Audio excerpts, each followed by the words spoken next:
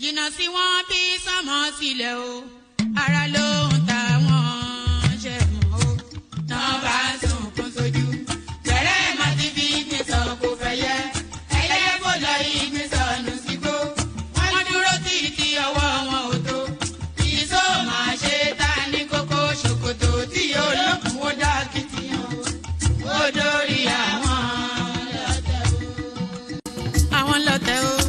ó dórí àwọn lọ́tẹ̀ o. àbọ̀dórí àwọn lọ́tẹ̀ o.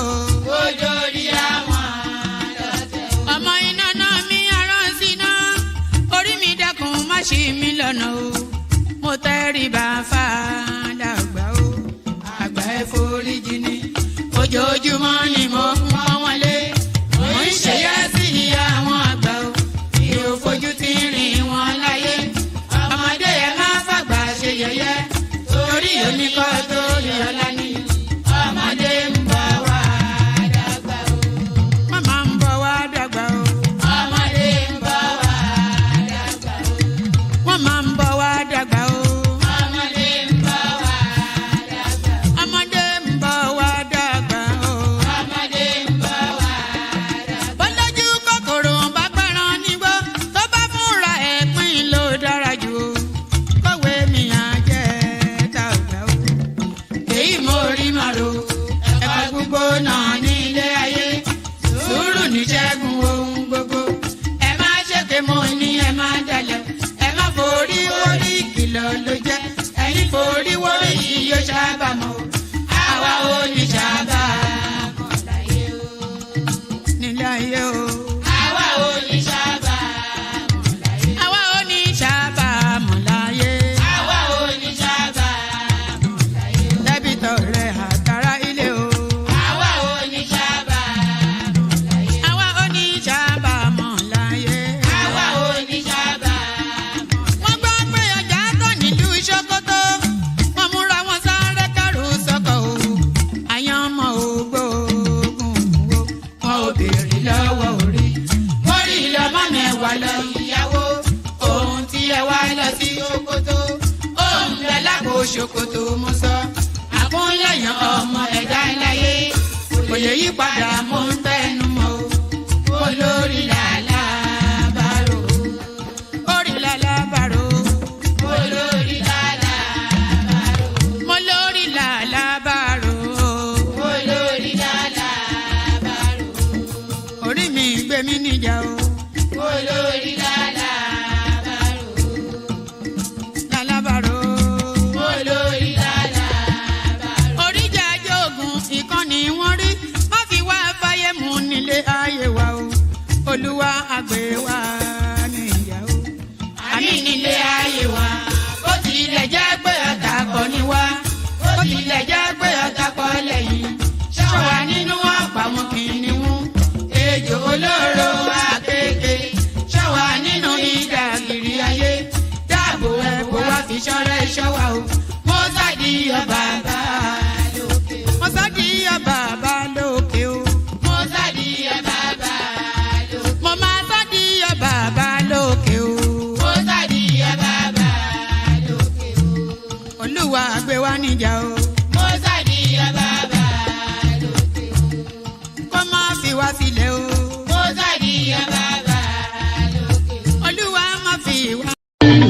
ẹni bàbá ilé bọ́lábọ́lá ọmọ sùúrù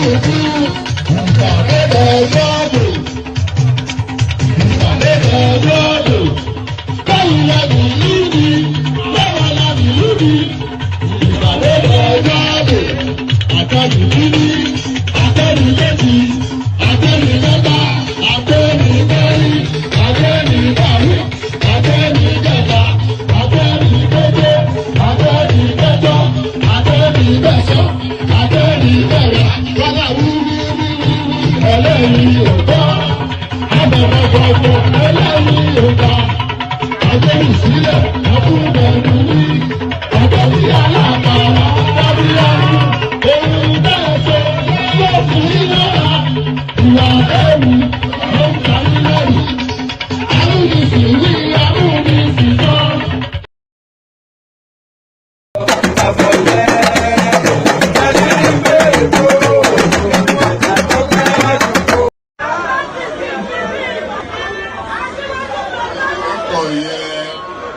akọrin tí fẹ́ kọ orin àyájọ́ ni orin àyájọ́ ni wọ́n dìde wọ́n pínlẹ̀ ogun oyin tí mo rí ká bá mi wá yẹn dà ká ní kó bá mi wá.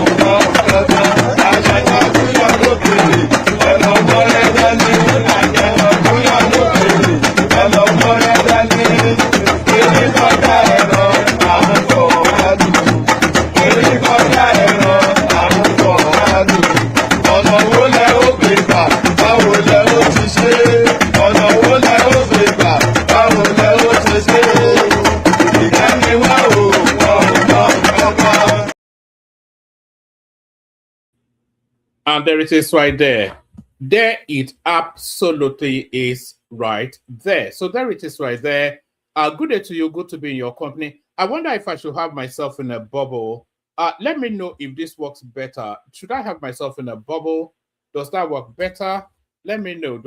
Should I have myself in a bubble or should I have myself in a square? Good day to you. Good to be in your company. I know that. Good day to you. Good to be in your company. And how are you?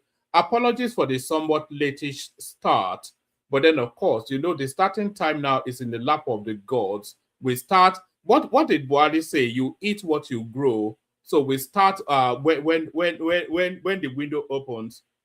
Oh no, you don't like the bubble. Oh, okay. Let me change it back. And I think the voice of the people is the voice of God. So they don't like the bubble. So that's back to the square.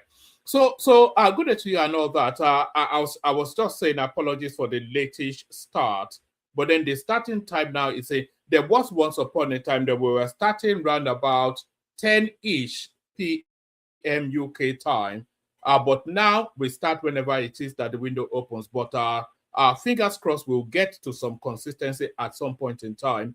Not an abundance in the news cycle, by the way. It's a very slow news period. You know, the only thing going on in the news at the moment are calibrations, recalibrations.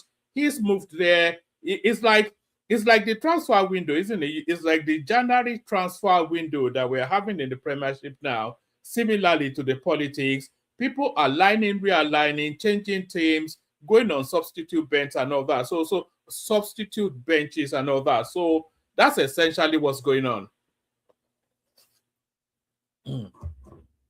So there is only so much you can say about yet another PDP governor or party member defecting to the APC. So I think they are all moving to the winning team. So that seems to be that narrative. So outside of that, there's not that much going on.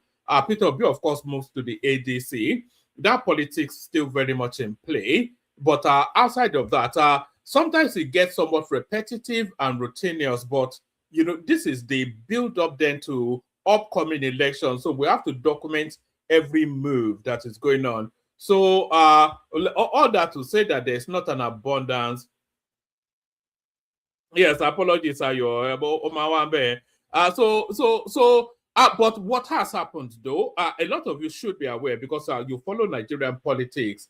The governor of Kaduna, not Kaduna State, who is even the governor of Kaduna State? I don't think I know him by name. The governor of Kano State, Abba Yusuf, he has resigned from the NNPP. So that much has happened. So the governor of Kano State, and by the way, there are offshoot events. It affects so many things that him resigning, and we'll get into some of that in a moment. But that's the biggest news in the news cycle so far. The never-ending saga between Yemsin Wike and Fubara, of course. There is only so much you can say about that as well. So that continues to tick over. We're still waiting to pick a winner from that particular cycle. But the biggest news in circulation, of course, is the defection of the Kano State governor. Not even the defection. So I will get the wordings right. The biggest news in circulation is the resignation of the Kano State governor from his party, which is the NMPP. So he has resigned. So he should have defected already to the APC by now. They've set and postponed so many defection dates because they have to navigate first the politics of Rabi Kwakwanso in order then that Abba Yusuf moves to the APC, and then subsequently Kwakwanso moves at some point to the APC as well. But I think they probably want to get them all as a package deal, you know, because I think Kwakwanso is already surrendered to the fact that Abba Yusuf will be defecting to the APC. But what does that defection mean for him personally in his political journey? So that's what's being negotiated now. And Kwakwanso still keeping all his options open as well.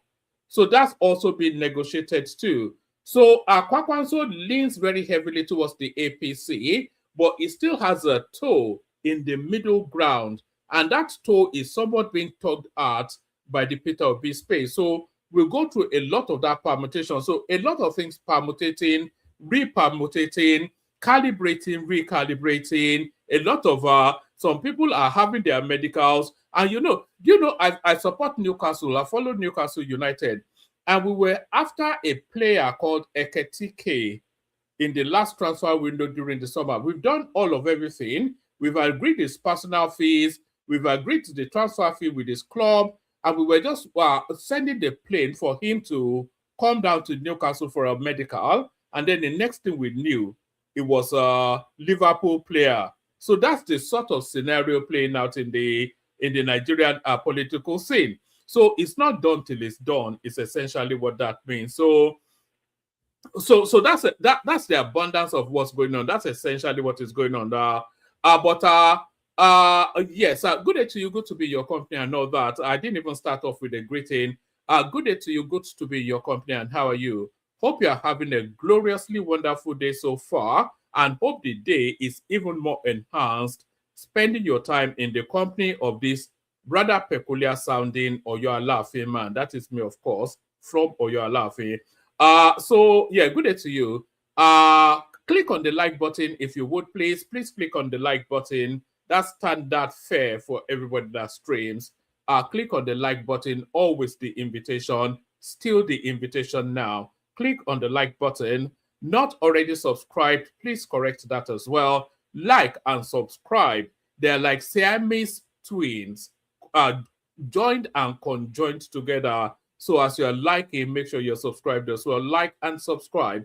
If you want to come and join me on the screen, come in via the link that says StreamYard. I'll send it into the comment section again. So there should be a link in the comment section that says it says click here to come join us live on screen, and then there's a hyperlink attached to it. So if you are inclined, if you feel somewhat in a chatting mood and you want to come and have a bit of a contractor with one man went to work, click on that link, come into the studio, come have a powwow with your favorite or your laughing paddy man, which is I, of course.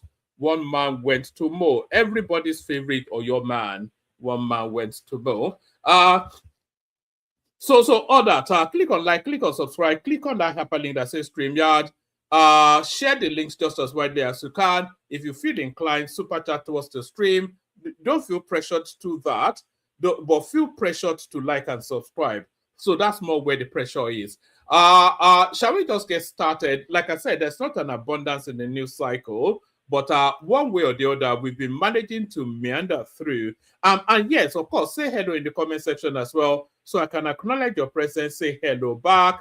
Abdul Mumin Adana, our party man in Saudi Arabia, there he is right there, saying, I've been waiting patiently for you, far. I don't quite know who says far. I think that must be a Kwara sort of language. That, of course, the bell of the ball. That's Chioma right there. The bell of the ball. Ayo, of course, the sugar daddy, or I should say, of the platform. That's Ayo right there. Ajanu, Ajanokun, Akoja Mori Konfiri, and Toba Reni Asopo Shekini, Alon Reni. So that's Ayo right there. Who else is saying hello? That's Jajon right there, of course, known as Nigerman to his friends. There is, I thought I saw someone else, upper reporter right there, known to his party friends as World Peace. And of course, the elegant Tope O right there, known to her friends as Tope O. So say hello in the comment section, acknowledge your presence, say hello back. So, and to it, like and subscribe. We are pushing aggressively for the subscriptions over the course of this month. I actually want to, we've plateaued in terms of subscriptions for a long time. So I want to try and push that space now so that the numbers look somewhat like something, because we plateaued quite a long time ago. I abandoned it for a while, actually. I wasn't out because I'm more interested in the conversations than anything else. But sometimes you have to drive the numbers too. So drive the numbers with your subscription. Shall we just get started? A lot happening in the news cycle, as I said. There was one thing I wanted to show you, actually. Somebody sent this in. Do you remember this? Of course, you remember. It was spoken about extensively yesterday. Do you remember when this American boy that went to Nigeria, I Show Speed? So now one of the commentaries, one of the controversies that came out of that. Thank you, Tokwe. So everybody follow the example of Tokwe O with the super chat. So one of the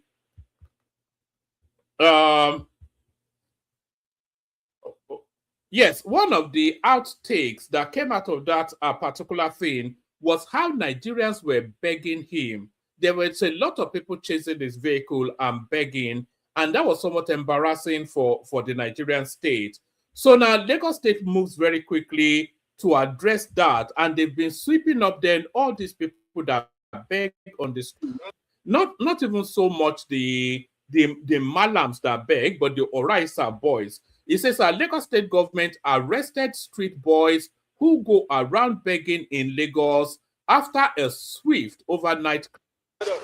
Where are you? What are you doing here? Hold on. Yes. So after a swift overnight cleanup, it says Lagos State government arrested street boys who go around begging in Lagos after a swift overnight cleanup. So let's have a look. So I think there's somewhat of an ethnic undertone to this one. Surprisingly, all of them are from a particular. Anyway, let's watch this. Where are you? What are you doing here? Stand up now. What are you doing here? Now you be off. You are from Imo State. You are from Imo State. What do you want here? No, we work for. They do what? Where do you do what? Sponsor. That's why you are sleeping outside here. And you too. Hello? You are from who state? I am from Abia State. Now you come sport Lagos, Abi. You know get house? Eh? You know get house? Where you?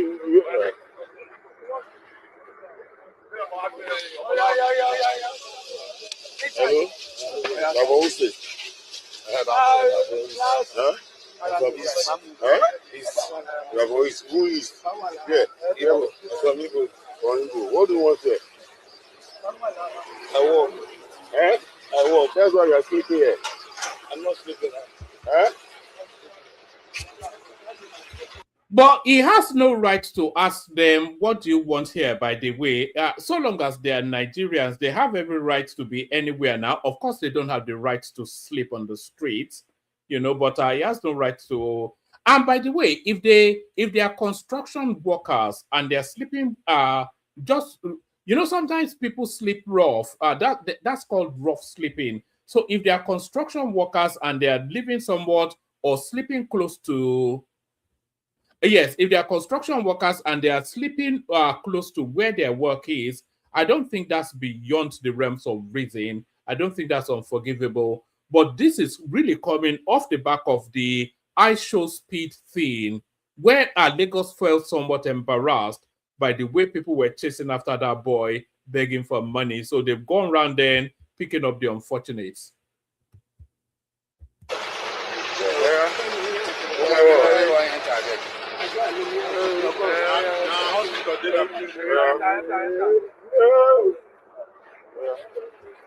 You go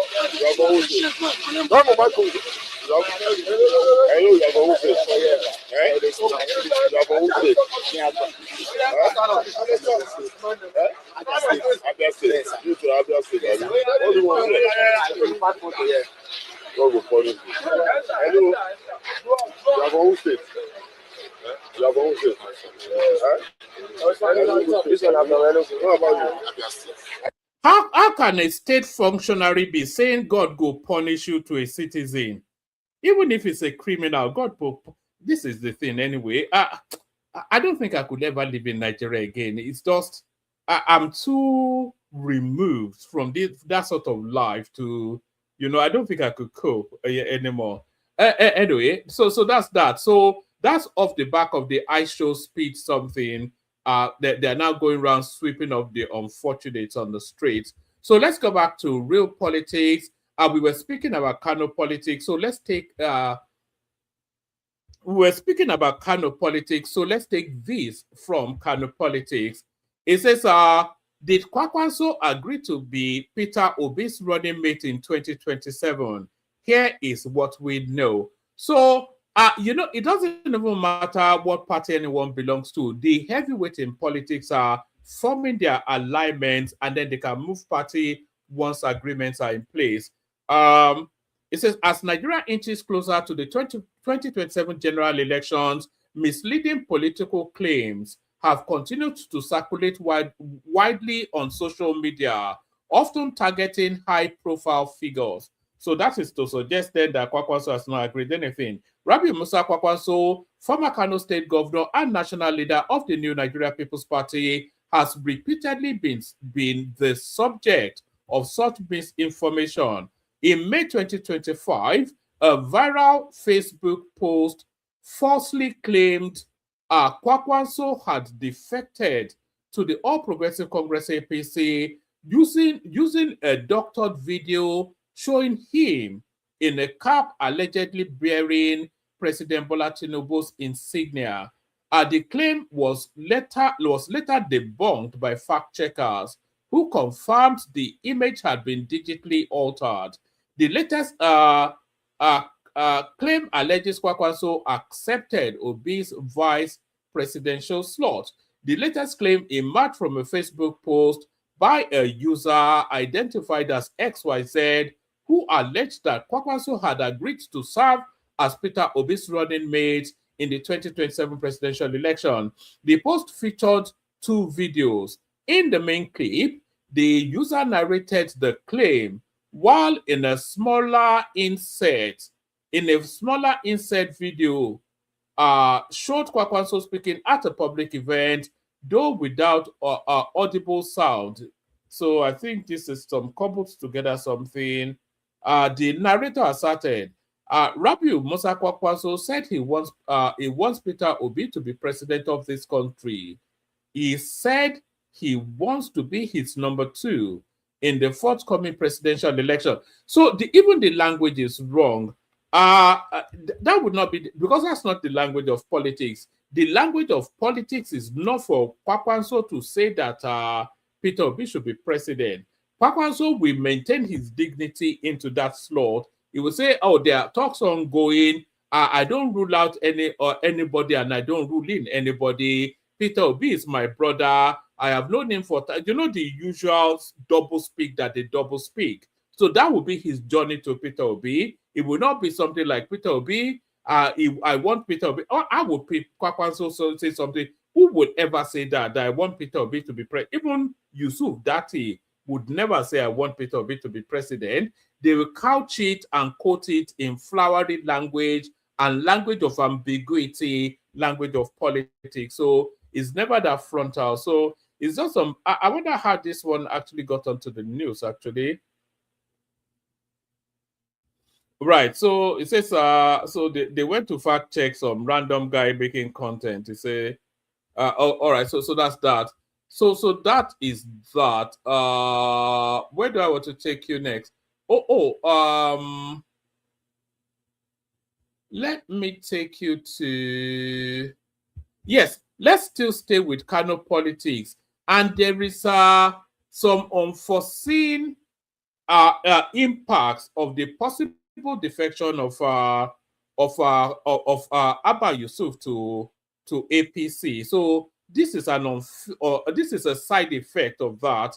Apparently, it could affect the torso for the Kano Emirates. So, which is something I never gave consideration to. But what this piece is actually suggesting is that the defection of Abba Yusuf to the APC could affect the torso. You know that the Kano Emirate is in contention at the moment, the emirship.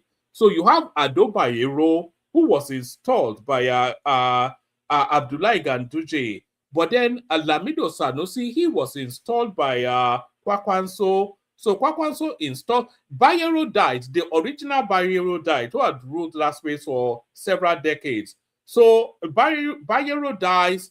That was during Kwakwanso's administration as Kano State Governor. Kwakwanso installs Lamido Sanusi as the Emir of Kano. Ganduje succeeds Kwakwanso. Ganduje is a mortal enemy of Kwakwanso. And Emir Sanusi then, he was somewhat mocking and condescending towards Ganduje. So in a fit of anger, Ganduje sacked him out of that emirate, and then he broke the emirates down into 5. And he installed then the old Ado Bayero's son as the new emir of Kano, with the preeminence over the Nasarawa element of the 5-way split. It's a convoluted story, but stay with me. So now, when Abba Yusuf then took over from Ganduje, he then reversed those decisions, and then he got rid of Ado Bayero and brought back Lamido Sanusi. But Ado Bayero, he's refusing to relinquish that stool. So he moved out of the main palace in Kano, but he moves to a smaller but of equal importance palace, still within the vicinity of that state. They call it the Nasarawa Palace. It's not a Nasarawa state, so that's just the name of it. So it is still in contention for that stool, and the matter is still in court. So now, if and in Kano State, they call, actually, let me read it to you. Maybe it will make sense to you. Governor Yusuf's planned defection may rekindle Sanusi Bayero Kano emirship crisis. So yes, this is an unforeseen effect of this tussle for preeminence in Kano State. Yes, the planned defection of Kano State Governor Abba Kabir Yusuf from the New Nigeria's People Party NNPP to the All Progressive Congress APC has reignited anxiety over one of Nigeria's most sensitive traditional disputes, the lingering tussle between Emir Mohammedu Sanusi II and the 15th Emir of Kano, Aminu Ado Bayero. Political observers warn that the rumored move could reopen old wounds in the northwest state, where power, tradition, and politics remain deeply intertwined. Beyond the emirate crisis, the defection speculation has reportedly heightened political tension within Kano, straining relations between Yusuf's supporters and loyalists to his political mentor, Senator Rabiu Musa Kwakwanso, a leading figure in the NNPP. Our correspondents reported that Yusuf's alleged defection plan was one of the issues discussed during his closed-door meeting with President Bola Tinubu on Tuesday. Sources further disclosed that the governor has fixed another defection date after several postponements. The Kano Emirate crisis dates back to 2020 when then Governor Abdullahi Ganduje dethroned Sanusi and installed Ado Bayero following changes to the Emirate structure. The move was widely criticized as politically motivated and deepened divisions across the state. Upon assuming office in 2023, Yusuf repealed the Emirate law, restored the single Kano Emirate, and reinstated Sanusi, whilst directing Bayero to vacate the palace.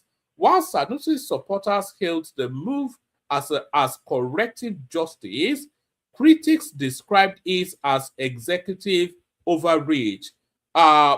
Refusing to relinquish his claim, Bayero later returned to Kano and took up residence at the Nasarawa Mini Palace under heavy security protection, whilst challenging his removal in court.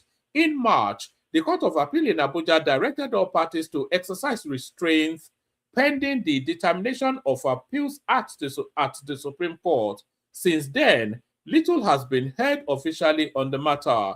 Against this fragile backdrop, Yusuf's alleged move to the APC has sparked renewed concerns.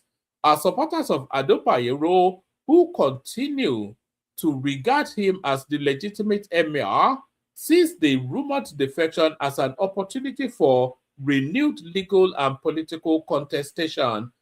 Conversely, Sanusi's loyalists fear that the emir, already a polarizing figure, could once again face political headwinds if the balance of power shifts. So let me see. Is that much more? Is that okay? Let me just take it to the end.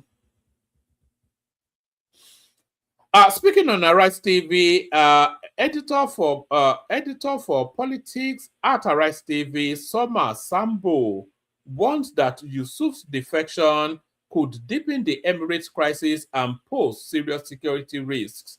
He said the situation had effectively created two power centers within the Kano Emirate. Some people call Ado Bayero the federal emir, while Sanusi Lamido is seen as the state emir. He said he warned that a defection to the APC would further weaken Sanusi's security situation, noting that the emir reportedly lacks formal police protection and relies largely on vigilantes. Well, I think that is an unforeseen byproduct of that tussle for preeminence in Kano State. So that's that one. What else have we got? What else? Yes, I'll take you to the headline piece momentarily. But what we're looking at now, I have a bunch of data. So let me bring you this one first. Nigeria is the 5th largest producer of electricity in Africa. So I'm not quite sure what that means or if that is good or bad news. Being 5th in Africa is no commendation. It's not an achievement. South Africa generates 229,000 gigawatts.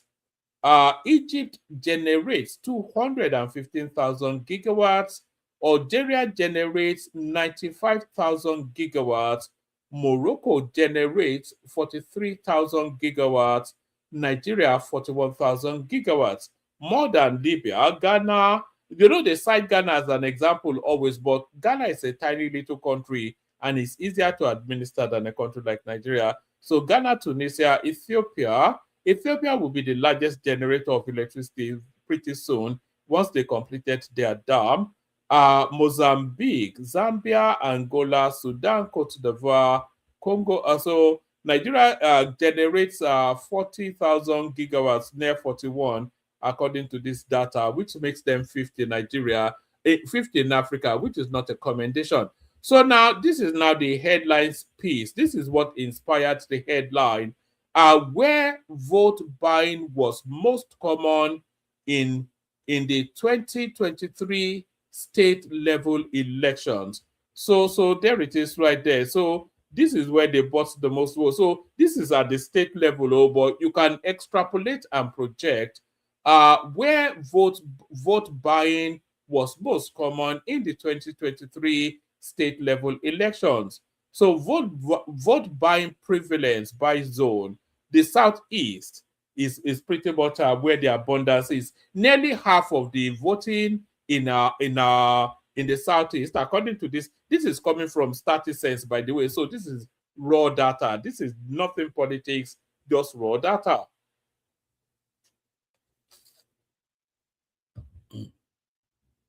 It says where vote buying was most common in the 2023 state level elections, vote buying prevalence by zone. So in the southeast, 41.44% of the vote at the state level, that is to say local government, governorship, etc., at that level, or a good near 50% of the votes were bought and paid for. The Northwest comes the second, but a distant second. Actually, the Southeast is far and away the most insidious space for vote buying, according to this data. You know, it's like it's almost like it's over a 6% differential between the Southeast and the people that came second.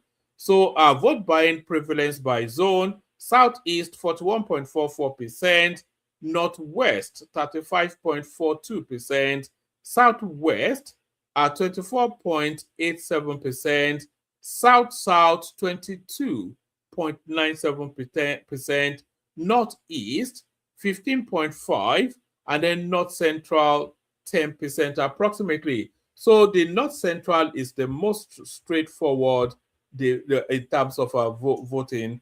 If you were an observer at a polling unit in the North Central region, you have a 1 in 10 chance of witnessing vote buying.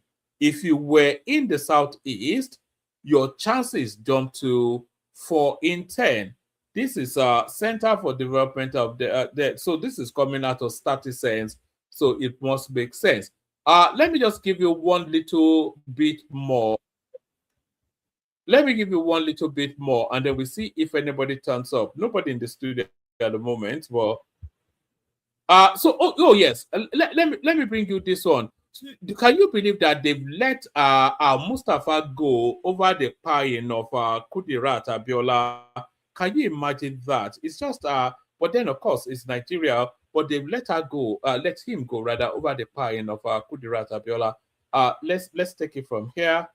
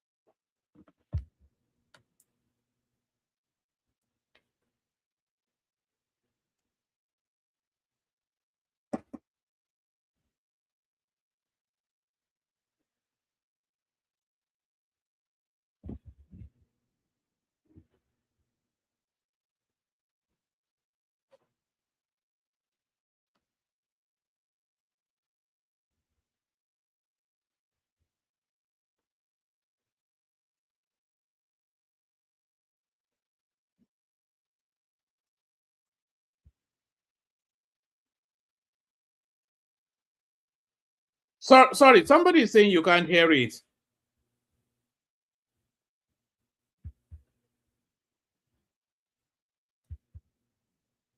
Hold on. Somebody is saying you can't hear it. Can you hear the audio of that? No audio. Oh, all right. Oh, okay. You should have said that earlier now. No. All right. Hold on. All right. Can you hear it now? Let me see. Let me try one more time.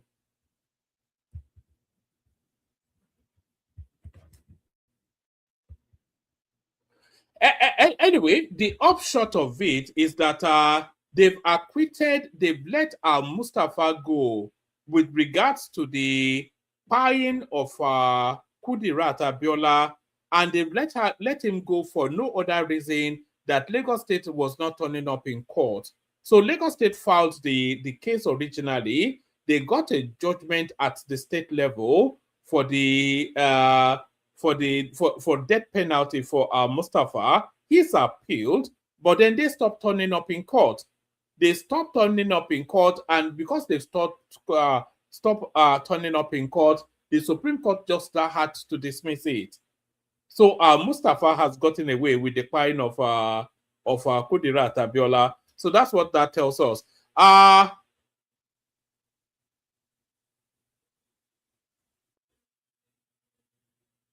This Choma, man, you are so cheeky sometimes the way you talk to people. But let me play you the Kegite music. I'll send the link to the comment section. See if anybody wants to come in for a little chat. Let me play the Kegite music, and then I'll try and download that clip. I'll play it to you in real time. Let's play the Kegite music. We'll do that. Only water, only water, where they see ma.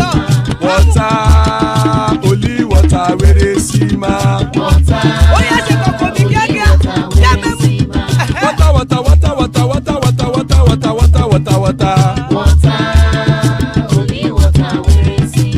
Hapa o naido, hapa o naido. Hapa you don't come o.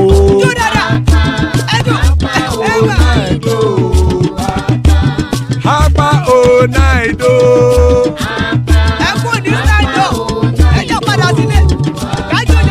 Oro kẹ̀kẹ́ ẹlẹ́mù yé o.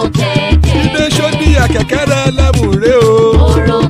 Bobby master kẹ̀kẹ́ ẹlẹ́mù ré o.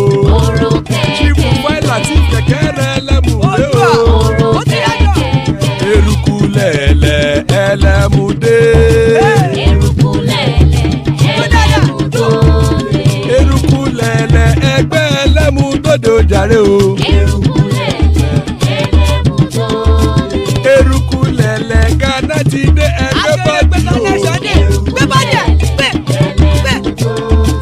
Ọmọ ẹlẹ́yẹ ẹyẹ o ó dilé o. Odúyẹ̀lá ẹyẹ o ó dilé o. Petrosonama ẹyẹ o ó dilé o. Petrosodúnkẹ́ ẹyẹ rẹ̀ ó dilé o. Ẹlẹ́kọ̀ ọ̀run mú ìní o.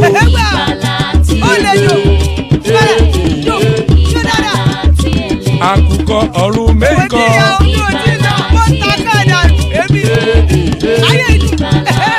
Ikú kò ní ríwà gbéṣe o.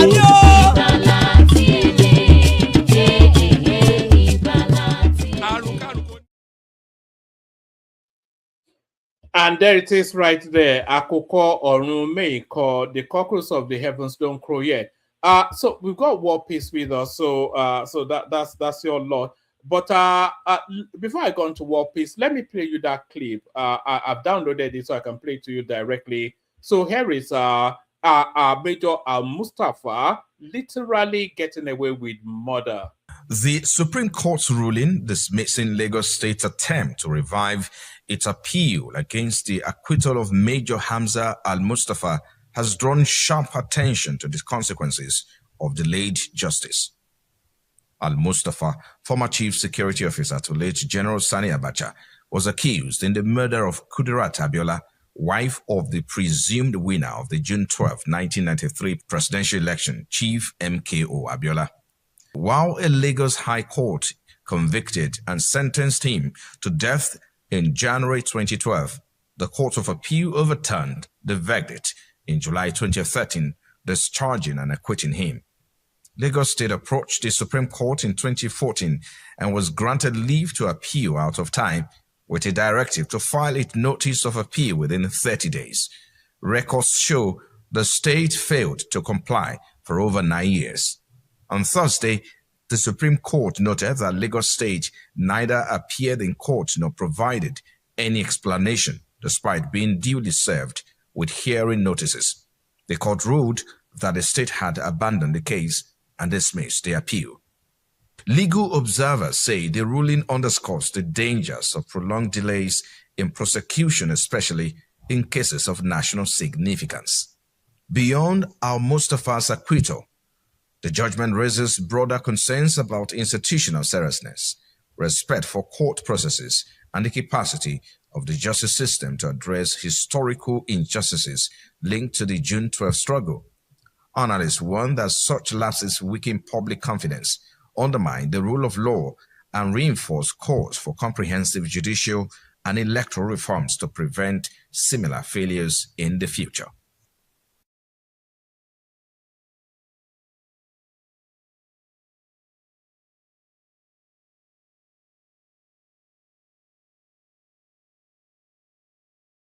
Guess when they say kill and go in Nigeria, they mean it literally, not metaphorically, a literal kill and go. So kill and go, certainly not killing and certainly not going. War Peace, hopefully you're there. Otherwise, that's I'm it. here. Our body now. But it's fine. Though. Where's the rest people? They will join us anyway.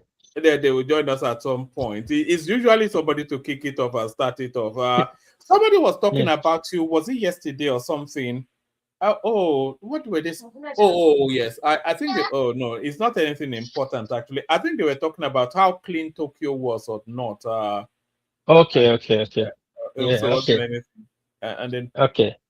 Well, what's going on where you are? Nothing much. I've been reading, following your news read up. Let's say headlines. Yeah, that of high speed that came to Nigeria, though. I think our youth have a long way to go, and I think our government have a lot of responsibility to educate and sensitize our youth. The rate of begging and illiteracy in our streets, and you did these days calling it content creating or try to justify it that Gen Z is getting out of hand. That young man, Pella, make a mess of the country. Where the people on the streets. Pella that was begging. No, Pella is a billionaire now. Leave Pella alone. Pella is just a clown. It's a billionaire clown, though. Forget about billionaire. I'm not talking about the billions. This is the problem with fixing right now. Look at the other guy that interviewed me who said, "Hey, Google." That was just a dog clown. No, that was the most embarrassing one. Actually, I tried to watch it. I couldn't watch it. I couldn't stand it. I couldn't stand it. I felt, when they say something is cringe, I felt a bit cringy. I couldn't watch it.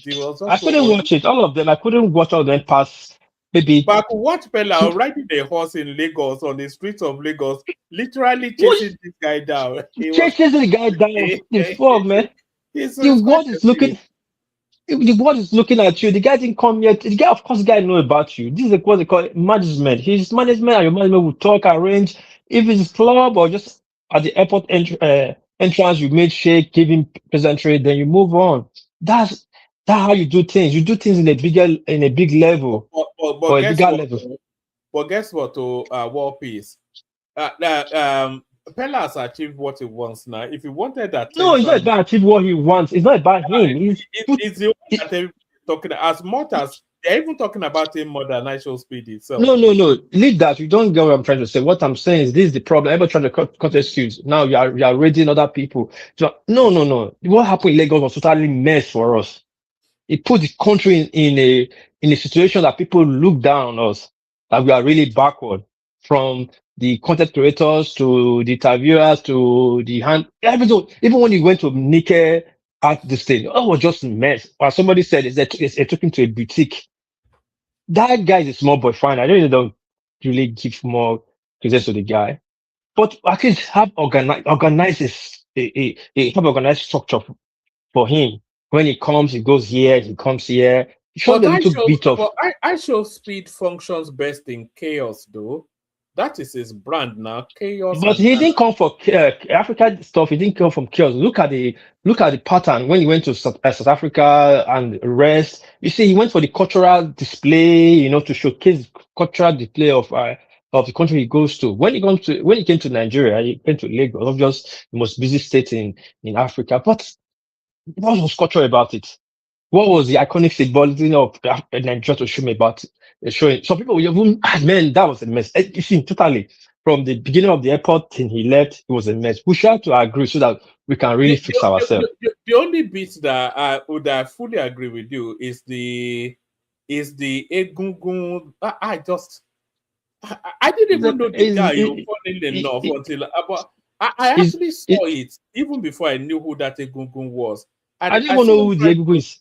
He was saying, "Oh, are you 21? Oh, wow, you are 21. Are you so like, it was just, I was wondering. It's just a mess, man. And then I was wondering who he was. And then, they're even reporting it on Arise News. They were saying, this guy is such an idiot. He made such a fool of himself, but... it's a big disgrace, man. And then, well, that is that we need to do. This is the complex we have when we see foreigners. Is alarming. I first of all noticed when I came to abroad. I remember then when I used to have club and the rest. When I'm around around chicks, the African brothers don't dare talk to me. I mean, sorry, when I'm with when American boys with chicks, the African brothers don't dare talk to them. But when I am with the same chick, then you see my African brothers now start spreading their wings. Then they want to talk. The inferiority complex in them. I don't know this kind of inferiority complex we have when we see. I don't think it's so much because that guy is American. I think it's his numbers on social media. No, you wouldn't know because you grew up now. You know that little trip to Nigeria, he got nearly 12 million views now. Yeah, so... I know that was his plan. The Africa trip was to create his.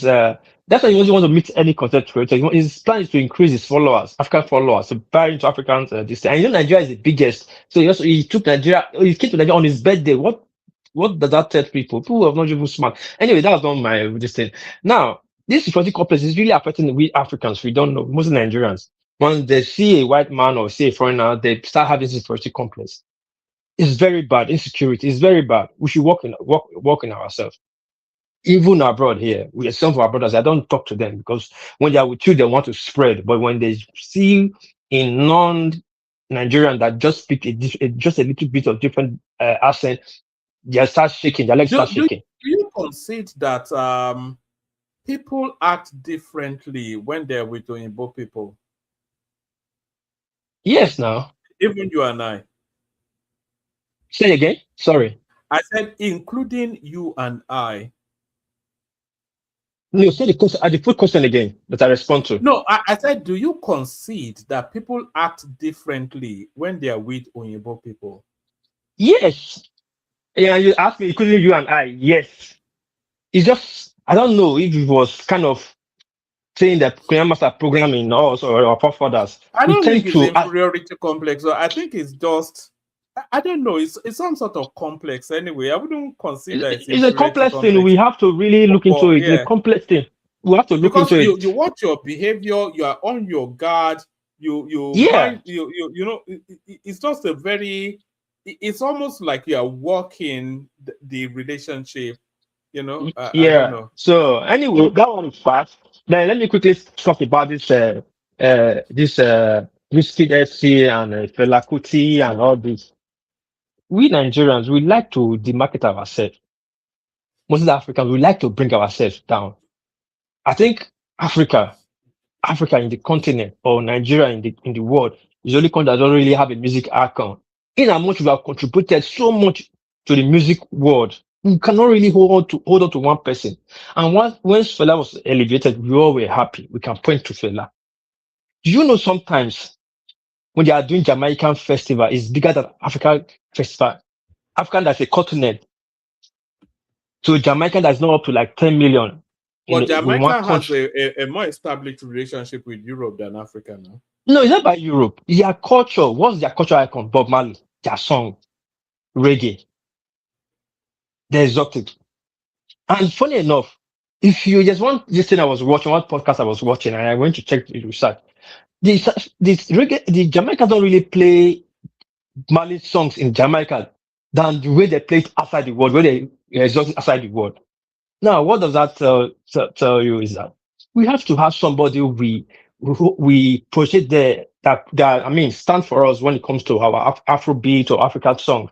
When that stand for us. Fela, yes, when he was alive, they didn't like him more. There was no, there are too many heroes that people don't really like when they were alive. But when they're gone, what they did shaping the world, he guys is the one person there now that is we are all holding on to.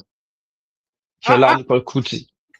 Um, I think I can hear you. Fela and yes, I think Fela, Miriam Makeba. Do you remember Miriam Makeba? Yes, of course. Many people don't know Mary Makeba. Only Yes, people from the and East. then there's one other one from Francophone Africa, something Diouf. I think they stand as icons of African music. But then Fela stands alone as an evergreen. Fela is the biggest star that Black Africa has yet produced in music. Yeah, Fela is the art himself to be studied. It's an institution to be studied. All these new artists that is coming up, they're just singers. They're not really musicians. I wonder why this. I don't know who this whiskey is, but I'm assuming it's one of those. Oh, baby, shake your bum bum. Is it not one of those? Yeah, the song that you will not listen to in next 10 years. Most of his songs, most of his songs is sampling now. He has not really created his own song, which can he play any instrument. That people sound engineer bring together. Yeah, just that he has a marketable voice. So yeah, this is a bad business. And music is not a bad business, not about the art anymore. In the 80s, 60s, music was about the art. Now it's about the business. So they can find a vocalist singer who can just sing anything. The sound engineers will put everything together and you just go there and put his verse over it. That's it.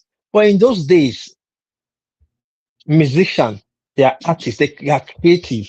They write their song, they create it, they publish it, they play the melody, the tune, everything from A to Z. They were trying to sell this guy, this Wizo Kid or whatever his name is. They were trying to sell him as a Grammy-winning artist, and Fela Kuti never won a Grammy. But then it is now imagined. And by the way, Fela is going to get a lifetime achievement at the next Grammy. They've already said it. He's going to go into the Hall of Fame. I think it's already on the Hollywood something. So, but this guy that they're selling him as a Grammy artist winner, he didn't actually win Grammy for music. Or do you know? I know he was nominated for the Grammy is the best something video. Video. Yeah, and it wasn't even his song. It wasn't even his song. It was Beyonce or something. Yeah. Beyonce and Beyonce's daughter, Blue Ivy, that including him. They was actually showcasing Blue Ivy. It was a collab and he was just among the song. That's it was the blessings of this. Him, when they were describing him as a Grammy winner, I thought he did some. Then I was feeling somewhat like, am I totally out of the loop? I don't even know his song. But he didn't actually even do anything. He's just a ridiculous little boy, greater than Fela. Yeah. They said they are taking down the tweet now, actually, but people. He's just being stupid. He's just being too arrogant. That is for that anyway. That one is past. Now let's come to politics. People don't know. If people don't know history, history will repeat itself. Not like Nigeria politics is very interesting and dirty and smart and curious and all that. Well, the ADC treatment will happen again in Kano. Do you remember the ADC treatment during the Obasanjo time? That was so powerful in the West. ADC party. Remind me. Tinubu was in ADC then when he was a first-time governor of Lagos State now. So when Obasanjo was coming for second term, ADC. It convenes ADC governors. I think ADC have about 5 or 6 governors in the 5 or 6 governors in the West, and they have senators and the House of Rep, and they were powerful. But Obasanjo was able to convince them to discount to PDP to support his or to throw their support to throw their support behind him to come for second term. I don't know what guaranteed them, but that led to the crumbling of ADC. ADC was powerful, was forced to reckon with then after PDP, and there was not much really about ANPP then. But they went to all the camp to PDP, and history was the rest. Yeah. So now Kwankwaso is having problem in Kano. The governor wants to decamp to APC. When he decamp to APC, that Kwankwaso movement, I'm seeing it when in the next 5 years, it won't be anymore. It will be gone. Because it could well go in this cycle, depending on how Yeah. Kwakwanso does. I think Kwakwanso, he may be overplaying his hand somewhat. Yes. He may But- find that it's not as important or as relevant as it once was. Yeah. Now he doesn't know there's a crack already. One man, why are you saying that? Because it's been stripped somewhat naked. A lot of the Kwakwansia movement have defected to the APC. The governor of the state, Abba Kabir Yusuf, he has resigned from the NNPP, which is to tell you it's on its way to the APC. So all of the structures around him, and by the way, it doesn't. Kwankwansoya movement is not in any party. How do you mean? We Let know me it's not a explain. party. It's not in any Wait, party. Mama, please, before you explain, let me quickly say this and let me give you the floor. Kwankwaso Okay. movement, we know it's not a party, it's Islamic movement. And Kwankwaso himself is able to morph into politics. But that Emir, Bayero, and Sanusi struggle then have divided that movement from the beginning. There's a crack already there. Now, if this guy camp now, Kwankwaso will not have that base movement again to use to win an election. Though it's still Islamic or religion movement, but there's going to be a big divide. Anyway, let me use the platform for my sister. I want to watch, do some stuff for my kids. My sister, please go ahead. One man. What peace? Happy New Year. Anyway, one man. The Kwankwasoya movement is not in any party. It's with the man. But there is one funny thing about that Kwankwasoya movement. Why I said it's not in any party is that when the man is not the head, it's either he's contesting for governor or senator or president, they will vote for him. Hello, are you there? Hello? We are listening. We can hear Okay. you. Okay. But when he's a member of a party, not contesting, he's not in any ballot, that Kwankwasoya doesn't vote with him. I don't know why.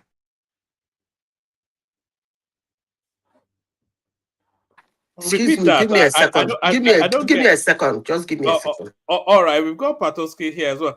But the Kwakwansia the Kwakwansia movement, for the benefit of people who may not know, the people that are loyal to Rabbi Kwakwanso, who is the stalwart of the Kano politics, they are known as Kwakwansia after his name. A bit like the people loyal to Obi are known as the obedient. So what Zita is saying is that the Kwakwansia movement is not is more like people are fanatically Peter Obi. She's also saying that fanatism is loyal to that individual figure. But then what Peace introduced before he left to go and do daddy stuff is that that there's also a religious underbelly to it. So it's not just Kwakwanso, but Kwakwanso as it stands religiously and politically as well. But that Kwakwansia movement has also transmorphed into some sort of a political entity. And people within that political entity, they follow because they follow Kwakwanso ideologically, politically, because Kwakwanso's politics ideologically leans towards religion and towards the people. So it's essentially a left of center religious politician within that kind of structure. So that's what leans him. But Kwakwanso is getting increasingly mainstream, which strips him of that religious piety. So a bit of that chunks off, and then it's now transmorphed now into more of a political figure than anything else. And as a political figure, is malleable to the excesses that makes people gravitate to or from politics. And as the governor that oversights that state now wants to politic differently from Kwakwanso, he also a product of that Kwakwansia movement, who also commands loyalty within that movement, is able to. Yes. Oh, sorry. Let me just quickly chip in this one. You see, what is happening to Kwakwanso now is similar to what happened to Aminu Kano. Aminu Kano was as strong, if not more stronger, if not even stronger than Kwakwanso. Because that time Aminu Kano was controlling the whole of Kano, which is the whole of Kano and Kaduna. Kano and Kaduna, which is current Katsina and Kaduna and Kano and Jigawa. And Aminu Kano and Michael Imodu was a Labour person, and they were popular with PRP. That's their party then. But the point is that with all his Aminu Kano, Talakawa, this thing, his politics did not extend beyond that circle, and he could not be the president of Nigeria. This Kwakwanso that is making all the noise, I think he's overestimating his capacity. You cannot be dictating just because you have Kano. And unlike now, that they are even they've divided the Kano and all the vote with him. In Aminu Kano's time, Aminu Kano had a strong hold on Kaduna and Kano, with Abubakar Rimi in Kano and Barabe Musa in Kaduna. But when there was a problem too between the Modu caucus and the Aminu Kano caucus, and when Abubakar Rimi started having a problem with Aminu Kano, in I think that was 1980, is it between 79 and 83? Aminu this guy, Abubakar Rimi, left him. You understand? So the question is not this Kwakwanso is this one. He has this na lie. His vote is not beyond that place. If he's humble and he wants to really make significant impact, he's just join Obi. They will not win, no, but at least it will be relevant, because his own goal is not 2027. So let him join Obi as VP. Abba Patoski. Wow for you. So that he will stay popular. Because at this rate, if he continues like this, he will not even be able to contest. You understand what I'm saying? Yeah, but that would be a mistake. If he goes with Peter Obi, and we all know that Peter Obi's journey ends March 2027. Yes. Now, so what then happens to him after that? Let me tell you the point then. If he goes with Obi, yes, in 2027, he will inherit to be strong. They might not win, but they can build structure, and Obi will give him VP. You just tell Obi, give me VP. But that's meaningless now. Wait now. Okay, go on. No, that's the best option for him now. Give me VP. The best option for him is to go to the APC. So that. No, because the APC will. If we go by antecedents, once Tinubu gets hold, he never lets go. So whoever is going to be the president in 2031 is almost going to be decided exclusively by Tinubu. It's going to be a northerner. The but people Tinubu that are currently in APC, Tinubu will not want to disappoint them. They are the people that stood But by if him. it goes into APC now, then he has at least a good 4 or 5 years to build himself into also contention. You What know, I'm saying is that there are yeah. people in that APC when Buhari was there, marking their time, who supported, who rally around when they were northerners, they were in Tinubu caucus when Buhari was. Overtaking is allowed now. Is Wait overtaking now, not allowed? Yeah. wait. They were Buhari caucus, they were supporting Tinubu then. When Buhari was giving Tinubu problem, they stood by him. When Kwakwa also moved out of APC, they stood by him. When they didn't want Tinubu to win ticket, they stood by him. And during the election, they stood by him. And 2027, they will still stand by him. Then this guy will just come. No, now. That's why he's even having problem join. Why didn't Adeleke quickly join APC? The APC people say they don't want him. Because if you come in there, you come and take over the party, and then you'll be the leader of APC in Osun State, and then the people that have been there working, and they have their own ambition, they have their plans, why they want, it will destroy APC in Osun State. All right. What chances do you? Okay. Who do you think will win the 2027 elections? Tinubu will win. Okay, hold on. We're going somewhere. Then, what chances then do you think the opposition has of wresting power from Tinubu in 2031? No, Or the APC? Tinubu does not even need all the power again at that point. One, he will be old. Two, his interest, I don't know, except because someone like Obasanjo, his interest will not be as fierce as it is now. Its interest will be even more fierce because then he will Okay, have a we are he will have a speculating. legacy to defend. We are speculating, but what I'm saying is that, and then mind you, Tinubu will be an incumbent. Incumbent is always having things tough. Let's be objective. No matter how well they do, people are very unappreciative.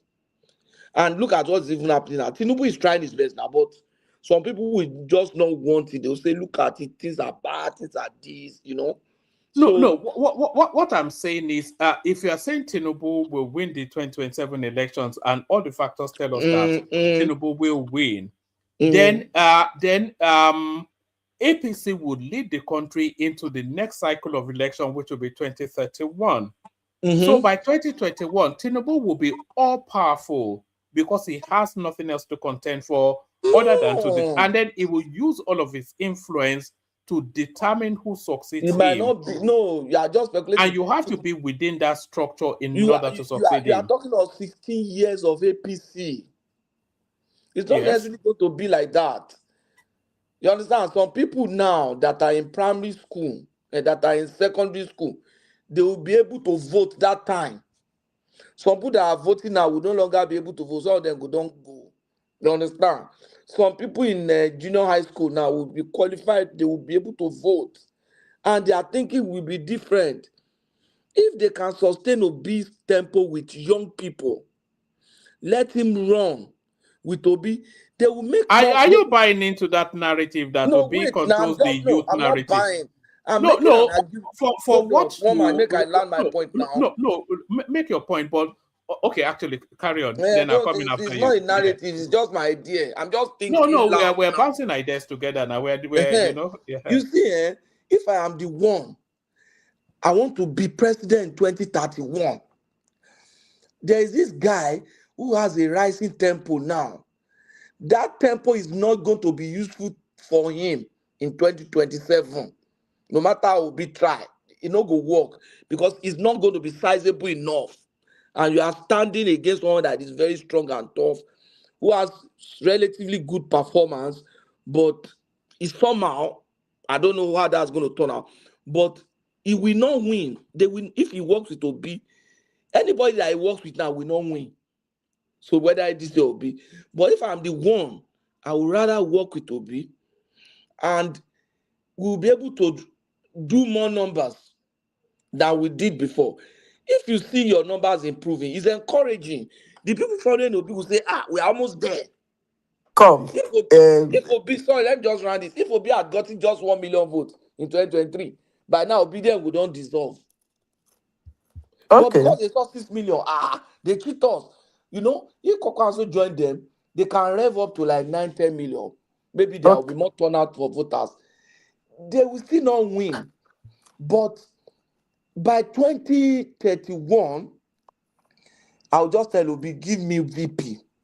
I know you can't run now, but you are my All right, president. let me ask you Give this me question, and VP. I think Zita wants to come in as well. Do you think Kwakwanso stands a better chance of being president of Nigeria in 2031, going with the APC or going with Peter Obi? Me, right? No, going with Peter Obi, he stands a better chance. Because Than if he going with goes the to if he APC? goes to APC, they will not give him the chance. All right, The Zita, you people wanted in to come in? government, there are northerners there who have interest, and they You will not know, allow him. If they allow him, he will win. But he will not get that chance in APC. you see, maybe the way I say things sometimes confuse some people. I came to this platform on several occasions. I said that Kwankwanso is an unstable politician. Most people attacked me. And today I'm still hearing people saying that he thinks too much of himself. It's actually ridiculous. But let me say why he thinks too much of himself. I have said this severally here. Anytime I say it, people knock it off. A man who got 1 point something million votes is walking in and out of Aston Rock, making deals. People are going to him. I'm not talking about going to him for kangaroo or trying to deceive him. He is the one knocking out everything. He doesn't know when to say no and when to say yes. But somebody who got 6 million votes is not moving in and out of Aston Rock for jail. So why wouldn't the person who had 1 million votes think too much of himself? Pankwanzo is all over the place. Pankwanzo here, Pankwanzo. I think is it on Wednesday he went to Asurok or where? What man, if I'm right? Hello? Hello? Can anyone hear me? Yeah, I can hear you. Uh-huh. I think on Wednesday he was in Asurok. And in fact, since this year, I think every week he's in Asurok. He went to Asurok, came out before the governor now went. And this is a man who had only 1 point, like the whole Nigeria. I'm not saying he got the 1.1 million in Kano State. He got 1.1 million vote in the whole of Nigeria. And that 1.1 million vote matters so much to politicians. But the one that got 6 million votes is the one they keep telling, queue up. You are not getting the ticket. It is an article that we have it. So what is going on? Maybe the politicians are seeing what I am seeing, that people in this platform don't abuse me about. Kwankwanzo's vote is solid, but they don't follow him. I'll keep saying it. You see that his vote in Kano, if he's on the ballot, he will get it. But if he's not on the ballot, for some reasons, they don't vote him. They disperse. They vote anybody they want to vote. Is it not in that Ganduje won him? Because he wasn't on the ballot. Is it not in that Kano state? How many times has that man even moved party? Has moved. He goes in and out of party, from one party to the other, from one party to the other, from one. He keep moving in and out, goes to PDP, come back, he goes again, like that. But if he's not on the ballot, those people don't vote him. This time around, in 2023, he was on the ballot. That's why the Kwankwazoya voted for him. I said it, if you pick him and make him a member of your party, you're not going to get that vote.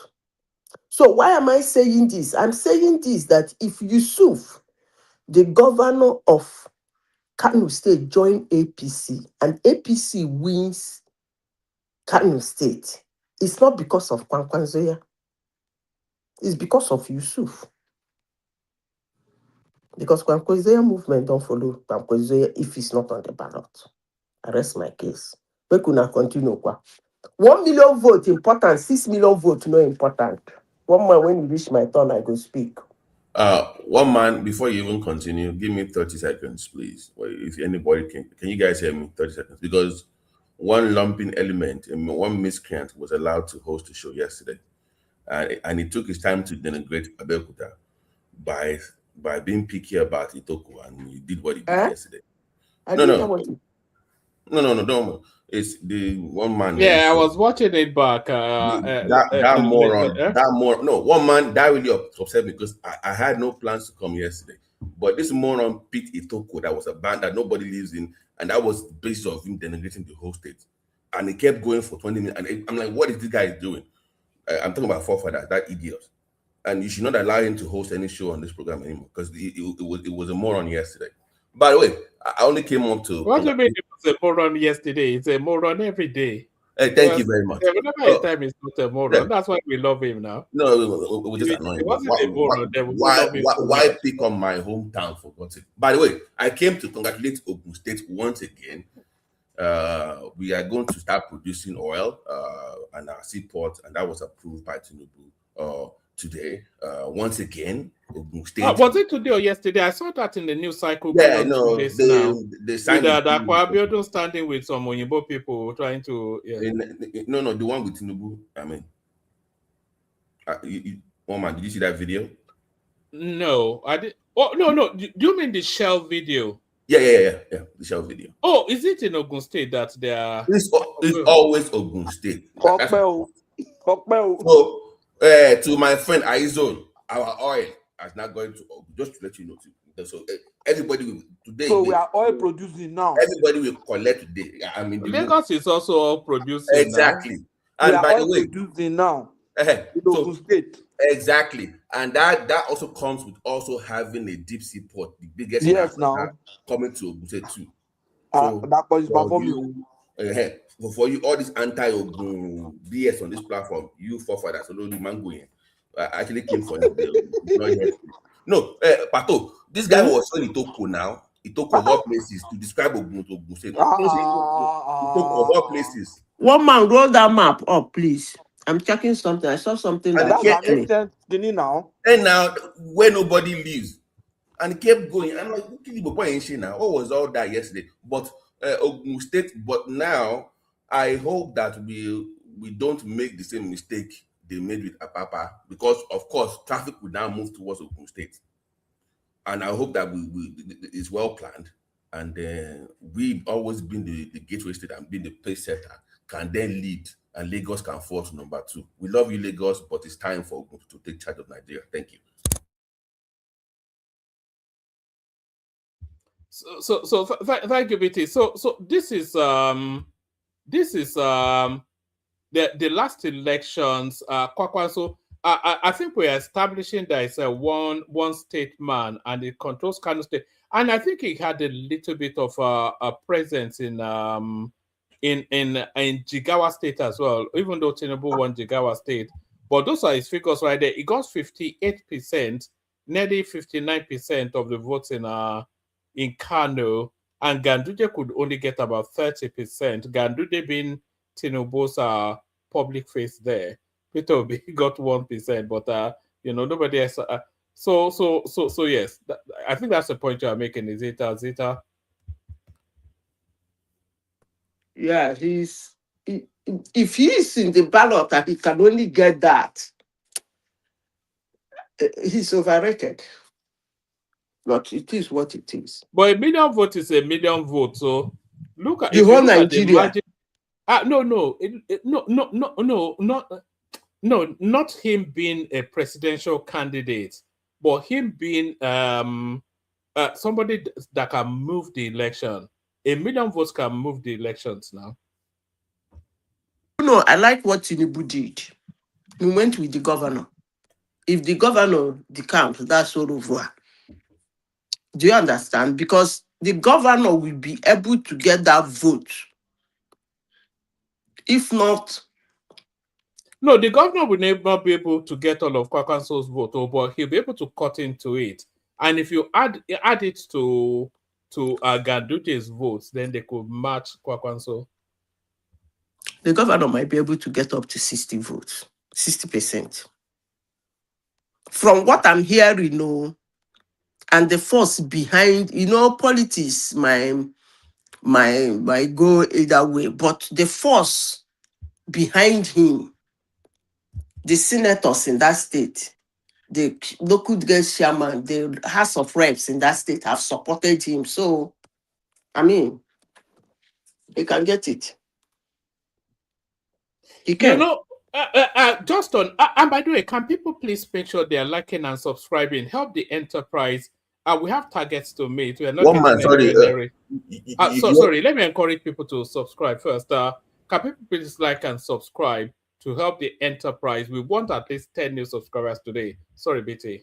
Yeah, you always have two live stream. Is that deliberate or I don't know? It is deliberate. Yes. Okay, because I'm not okay. I'm just trying to figure. Okay, sorry. Yeah. Yeah, well, I'm trying to move to some more expansive something. But that conversation with Patoski, I'm not sure that I agree with Patoski.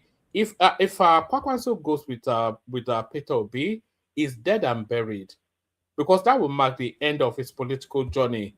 But it's not guaranteed anything in the APC because it's not even really invested so far. So even if you move to the APC, it's not guaranteed the ticket. So yeah, but what I'm saying is it doesn't get anything in this cycle. But then Kwakwanso is not politicking to this cycle. Kwakwanso is politicking to 2031, and right. If he comes into the APC now, he will be able to build himself quite aggressively into the narrative, because it's not a big figure. It will come to the top echelon of that party's politics, and then over the course of the next 4 years, 5 years, then he can establish himself as a contender for that presidential ticket. But if he goes with Peter Obi finishes in 20. Let me tell you. Let me explain the way I understand it, one man. Yes. You see, I hope that is the way Patoski is thinking. Like, before this thing, Patoski is saying that you might not have the space. There are already a lot of people. That's not actually the problem. In politics, you pick somebody for 3 reasons. Somebody you pick might make people walk away from the party. Some big wigs might get angry. The person's capability to get back as many as he can get from those who got angry. That is the second. Third, the person's ability to reach outside of that party. Now, why, from my understanding, if he comes to APC, if they even pick him as a presidential candidate, most APC members can walk away. Will Kwakwanso be able to bring them back? Kwakwanso cannot, because he gets angry very easily. And then his own clout, will he be able to win people outside of that APC back into APC? He cannot. So he's better off with Peter Obi. Do you understand? Whereby they might not need these 3. Yes, go on. Whereby they might not need these 3 things. Just as he said, they are not going to win. So they don't need that somebody walking out in the party. You remember when Peter Obi picked Labour Party candidates, nobody will run away. So it's that level. Nobody will run away. They don't need to win people outside into their party. And they don't need to win Nigerians into their party. So they can run. So that's the way I understand. Where does that land him ultimately, Zita? If he goes with he has already made his political mistake. So this is the beginning of his end, He essentially. has already ended before. It's you people that are saying he has a chance. So he has, that's exactly, Zita got it right. He has ended long It ago. has ended now. He has ended. So all he's doing now is selling those 1 million votes to the highest bidder. And stay relevant. That's all. Eh? And that One man, relevance itself is one good. man in politics, there are people who are a name in politics. You just need them around you as a name. It's just like somebody saying in Abia State, he said, I am romancing with Joseph Okalo, the former governor of Abia State. He's going to give me 30% of the vote. The joke is on you. But having all Joseph Okalo around you is okay. Those are called political names. They're around you with like, okay, the politics is still on. Okay, not that they're gonna get you vote. So that's the level Kwankwaso is now. In as much as he's not gonna give you 1 million vote or 3 million vote, but having Kwankwaso around means politics is on. He's a political name that nobody should ignore.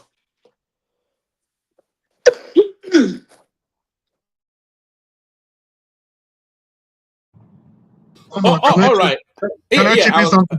I was just going to come to you. Yes, let's hear from you, Comrade Omori. Yeah, Comrade, let's hear from you, Comrade. Good evening, everybody. Good evening to you. Yeah, Madam Zita said one thing, and she ended up almost contradicting herself. Sometimes it's not by the size. It's not by the size you have, but what you're able to do with it. Having 6-point-something million votes is one thing. Sorry, are we talking about politics, or are we going X-rated? What are you? Where are you taking us to, Comrade Omori? What size are you talking about?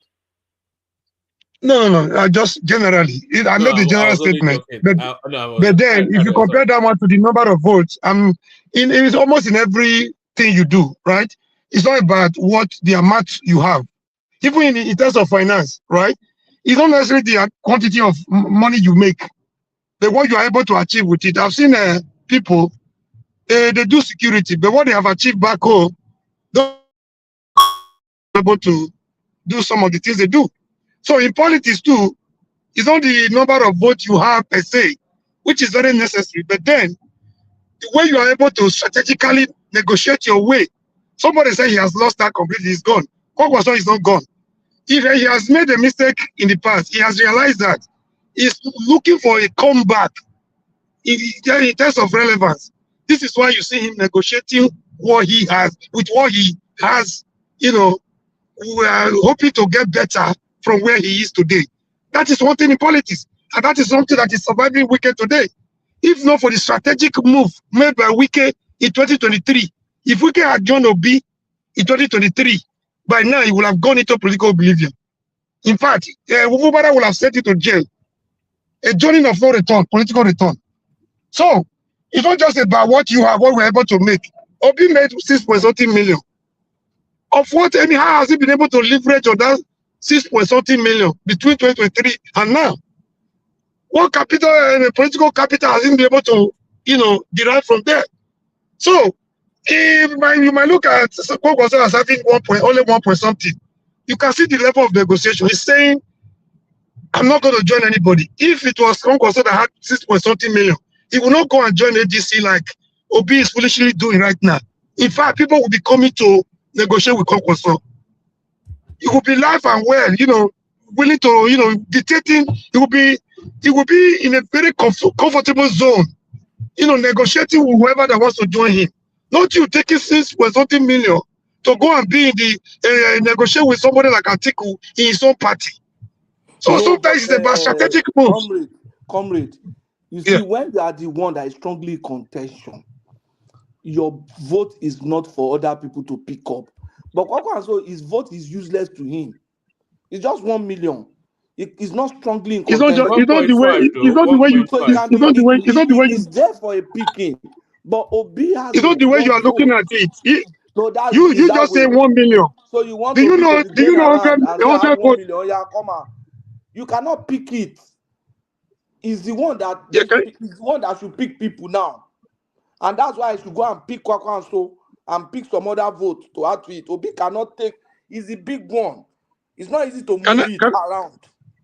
I correct that impression you are making?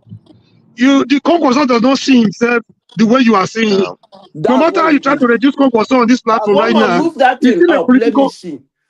Move that thing Can I up. just finish? Can I land down my statement, please? Congress does not see his 1 million vote in the last election as only 1 million. For 500,000 votes in a simple majority, somebody can defeat you with 100 votes. If you want to go by the figures, it's not just about the figure, it's about the name. The Kwakwanso in northern politics is a strategic, organization movement. And again, Kano, coming from Kano, Kano is as important as Port Harcourt and Lagos, as you have in the south. So it's not just about the name Kwakwanso and the Kwakwansians. It's about the strategic location too, Kano. So it's, you not just consider the 1 million vote he had. So it's a big name. It's a big fish. Anytime, any day in Nigerian politics, as far as total politics is concerned. I rest it there. If I have opportunity, Okay, I will add more. let me make a point. So that's a good point, comrade. And by the way, comrade, sorry, comrade Prince, everybody, we're just free flowing. So just come in here. We can, but Prince, carry on. So don't wait to be called. You can just I can't hear anybody. come in. Okay, thanks. Yeah. Yeah, I was going to say that now. Remember, Buhari had his 20 million votes for like how many election cycles, and he couldn't do nothing with it. So to comrade's point, Kwankwaso's 1 million votes is quite strategic. Actually, it's really important, especially again coming from Kano or the Northwest. So yeah, Obi can have 6 million votes for the next 50 years and do nothing with it. So it is important in that regard. And how well do you even think, if you look at the momentum, by the way, one man, they have the Abuja LG Council election coming up, and Obi has shown himself. So that would be a test. No, honestly, let's see. That's something Obi Krerenke again, though. He's campaigning seriously for the guy. So it's and Obi God versus help him. Obi versus Wike, Abi. Exactly, because that is a test. Because he has to, not about him winning necessarily, but they have to at least show that there's a momentum behind Obi. Because so far he's been losing with everybody he's been campaigning for. But this one, that person being in the ADC is, like I said, you got to show workings, man. At least give me some numbers that I can actually say, okay, you got something going on here. So that's what we need to see from Obi. I don't understand your argument. I think the hijack is more. If they perform woefully, if ADC no. Let me finish. AI, please hold on. If they perform woefully in Abuja and is all the way through, then it's a bad sign. It's bad for him because he needs that momentum. Honestly, he does, because he still has to contend with Atiku in the primaries. Okay, so you need to at least show that, okay, I'm capable of actually winning something. Is he fronting the campaign for that? No.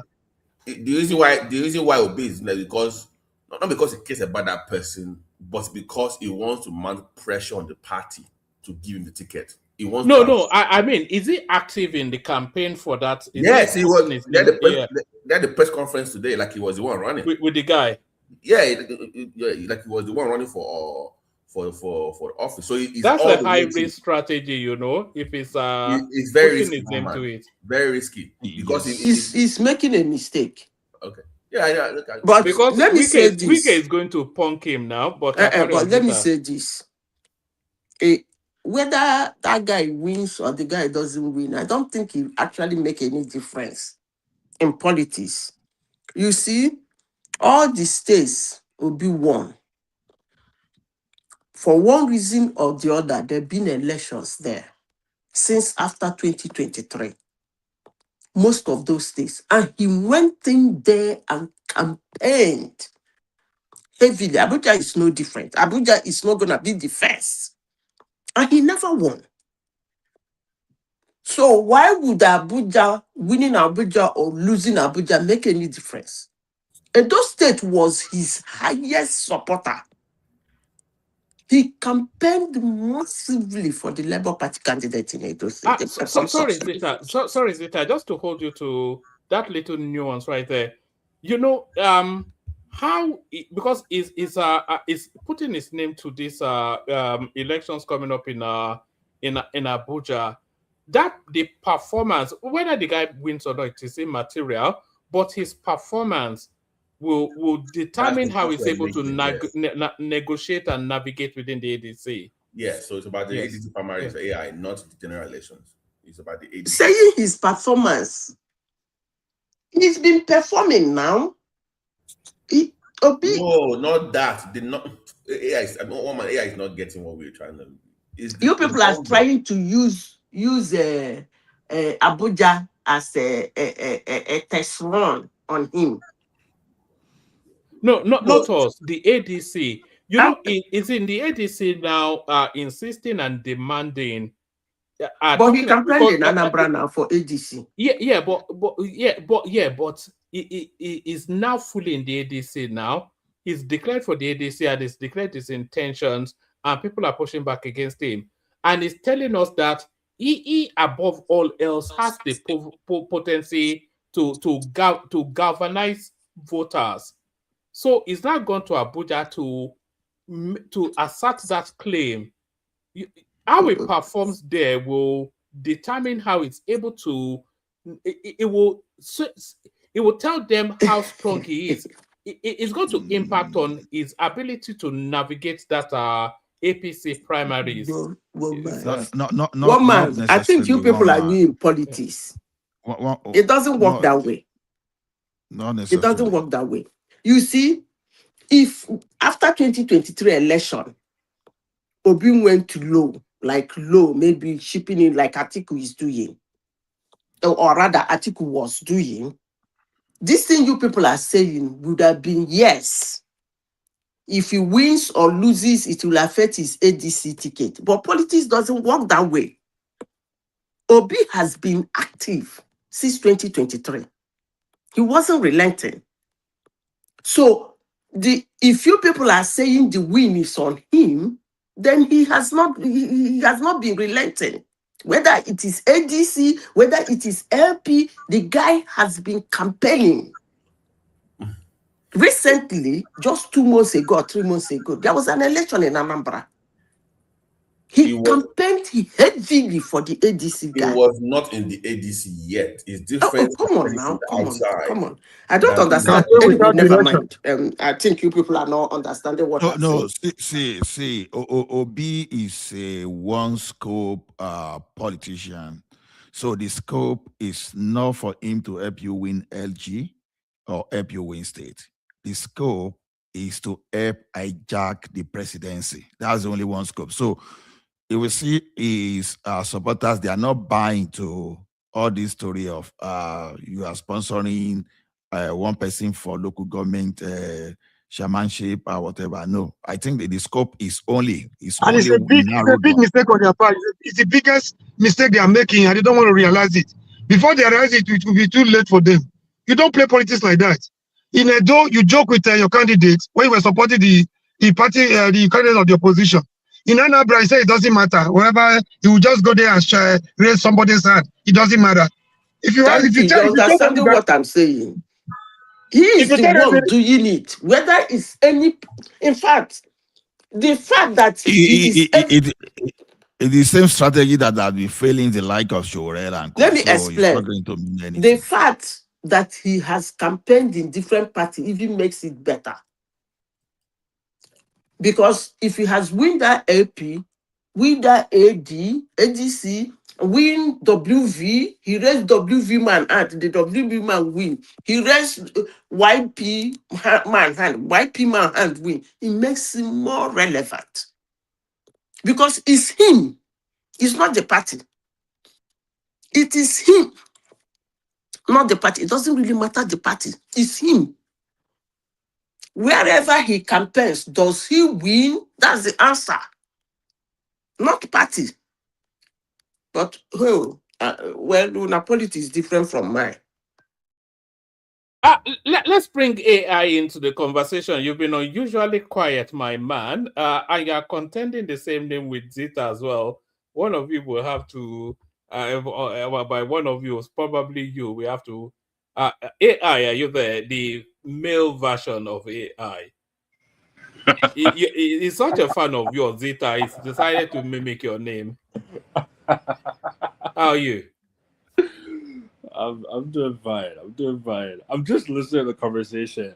To be honest, this one is it passed my power. So I'm just listening to you guys. I don't. You know, you know, the news cycle is it's a slow news space this time around. So we're just really doing the padding in together all the spaces that has not yet had air for breathing, and we're especially focusing on Kwakwanso, who suddenly finds himself in a crossroad, and I think he's starting to come to the realization that it might not be as powerful and as potent as he imagines that he once, maybe he even once was, but certainly not now.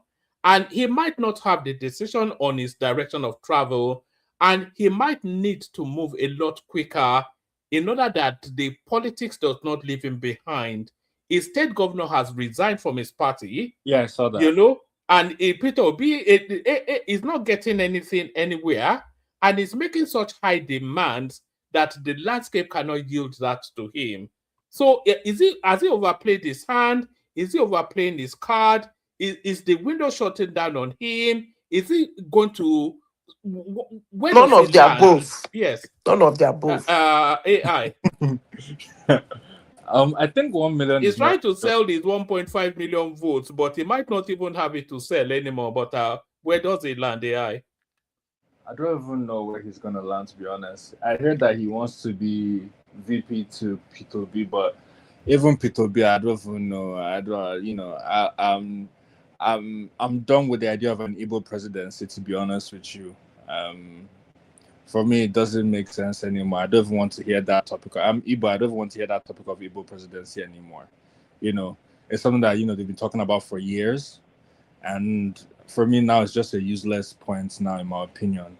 Because when the leaders are supposed to do the right thing and band together and say this is the person that we want to consolidate and vote for, they don't do that. I don't know why Igbo society is like that. You know, they can't. In the North, you see in the North, when they've decided that this is the candidate they're going to vote for, they vote in blocks. They don't, there's no, and that's why I respect, actually, that's why I respect Hausa people a lot.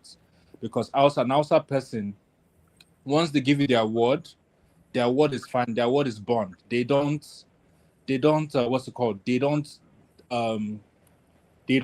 contradict what they've maintained. But for Igbo people, you guys will talk. Then you see somebody go behind your back and you know, make a deal with someone else.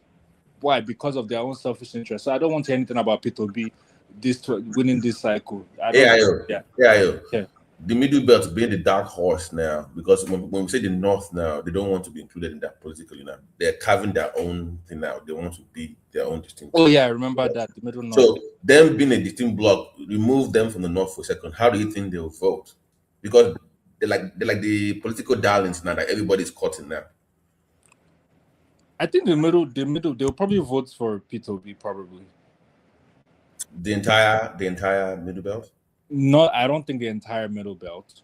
You remember, Tinubu won Niger, Kogi, and Benue. Exactly.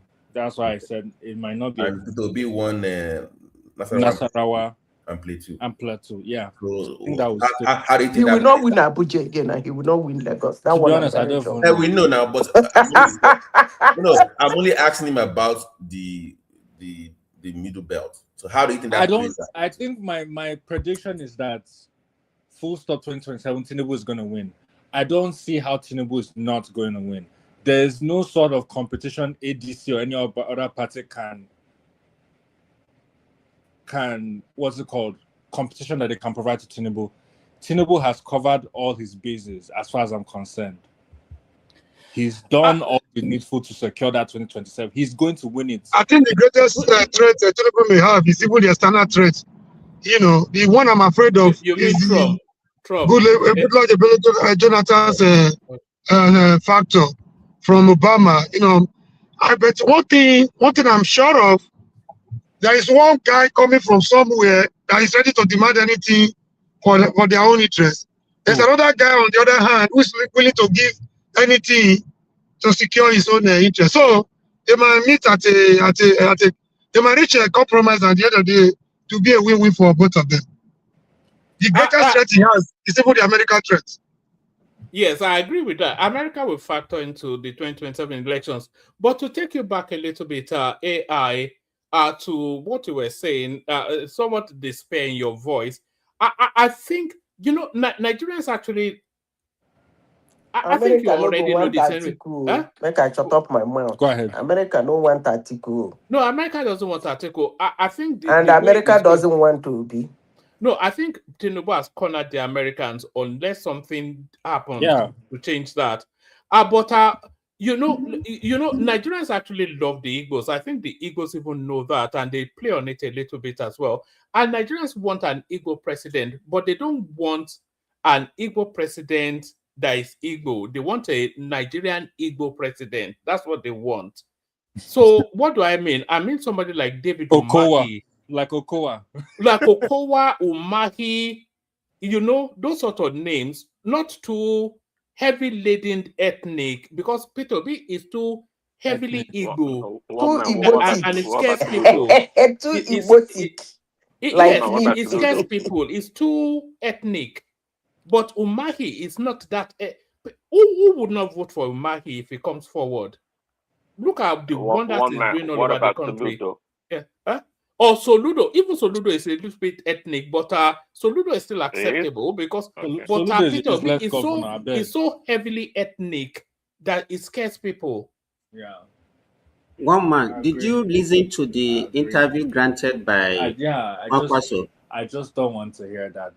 I personally don't want to hear it. I know you said they look for Nigeria, but I don't want to. Sorry, Simba, hold on for here. Yeah, I think it's don't wrap your narrative around Obi is what I'm saying. The rejection of Obi.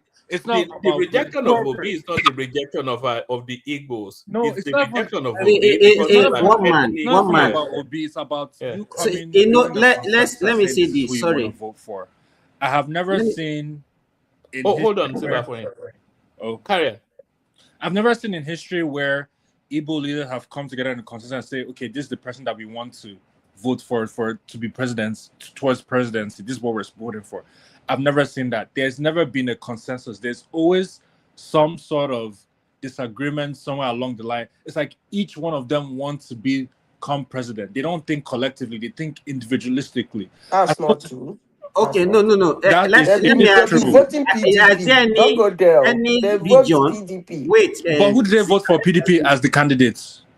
Is there any region that what you just said? Now, let's get it wrong. Let me correct my. They vote for PDP. Let me clarify.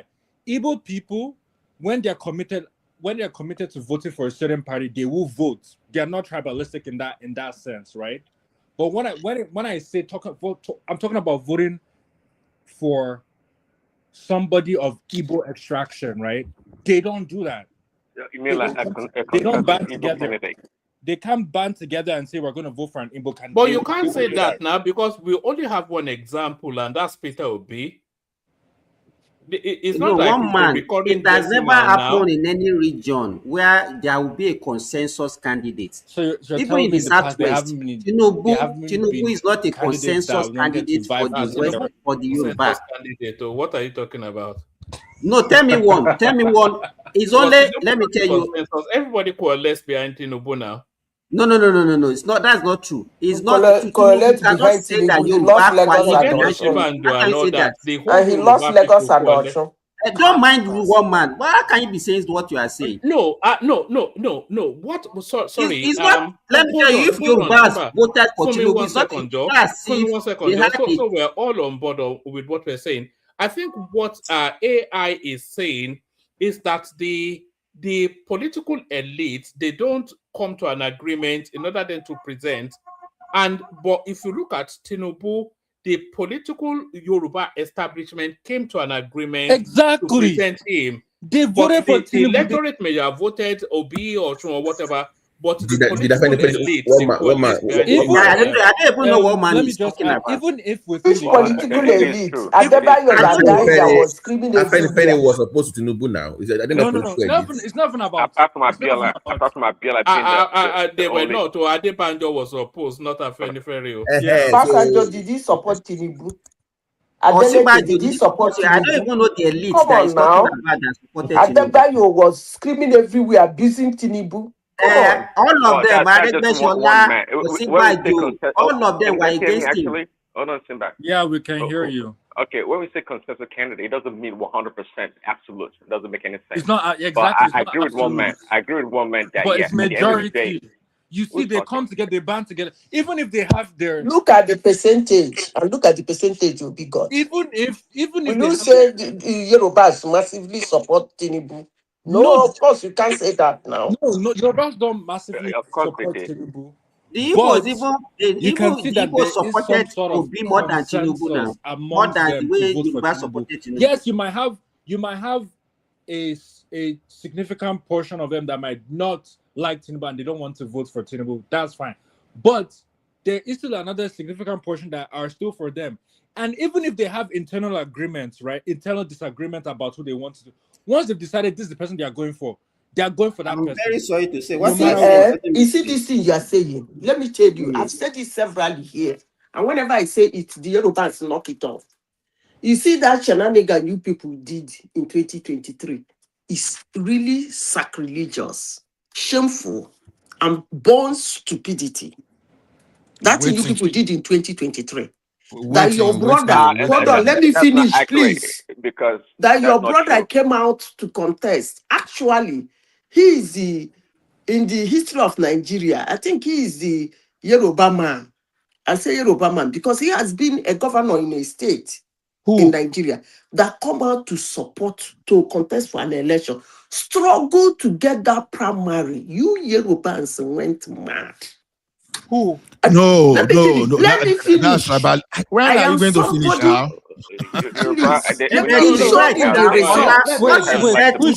Oh, come on now. It showed in the results. So I don't know what you people are talking about. It showed in the results. Sita is 100% right. What are you talking about? It showed in the results. So what are you people talking about?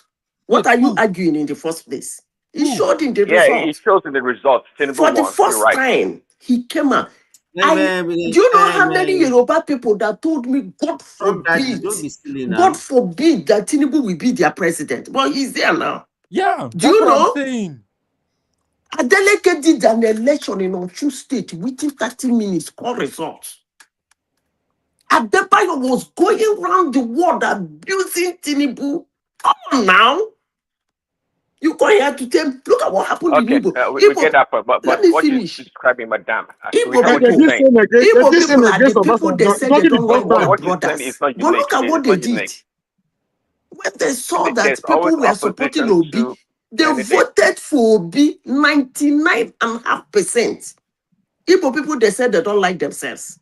No, Yoruba I hope you people will not do that nonsense again. So, Madam one voice, Zita, guys. One voice. Madam What are you talking Zita, about? Madam Zita, I got you. Because I know that one man. I hope you people will not do that nonsense again. Come to It wasn't nonsense. It wasn't nonsense. It shows sophistication politically. Whose sophistication help? So for Let me your explain mind to now, you. you Can think I explain Yorubas to are you? sophisticated.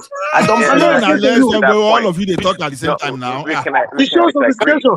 I beg, please, let's please. Everyone they talk over one another. I beg you. Okay, well, let's take charge. Let's explain what's it out because I was trying to understand. All right. Let the conversation wrap around AI for about 5 minutes. Because I think it wants clarity on about AI. I think I have your number. I'm going to send you an essay written by Charles Soludo. A lot of the answers to the questions that you may be contending with are in there. He's a useless figure, so I don't even rate anything. He's an academic, though. Whatever. It's an advanced mind in terms of intellect. I'm not seeing the intellect. One man, can you give me a chance to talk? I don't know what maybe intellect on paper. All right. Let's hear from. Sorry. Sorry, Simba. Let Ola make his point. You come in. But yeah, I want to understand what Madam Zita is saying. I really want to. I was trying to understand. All right, then let's do this. So if somebody could explain that, condense it into a snapshot. No, because I think somebody else was replying. Parables. That's somebody else was trying to reply. Somebody else, I think, is Egbon was trying to reply to Madam Zita. So I want to. I think he probably has an explanation to what happened. So that's why I want to unpack. I really want to understand where Madam Zita is coming from. Hold on, AI. Ask her a question to what you want to understand. Let her address it. Ola comes in. I think Simba is keen to come in as well. So let's structure it like that. So put it to her just exactly the point. Yeah, you want Madam Zita, I was just curious, like what you mentioned in 2023. What happened regarding a lot of them. Hello. Yes. Can you explain that again? You said a lot of people said that they would, God forbid, Tinubu will be president. Yes, most Yoruba friends of mine. Yes. Most Yoruba friends of. I'm not talking about 10. I'm not talking about 20. Did you care to ask them the reason why they said so? Did you care to ask them the reason? Hold on. They are not giving me reason.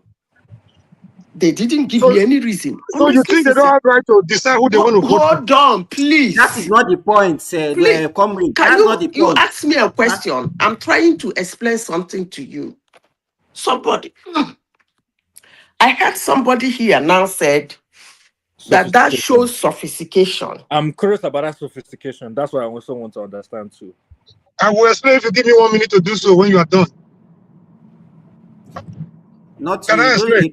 Yeah, please go ahead. So, as if you give me, it's a conditional. Let me finish now. Madam Zita, okay, wait, Madam Zita wants to I heard somebody say sophistication. In Nigeria, if there is any tribe that is sophisticated when it comes to politics, it's the North. Yeah. And whenever their person come out, they vote. You see what they call you Rivers people call Owigiri. Yeah. They do what is called Owigiri. One man, when it gets to my turn, I want to talk about Nigerian politics. I want to do an explanation that most people seem to ignore. When it gets to their turn, they come out like Owigiri. These are people who agree to disagree. They agree to hold firm even when it is not comfortable with some of them. That is what is called sophistication. They agree to hold strong. Madam, that is the direct opposite of sophistication. That is the direct opposite of it. I'm talking about politics now. Please. Yeah, politically, we are talking about sophistication. It depends on the area you are talking about sophistication. There are sophistication in fashion.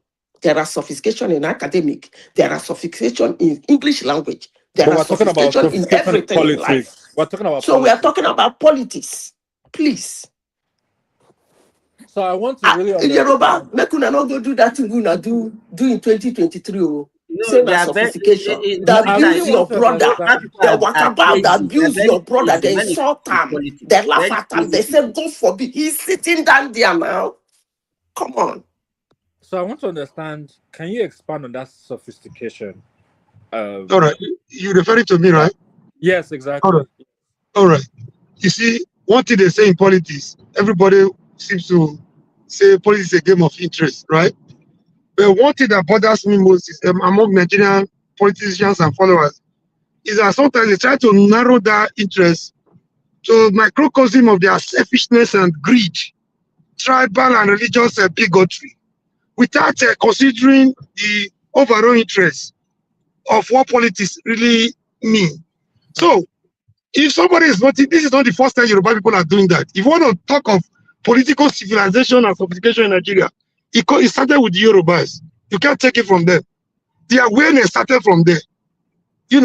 So this is not the first time they're doing it. They did it to Obasanjo. They look at the two candidates. After Abiola paid his utmost sacrifice for June 12 and for the democracy we have today, shared his blood. He forfeited his business and his family. He put everything on the line to attain the democracy we have today. That is why when I hear people talking about the Yoruba, So why didn't you do it to Abiola and Olufalaye? I'm coming. Why didn't you do your sophistication with Abiola and Olufalaye? Make my point. I beg you.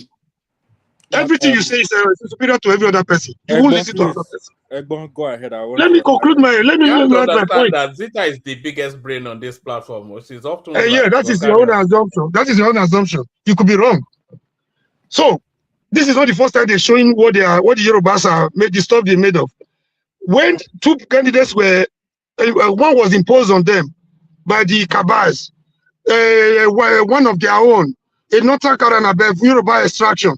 They calculated and said, no, this is not representing our interests. They voted over 1 million against Obasanjo in 1999. Go and check the results. The results are still there. Over 1 million without, blinking about it. So they opted for the economist Olufalaye. Along the line, the Nigerian, the more you see, the more you look, the less you see certain, and they could not have their way. But at least they made their point. It was loud and clear to everybody. So the Northern candidate could not be imposed on them. The military from Akaki to Agbada could not be imposed on them, and they made their point. It was obvious what they wanted, though they could not get it. And that is what they lost. Is that so? How does this apply in this case? I'm explaining my sophistication to you. Yes. That is what it takes to be sophisticated. Notice your tribal and ethnic and religious sentiment towards politicking. When are we going to stop this nonsense? And that's my case. No. That is not the okay. All right, let's bring Ola in, and we've got enigmatic here as well, who's not spoken yet. Ola coming. Simba wants to contend as well, and then we bring enigmatic in. So let's condense it so that we can move it around a bit. Ola. Yeah, you see, one thing about Yoruba is before you finish, they said they did it to Obasanjo. Obasanjo contested with his brother. They voted Olufalaye. So what do you mean by they did it to Obasanjo? That was choice. That is choice. It's all about choice. And choice is the greatest thing of mankind. There are two Yorubans now. There are two Yorubans. They decide to choose one Yoruba over the other. To choose between what you want to do, whether to serve him or to serve the devil. There are two Yorubans. They decide to choose one Yoruba over the. It's a total different thing.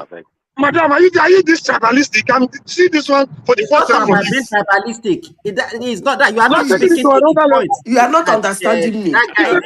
Obasanjo is a Yoruba man. Olufalaye is a Yoruba man. The Yorubans decided to vote for one Yoruba man and leave the other. So why are you saying they did it to Obasanjo? It's not about choice. I'm just giving you an example of what they did in 1999. No, but they voted for a Yoruba man. I agree with comrade. Okay, they voted for a Yoruba man. Okay, we don't hear you now. We don't hear the two of you. Let's see that comment. So I can comment. May I talk? Go ahead. You see, one thing I've known about Yoruba before, and I keep saying all those things, but I'm happy it's coming today. Yoruba generally, we are rebels. We are rebels in some situation. And we do those things and we chest out and we call ourselves being sophisticated. You see, if I mention this thing now, you understand. This place may light up. You know, whenever we mention Obasanjo here, who are those people that will just be on the edge and they will use everything? There will be chaotic situation in that situation. They will try to rubbish entirely everything that Obasanjo did. You understand? At the still Yoruba. That's who we are. So rebel. We've been doing it even before politics. Then so why are you people not doing it on this? Ola, let me Bill, you shut it down. I'll talk about all the super chat of the day. Thank you, everyone. Ola, please encourage people to subscribe and like. We need numbers going up. Try and move it around swiftly so that everybody gets to speak. Nobody holds it for too long. Enigmatic with us as well. Simba wants to engage. Thank you, everyone. See you tomorrow. See you tomorrow. Please, can you go ahead? I want to. Now, you see, when we talk of tribalism here, tribalism in Nigeria is not based on ethnicity only. We should know that. It is both ethnicity and religion. So if you see what happened to Tinubu that you see the other time, you would think that people voted against Tinubu in 2023 just because they don't like him because he's Yoruba or subjugation. No, it's just because of religion. When you see those Yoruba that moved against Tinubu that time, it was based on religion. Immediately you pick that Muslim ticket. Point, yeah. So it became louder. You understand? Someone that didn't like Tinubu or doesn't like Tinubu up till now will just hide on that because he's a Christian. That's it. Sorry, 1 second. Remember when the Prince came on the show and he talked about people in his community that he paid or give money to or helped, that he told him to his face that they were going to vote for Obi or a Christian because I guess he's a Muslim. So your point, yeah. Oh, those are the factors. Because when people talk of tribalism, they think it's all about ethnicity only. No, religion is part of tribalism. So you're saying that people voted for Tinubu because of the Muslim tickets? Some Yoruba that voted because they voted against it because of Christianity. You are not saying Muslim. Exactly. You are not saying they voted for him. Is that what he's talking about? They voted against Tinubu because they voted against him.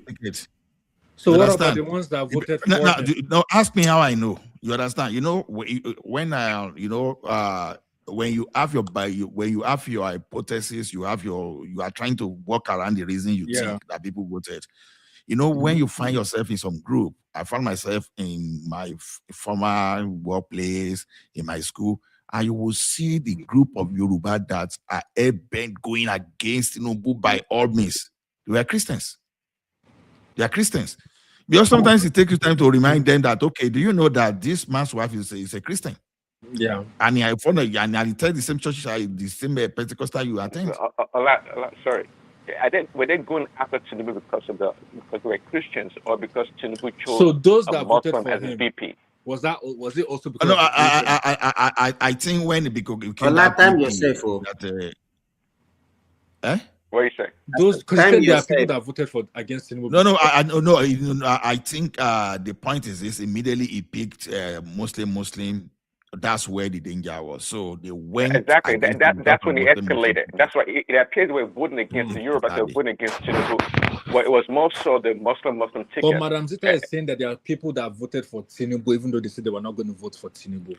Adewale Olusegun, I hear you. You say Yoruba don't vote but in that 2023, I can tell you based on my findings that they voted against Tinubu because of Muslim tickets. So that we say Yoruba don't vote for religion, we oversimplify this. Yeah, who is the next person though? But hold on, you have to provide the context. Yeah. Okay. Let me say this. Let me say this. Okay, go ahead. Today, let me tell you what Madam Zita said. She's absolutely 100% right, and I will give you right from. We can't hear you. Can you hear me? Maybe we can hear Simba now. We can hear him. Okay. Let's start from the 60s. Between Akintola and Awolowo. If you people know the history, Zeke, who is an Easterner, that is from Eastern region, left Eastern region, came and contested in the Western region, and he won an election in Lagos. In fact, that time, the Yoruba youth, they were solidly behind Zeke and they neglected Awolowo. That time they called themselves Sikhism, like the way we have the obedient today. If not because of cross-carpeting, Zeke would have been succeeded in being the premier of the Western region. It doesn't end there. In 1960, after the independence, they gang up, the same Yoruba people gang up against Awolowo. Some of them were even instrumental to his imprisonment. And then his party, AG, was broken. And some went and formed NNDP. So, and you could see what happened in 1964 when the whole Western region boiled the Wete. You understand? The same thing that Obasanjo did to Awolowo made Awolowo to lose an election in 1979, the so-called two-third majority. That was when I can give you line by line when Yorubas work against themselves. There's no sophistication. The Yorubas are precarious, arekereke. Is our own way. Yorubas that voted against Tinubu in 2023, they didn't voted against Tinubu only because of religion. Yoruba that hated Tinubu. You see them online. One of them came here the other time, call himself what do you call himself? That used to come and champion the woman here. It's only among Yoruba that you see people that they can come out boldly and against their own people. So I don't know what people are terming sophistication. It's not sophistication. We are just areke. We are very precarious set of people, No, and it has not been working for us. It shows political maturity. It shows maturity. So they It's don't not have right to make maturity. their choice. Not They don't have maturity. the right to make their Let me tell choices. you, the man that raised this question is an Igbo guy. The Igbos, every time they be supporting their own. In fact, if you see a tribe that be supporting is their that why own, is That that is not is even that why they're correct. That is not even true. internationally? No, You are being selfish. You are being selfish with the picking truth and there. choosing. Simba, tell us when the Yorubas gravitated towards Zik back then. What did Zik offer the people? I mean, what was his message that they liked? He must have offered them something. That's why they went after. They went for Zik. Whatever reason, what I'm saying, look at the question he raised. He said Igbos doesn't support their own. Do you understand? That other people does. And I'm telling him that it's never like that. Even Yorubas don't support their own. And I've given you examples now. Simba, what can you offer any Igbo person now to vote against Obi? What can you say? What can you offer? Sophistication my F. No sophistication in Nigeria politics. Why is it that every other region they cling to their own, but when it comes to Southwest, they are doing sophistication? Somebody will not say sophistication. I did the only one. Even Igbo people surprised me in If the Igbos cling to 2023. their own, then they They would have done voted very for well Peter nationally. Obi. They don't cling to their own. Obi is kind of a phenomenon, like maybe They've never had somebody. They've never had it like the way because they they had shut it them last time. down. Because I don't understand what is going on here. Is it all about hold on? How were It they all shut starts from down? that. It all starts from that region. How were they shut down? How? Because they never emerged. I mean, they owned the PDP for many years. How come they did not present a candidate? They did not take the money and for their own selfish reasons? That's their problem. They preferred appointments. Yeah, it's their problem. So if they so like themselves, they should turn down the money and push for their own candidate. They don't even care about infrastructural development because they never appreciated even the second Niger bridge. They prefer appointments and stuff like that than selfish reasons. For selfish reasons. Which is my problem. Why did we as Igbo people, or why did the Igbo political elites prefer appointment to presidency? And that's why it says it's selfishness. If you look at it ultimately, that's what it's selfishness. It's not matter. It's not even self-preservation. It's just selfishness. It's a regional conversation. Every region is having a conversation. Even the middle belt people, the North Central, they are having their own conversation now. They do want to do all this stupid Arewa nonsense again. They are trying to, they differentiate themselves and demarcate themselves from the city Arewa. Matic, to answer that, brother, it is not selfishness. That those infrastructures will not put money in their pockets, and by nature, my brothers from that side, they like money than anything. But Baba, isn't that the definition of selfishness? Is that not selfishness? What are you saying? Is that not selfishness? I'm Igbo. It's greed That for is money. selfishness to the highest order. Let me explain something to you, Mr. What's his name again? Let me explain something to you. Do you know at the time, right? I think between OBJ and Jonathan, right? That is why they are still mad. They cannot get over that Jonathan stuff. Even part of the offshoot of the hatred they have for Tinubu today is because of Jonathan. Do not forget that there was a time that they had for solid 8 years, right? Solid 8 years, they were the deputy Senate president. There was nothing to show for that. For solid 8 years, they were this deputy house speaker of the house. Nothing to show for that. Who? Igbo people.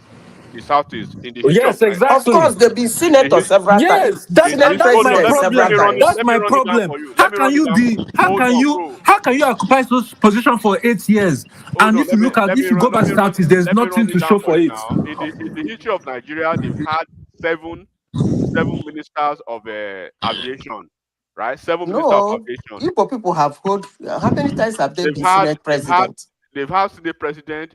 There was a time under Jonathan's government, right? In the entire federation, they had that was the peak of their political patronage. But the point is that when you want to speak about certain things, they will tell you we don't have it. Why is it that they are not having it? And when you try to put them back to this type of conversation, they don't want to listen to that conversation because they've had the opportunity to do a lot of things for their people. So now that you see, like a Buhari, when he came the last time, he was championing everything to the north. Tinubu is doing a lot of things now. Okay, look at this coastal road. Do you guys notice that whenever people are trying to scrutinize the coastal road, I think it goes through 10 different states, right? 10 different states between southwest and south. So the only scrutiny comes to the coastal road, but you will never hear any scrutiny, right? That goes to the Badagry and the Sokoto road. The Sokoto one actually crossed 11 states. The one in the south crossed 10 states, right? But you always see that when you look at the preponderance of individuals that are trying to throw the coastal road under the bus, they are still the southern people.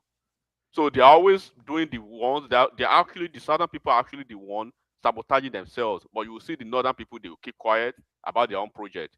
Was it not in this Nigeria that Buhari carried a whole rail project, took a rail project out of Nigeria and was taking it to Niger Republic? Right? So this is the conversation that people should have.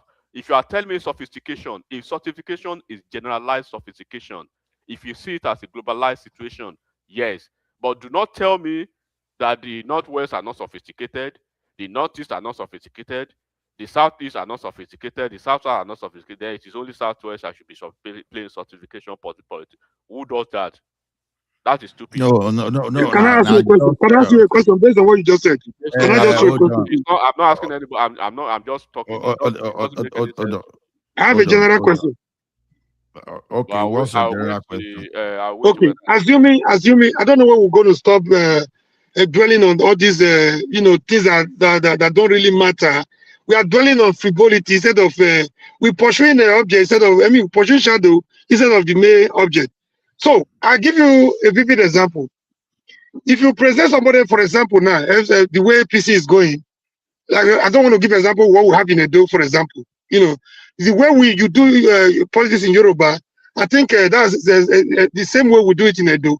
But let me not even go that way. Like what was imposed on us now, that investor that was imposed on us as a governor that doesn't even know his left from his right. Assuming APC throw somebody like that from the Yoruba land in 2027, for example. Assuming without consent. I'm coming. No, mention the name. No, hold on. You are just saying one. That's not my point. About the current governor a little digression. That's just a little digression. That's not my point. Correct governor of where now? That is not my question. Maybe you ask my question. So, assuming APC politics now, like if you join APC, your sins are forgiven. Throws up somebody like MC Oluomo for being loyal to Jagaban as the presidential candidate in 2027. Assuming without considering, Jabba is saying, I don't want to run. I want to be a kingmaker this time around. He throws up somebody like S. Oluomo from the Yoruba land. And somebody like, who do I mention from the East now? The Minister of Works, for example. If I say Peter Obi, I know there will be serious, let me say Minister of Works. So, people are saying, Yoruba people are saying, this man is more, from what we have seen of this man, we think he's more politically, qualified for the job. So if they vote massively for the current Minister of Work, you guys will be blaming your people for not voting for MC Oluomo. Hold on now. That's your example is off it. Not very. You understand? It's not off it. I'm just assuming. It's quite sensitive. Hold on. Don't assume. When we want to assume, we have to assume no insult intended. We have to assume reasonably. I'm not insulting anybody. Are you saying no? I'm the one saying it because I am the one using the word reasonably. That's why I say I'm not insulting. So now, are you saying if the northern people present Bello Turuji, that the northern people will vote for Bello Turuji, or if what's the name of this guy that used to be their boss? Are you saying those guys that Shekau, if they present Shekau, Baba, if you have the same example I'm making now. So if they decide to vote against their own, hold on now. So you think they are foolish, right? Hold on. You've just defeated yourself when you are taking. No, you are the one. You are not going to get to my question. You are the one trying to complicate issues for me. So you are even buttressing. You are buttressing the point I made. You are going off it. If you have Bello Turji on the ballot, right? In the north, let's assume in 2031, for instance, in 2031, when power goes back to the north, and one way or the other, Bello Turji, right, or somebody worse than Bello Turji is on the ballot. And, and in the south, right? In the south, you have somebody like Umai, as brilliant as he is in the south. Do you think the northern people will vote against Bello Turji? They will overwhelmingly vote for him. Okay, don't try to reframe my question. The question now is if the northerners decide to vote for Mahi, will you not conclude that they are being foolish? They are not being sophisticated. No. The northerners, they can vote for Umai against Turji. I can say that. You are wrong. You are wrong. No, I'm not wrong. They can vote. You see the contradiction you guys are trying to set. It's like this guy doesn't know politics, doesn't even know anything about Nigeria. You don't even know. What do you think? Okay, let me explain to you. He doesn't know anything about Nigeria at all. Who doesn't know anything about Nigeria? This AI. He doesn't know anything about Nigeria. You will be surprised. They will vote for Osama bin Laden. Osama bin Laden, exactly. That was the best anybody from the south. Why did you take my question to the north instead of answering my question between Yoruba and Umahi and somebody from the west, southwest? Take your question to Edo State. You are more foolish people in Edo State. Look at what is coming out. Look at what you are speaking from your mouth. Of course, now. If I repeat the same thing now, you think you have monopoly of what you just said? I disagree. Look at the nonsense you are speaking from your mouth. I disagree. It's all right for Hold on, guys. Everybody, hold on. You don't know how many Yoruba people are here now. If I say the same thing now, you make me to insult people that don't deserve the insult. You sound so foolish for saying that. You sound so foolish for saying that. Calm down. Please calm down. I don't want to. You sound so stupid for saying that. For insulting the whole child because of our discussion here. That's so stupid of you. Who do you think you are? Who the hell do you think you are? Nonsense. Oh my God. What did you do, comrade? What did you do? You are saying you have more foolish people in Edo State? Yes, now. You started Edo people because of my discussion with you here? Yes, of course. Yes. That's so nonsensical. You are nasty, man. You are a moron. You have a lot of but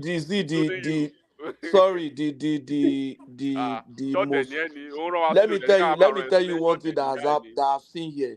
The most stupid people are the people that are laughing at this kind of statement. I'm telling you. Because you are contributing to encouraging it. Instead of trying to set you, I heard some people laughing in the background. What's funny about it? They cannot tolerate the same thing. They give it to people. Idiot.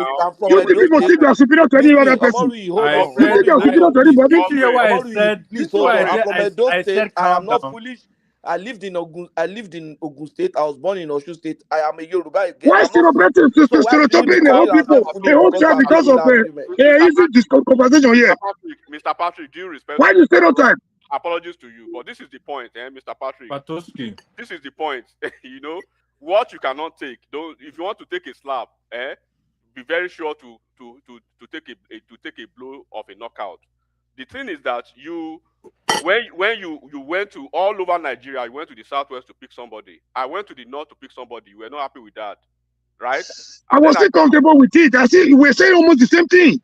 We're saying almost the same thing. It was a very harmless conversation, but you took it personal. Because every time you guys want to talk, you talk about what kind of reverse psychology is this? I took it personal. Hold on, my brother. Every time you guys want to talk, you talk about MCOs Oluoma. As if you don't have is it Sakaba or all those. There's Agberu. There are There are NUW, whatever, the transport I workers. didn't even need to insult the man. I was just giving you two different personalities. I was giving you another personality in Edo State. Why? I mean, it is conversation. It's very harmless. You say Edo people, you have more foolish people in Edo State. Now you generalized the whole thing. It was at the level of the conversation we were having. Does it mean you are foolish? No, that was not my intention. You misconstrued me. That was not my intention. That was not my intention. I was trying to compare one candidate with another one who is not qualified. Hold on. I think Eric managed to apologize to the Edo people. Okay, let me apologize. Comrade, this is it. First of all, right? When there's a proverb, when you point the wrong finger to your house, people will help you amplify it. First of all, you called your governor, number one citizen of your state. You called him whatever, maybe a bad He said he's an imbecile. He said he's an imbecile. You said your governor is an imbecile. Then I helped you to amplify it. That beyond that imbecilization of your leader, you have better foolish and a set of vagabonds, including the governor. So if you call your governor an imbecile, so basically you made everybody's point tonight that indeed, right? Indeed, Edo people are foolish, right? If you can say your governor is stupid. No, anyway, we are making a point. I think Edo people are not foolish in any way. Anyways, I disagree with your notion about Peloturgy versus Umahi, because from what I know, I disagree because your governor is stupid. Man, which kind of thing with that? No, you see one thing. AIO. The thing is this, because picking MC Oluomo, you understand, it's already too far for me. You understand, in analysis. So that's why I went ahead. So are you saying we should now be using all those one as analysis? I don't want. At least we should use something more realistic. And not necessarily. We Yoruba, we know that we are rebellious, whether we like it or not. I missed the point. If you mention MC Oluomo, I never would think about him as being stupid or an idiot. The man is a brilliant guy. I mean, he has kids in universities. I mean, it's a self-made man. I would not even think that direction anyway. So. Yeah. No, I got your point, but you have to look at the perception. You understand? Perception is what is driving this thing. Yeah, I know that. They have a wrong perception about the guy. He had an Ivy League. Have you ever seen the guy being a ruffian, or what has he done to even deserve that kind of? You are the people. You are the one that is having something negative about that guy. Somebody asked me a question about my governor. My governor was an imbecile. I don't believe in this your parable of pointing to your father's house with the left hand. My governor is a business. My governor. Let us move on. Hold on. You forget this session. I don't like this. Everybody, hold on, please. If I get this session, I don't like it. Let us move to all this vote buying. I think one man talked about it. Please, do we have a line? Yeah. I think it should be Prince Daddy, though. So we are talking about. Hey, Comrade Omori, have you spoken today? Please remind me. Comrade, don't speak. I just interjected. I've not spoken. I only interjected somebody.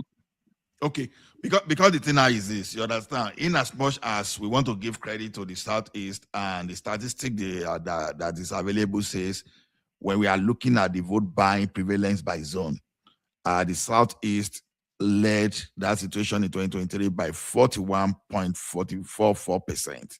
The highest, so then followed by the Northwest. So Northwest at 35.42.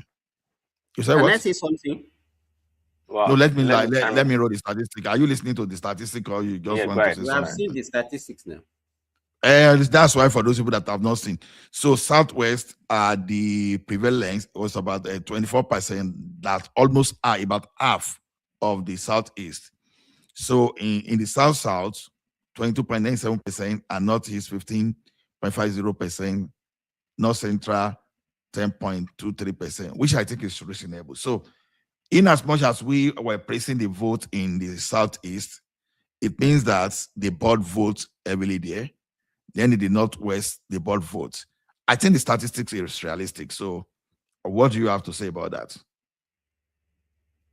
Can I talk? Yeah, my turn. You talked already. Let me talk. I'm going to talk Simba. You want to take over the show? Yeah, go ahead. Anyways, no, just a couple of seconds. I mean, like we talked about this earlier, right? Or we chatted about it. So Yeah. maybe Enigmatic can shed light on it because I don't believe the data. Okay, there's quantity and there's quality. Well, maybe I can agree that a lot of people were they paid a lot of people money to buy votes in the southeast, but in terms of the volume or in terms of the amount spent, I don't believe it was in the southeast. And again, I'm still questioning how they were able to gather this data. How did they come about this data? Who was reporting this data? That they feel so comfortable or confident about the data to be accurate. It's to me still iffy in a lot of ways. We Is know, it I mean, there was so Trump much I think Daddy? I energy. do. I think the observers on ground, right? You No, know, they used Trump to. Daddy. Okay, let's reverse the statistics. Let's say it comes out that okay in the southwest has the highest. Will you believe the statistics?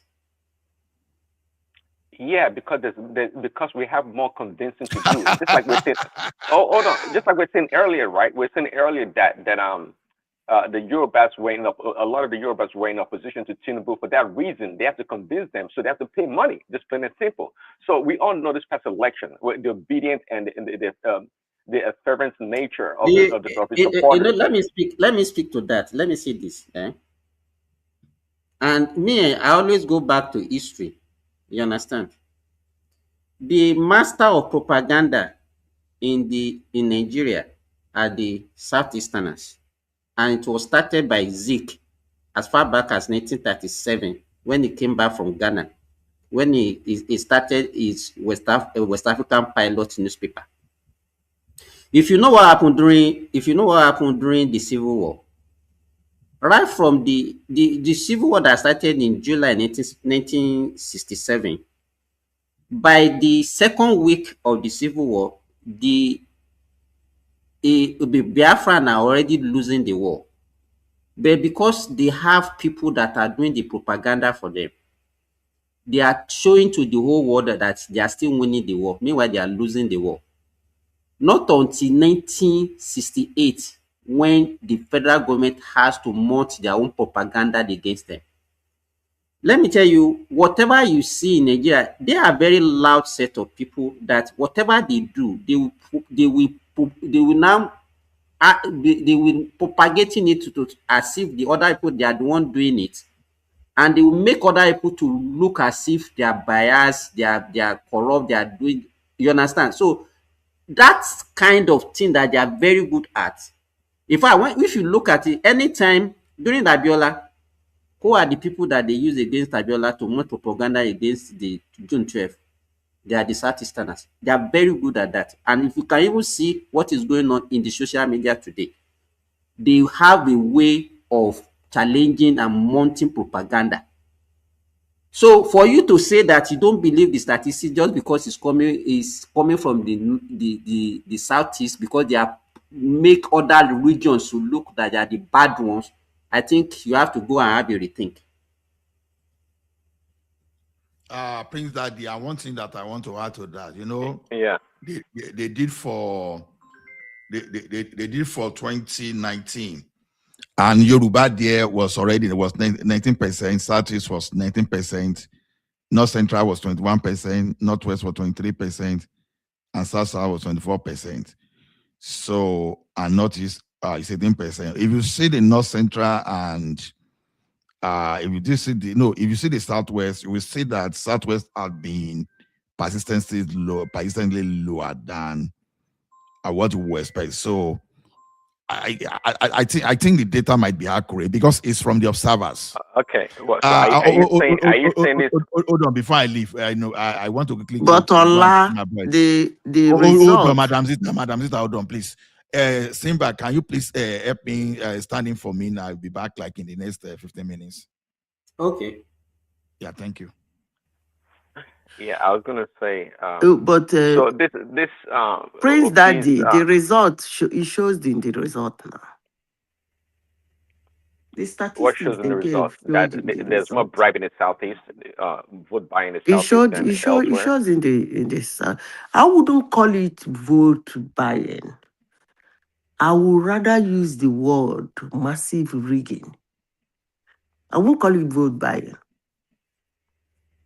I wouldn't. If they say where it happened most, the statistics might be right. But if you are talking about paying money to vote, Okay, I that's what don't I think understand so. it to be. You know, if you talk about, if you say Reagan, vote Reagan, okay, I can buy that, okay, because it was very high in the southeast of P2B. But if you're talking about actually paying money, which is counter to all the, I mean, I hear what Simba said about this propaganda and whatnot, but it counter to what we know about obese. I mean, we heard Ekene here on the show now, and other people talk about P2B, this and that. So I didn't think they had to get paid to vote or cast their vote for P2B. That's why the data, that conclusion was kind of threw me off. They were ready to vote for P2B. They believed P2B was going to win. And they didn't need to be. I mean, look at Kenneth talking about using his own resources, his own money to do a lot of things. And he's not getting paid or not recognized by the Labour Party or anyone. And I believe, and we heard a lot of people on the internet also talking about, hey, actually I heard some guy on maybe a Rise Television or whatnot talking about, I'm going to spend my money to do this and that for P2B for the Labour Party, and he's not getting compensated for it. So a lot of people went out of their way to support P2B in this past election. So that's why I'm just trying to reconcile, where did the buying of the vote came from? Prince Daddy, let me, okay, look at what is Simba, immediately after the sorry, can you share? result. Let me say Simba, can this. you share the link? I think some people wants to join. I don't even have no, the link is Okay. there now. No, I don't think so. Is there on the something now? No, I think it's gone up. You know, it goes. I can see it on the chat now, on the comment section. Okay. After whoever is next, I I want saw to go one next. Sunday Love say that I want to join the box or something. Okay, okay, let me give you another example, Prince Daddy. Look at what Obi did immediately after the result was released. He claimed that he won the election, and most people just follow through, and they were propagating that the election was rigged, Obi won the election, and when you ask them how, they could not even explain, and most people buy into it. How do you explain that?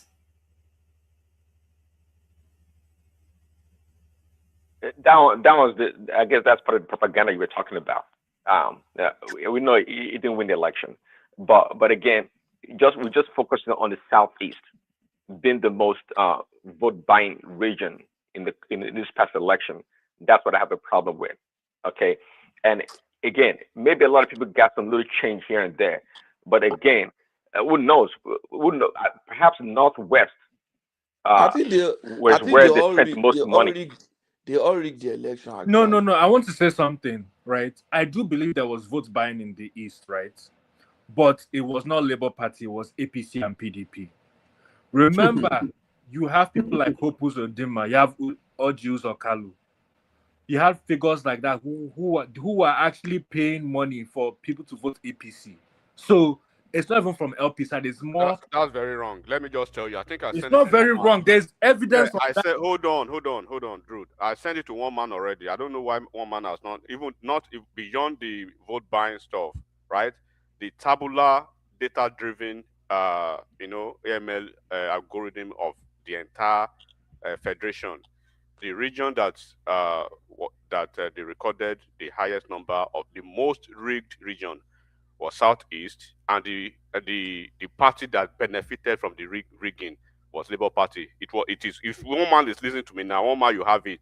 Whenever you have it, you can provide the document. It is an academic paper that was actually an academic paper that was backed by even peer-reviewed articles that I sent to one man over 3 weeks ago. The most rigged part of the country in the last election was Southeast, and the beneficiary of the rigging was Labour Party. Is it in the southeast that Tinubu had 4,000? 4,000 in Anambra State, where will be polling over 500,000. So where was the rigging for APC there? Or in Abia State that Tinubu had 6,000, that Obi had almost 500,000. Where was the rigging in 6,000? Or in Enugu State But had enigmatic, 9,000. enigmatic, simply because well, they could have paid money, but they didn't get what they paid for. You know, I said these are not fallacies. These are not illusion. The woman has it. The woman is listening now. He has the document. I sent it to him 3 weeks ago. It's an academic evidence that But Prince everybody knows. Daddy, that your argument Prince Daddy. not right. How do you want to read That's not you true. say you buy vote and you Enigmatis, get the please, vote. can I come in? Prince Daddy. What are you talking about, Prince Daddy? Prince Daddy, elections in Nigeria. Anybody that is telling you, collect their money, go and vote your conscience, that's a lie. Do you know what these politicians do? You think nobody doing those demo? That's shrewd. You will go and vote. Take a picture. They are following you. They show the evidence. No. You vote. You use your phone and take a picture of the party you voted. Exactly. Then they're waiting for you at the junction. All you need to do is when you come, you show them. Say, see me. Oh yeah, they give you the money. It's not a question of going about everywhere, giving people money. Go and vote APC or go and vote LP. They don't do it that way. Even Madam, okay, hold on. So enigmatic. So again, I guess to you, all that noise for Peter B.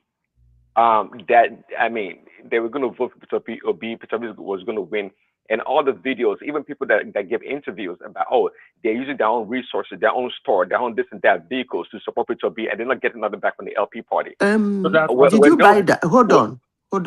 Apart from that few people, very few. So if they are using their resources, how come Labour Party had the highest ridiculous fraud case in the history of Nigerian election? Come on now.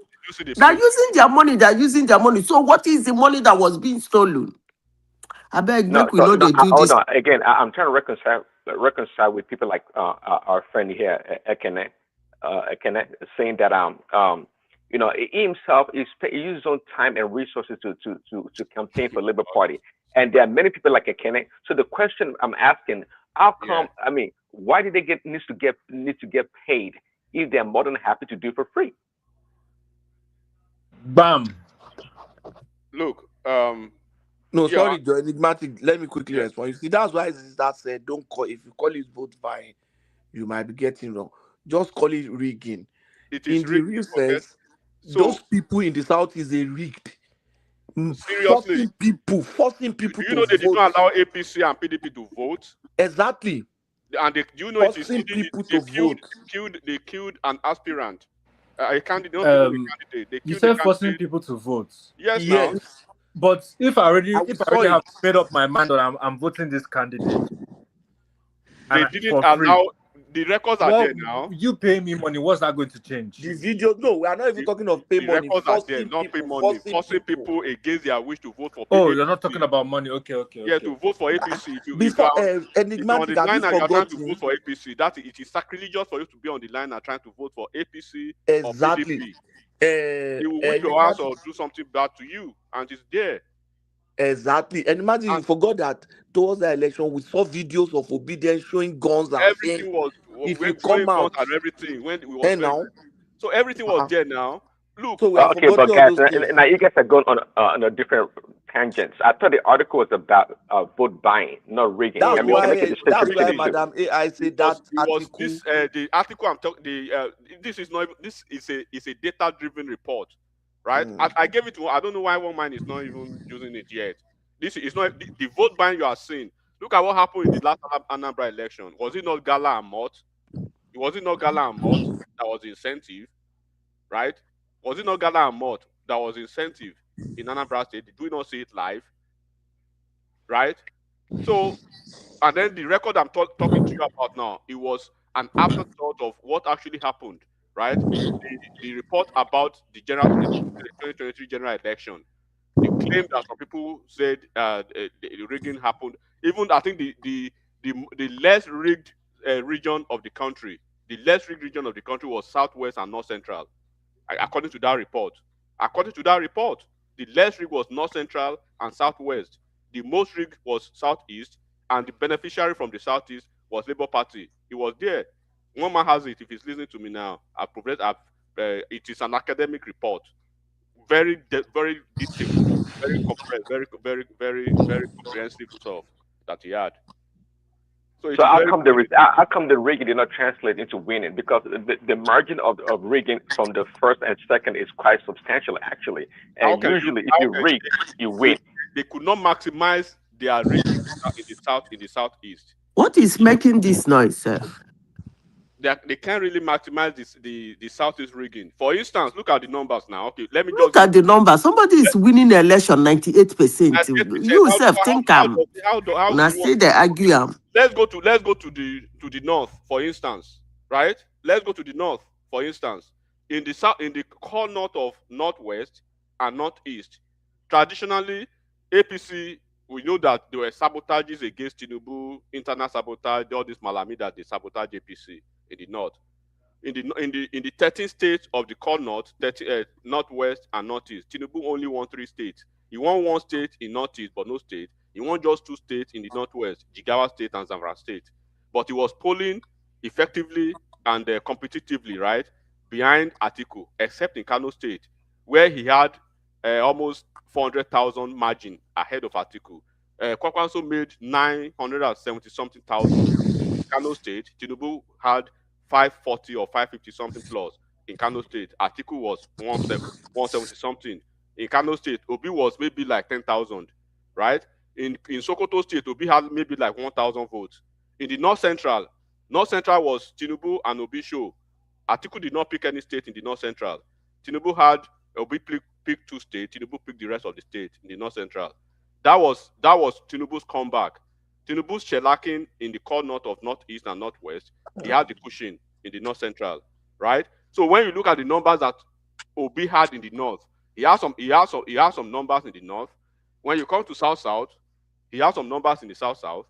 When you come to the southwest, he has some number in the southwest. When you go to the north central, he has some number in the central.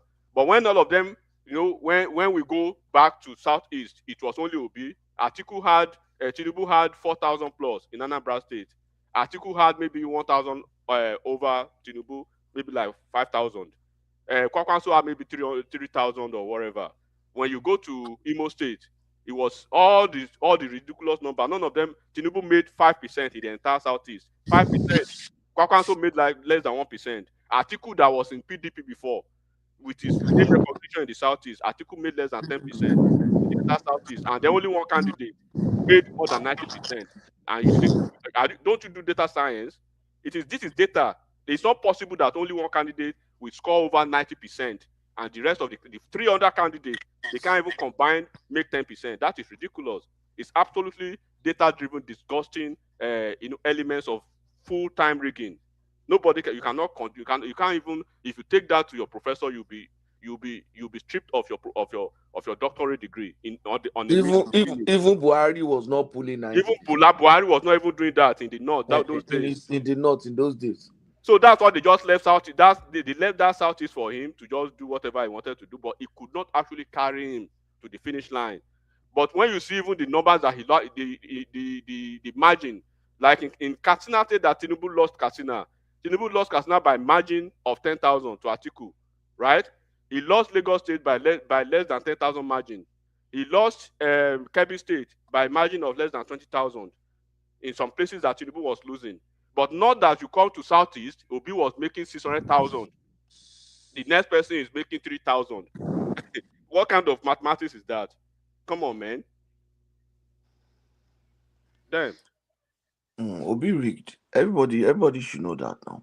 That's fascinating. I mean, I don't doubt it. And they will be the loudest telling everybody that you rigged. No, everybody rigged. But the problem is that some people rigged wisely. Some people did not rig wisely. When you want to rig, you spread your rigging so that you will win the election. Somebody decided to concentrate his rigging on one. How do you concentrate rigging? They will just leave you to just rig that place, then they will go and counter you elsewhere. That's what they did now. So, okay, you are smart.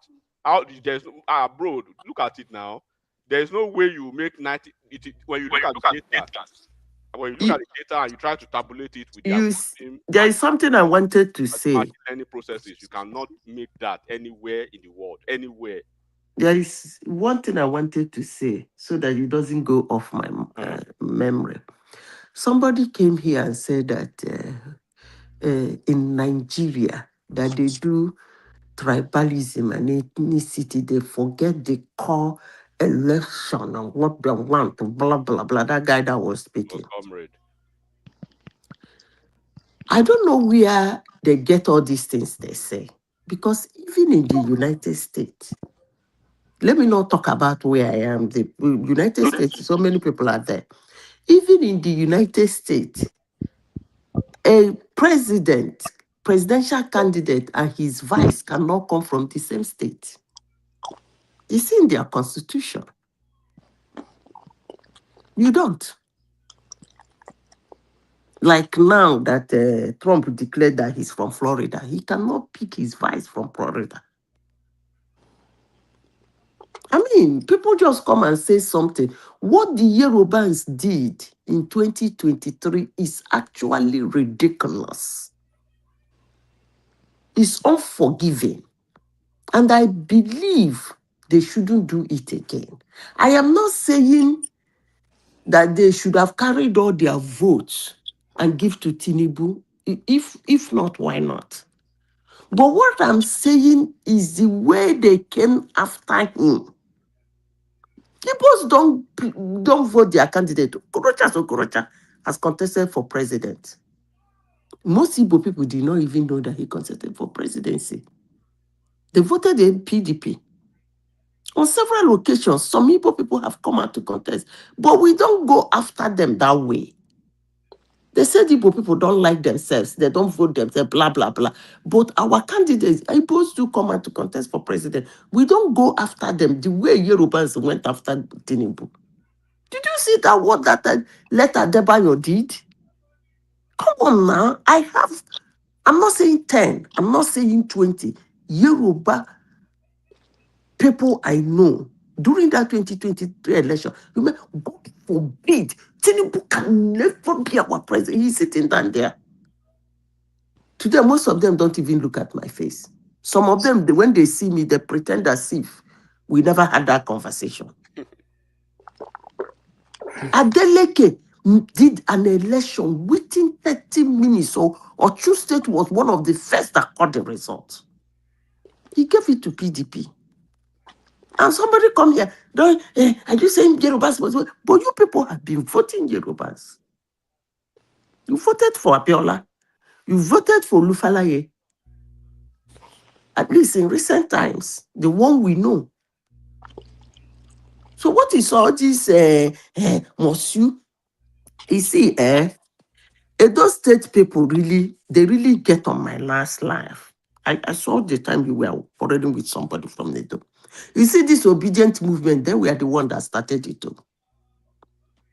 I have 4 friends from Edo State. 2 of us are not in good. What is their anger that I didn't join them in obedient? They owe me. I don't blame them. They started this obedient movement. They carried the B on their head. And that man came to their state, campaigned for ordinary governor. They couldn't.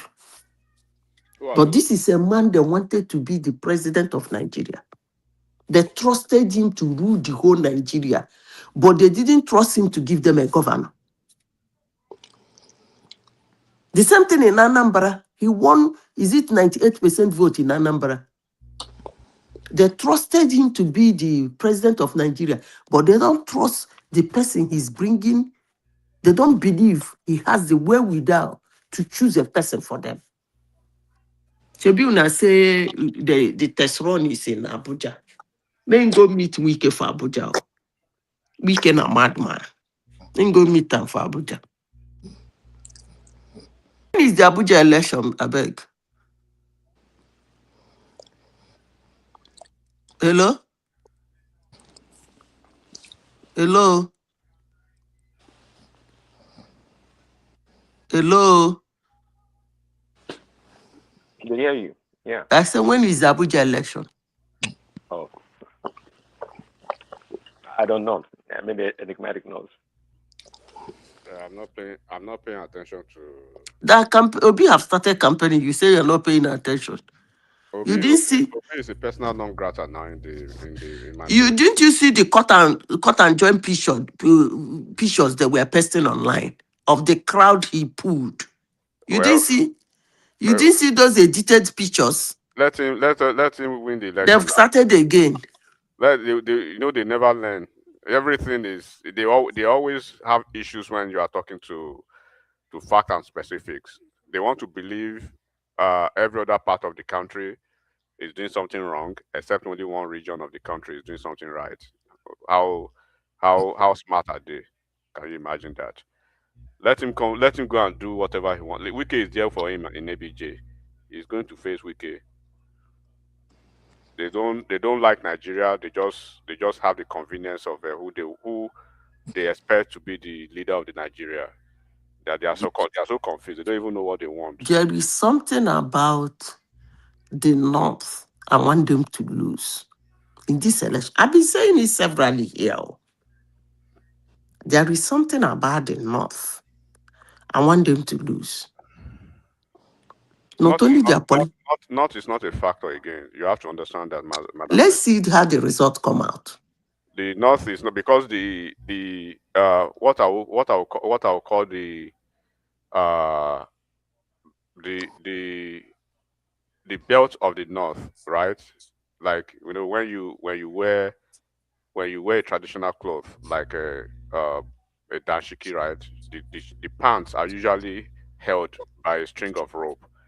The rope that holds the knot, right? The rope that holds the knot is the mid those North Central people, and the North Central people they are trying to get away from uh, from the North. Ignimatis. So as soon as that is happening, that's why you see the North being paranoid about their. Okay, so who untied the rope on the Shokoto? Is it Tinubu? Is it Tinubu that did it, or they themselves? Tinubu now. He has exposed them to let them understand they can actually self-govern themselves beyond the narrative of the Arewa agenda or Northern agenda, because they usually sell this Northern agenda No, no, no, gimmick no. to them. You're not getting the issue. You know. Let me tell you one thing about the North. hmm I don't think they've lost it, but I pray they do. I can tell you authoritatively that the I North don't think Central so. people, because I Let know me it tell you for a fact. something. I I I was know it given for it. a fact. Most of those guys, they are even telling everyone who cares to listen that by 2031, when power will be returning to the North, they are going to pose a big challenge to you know to stage a very big uh, Yeah, to the Fulanis, yeah.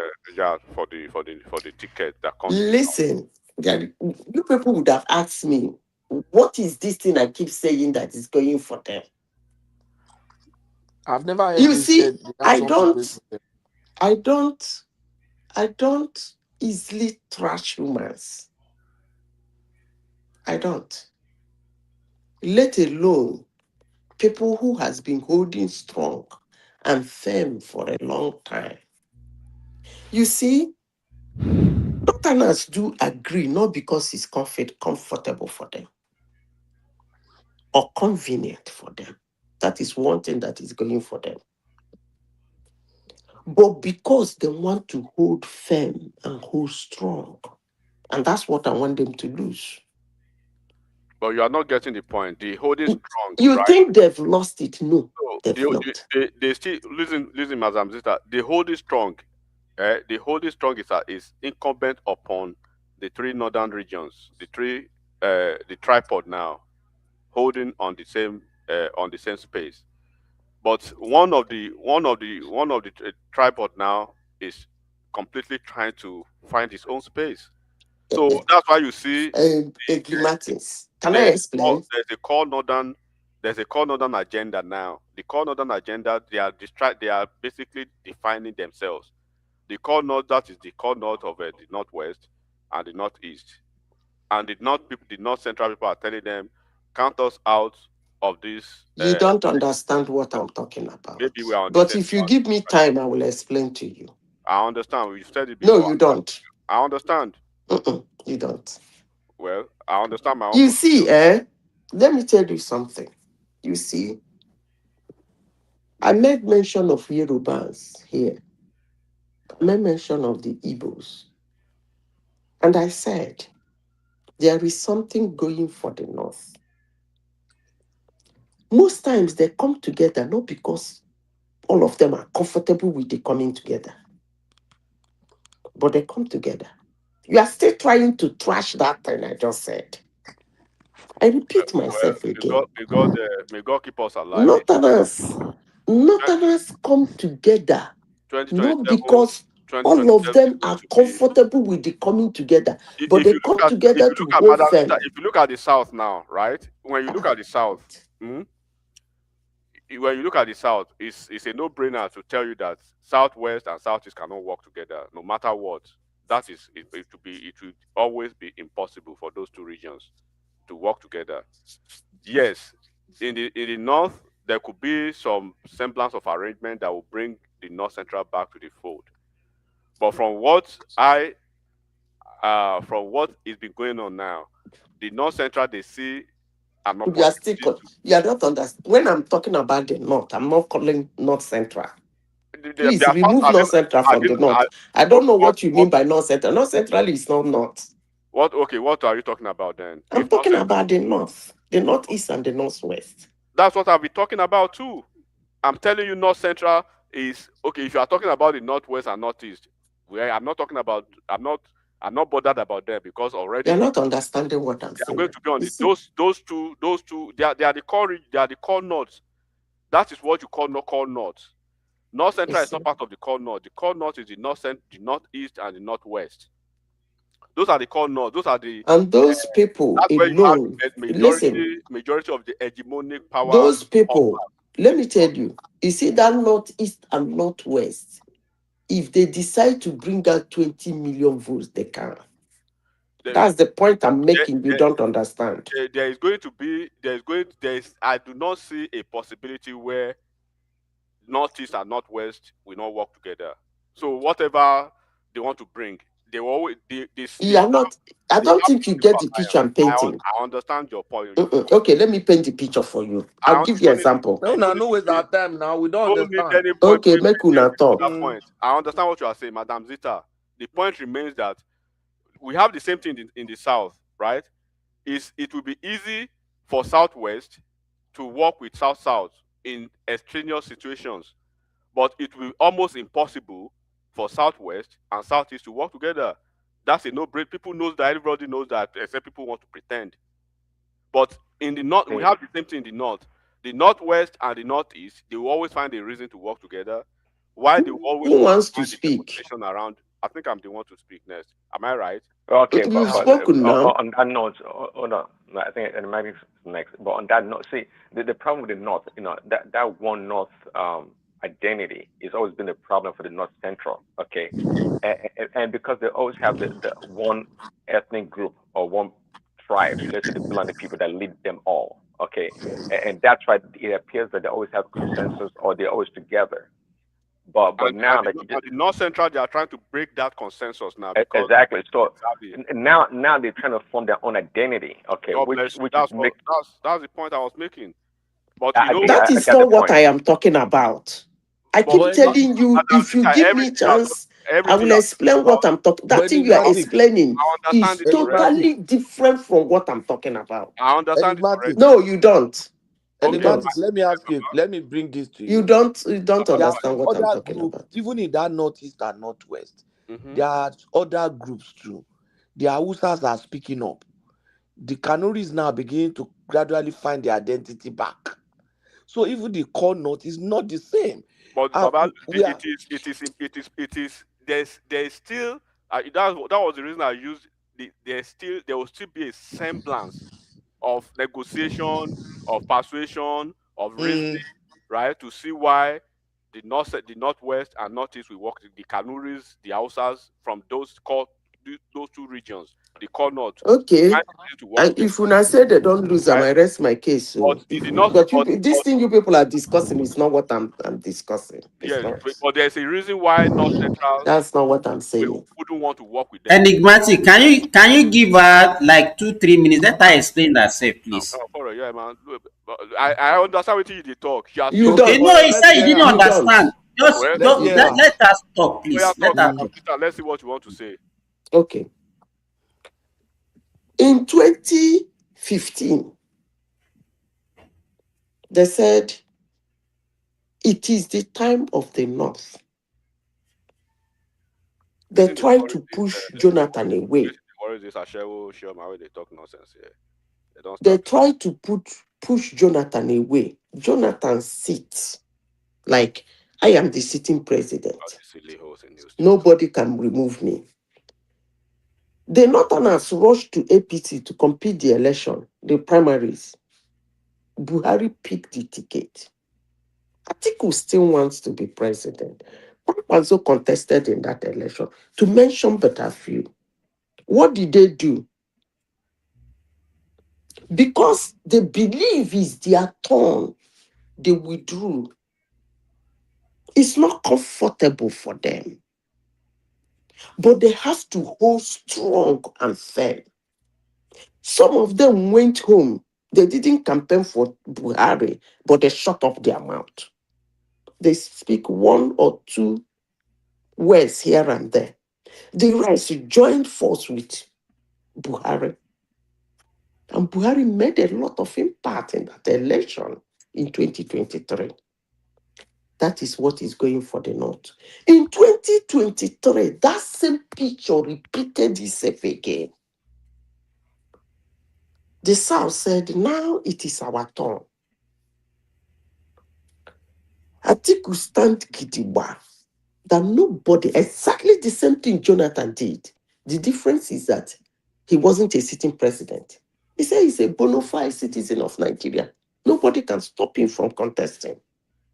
He fought, just like Jonathan fought, to pick the ticket, even when it is for the South, according to them. What happened for the South? Obi was in that camp. Wike was in that camp. Two of them wanted to be president. In fact, they were the ones looking to pick the ticket. Obi was nowhere close to even being a vice. Wike lost it, thinking probably he will be the vice. Atiku picked the ticket. What happened? Obi ran boom to another party and pick a ticket.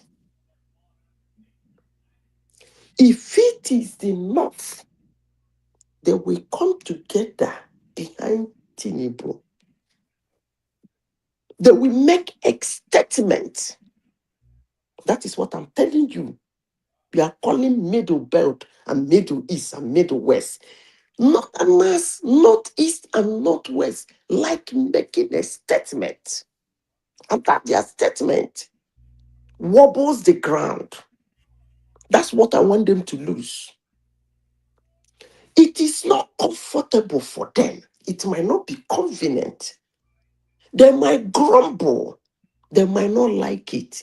But they will still come together. Even if they don't want to join that person, they shut up. But when the same scenario presented itself for us, what did we do? If not that we can think,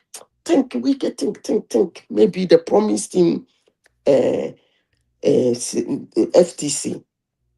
He decided to go for Tinubu. If not, what would have happened? Maybe probably Atiku would have won that election. That is what I'm talking about.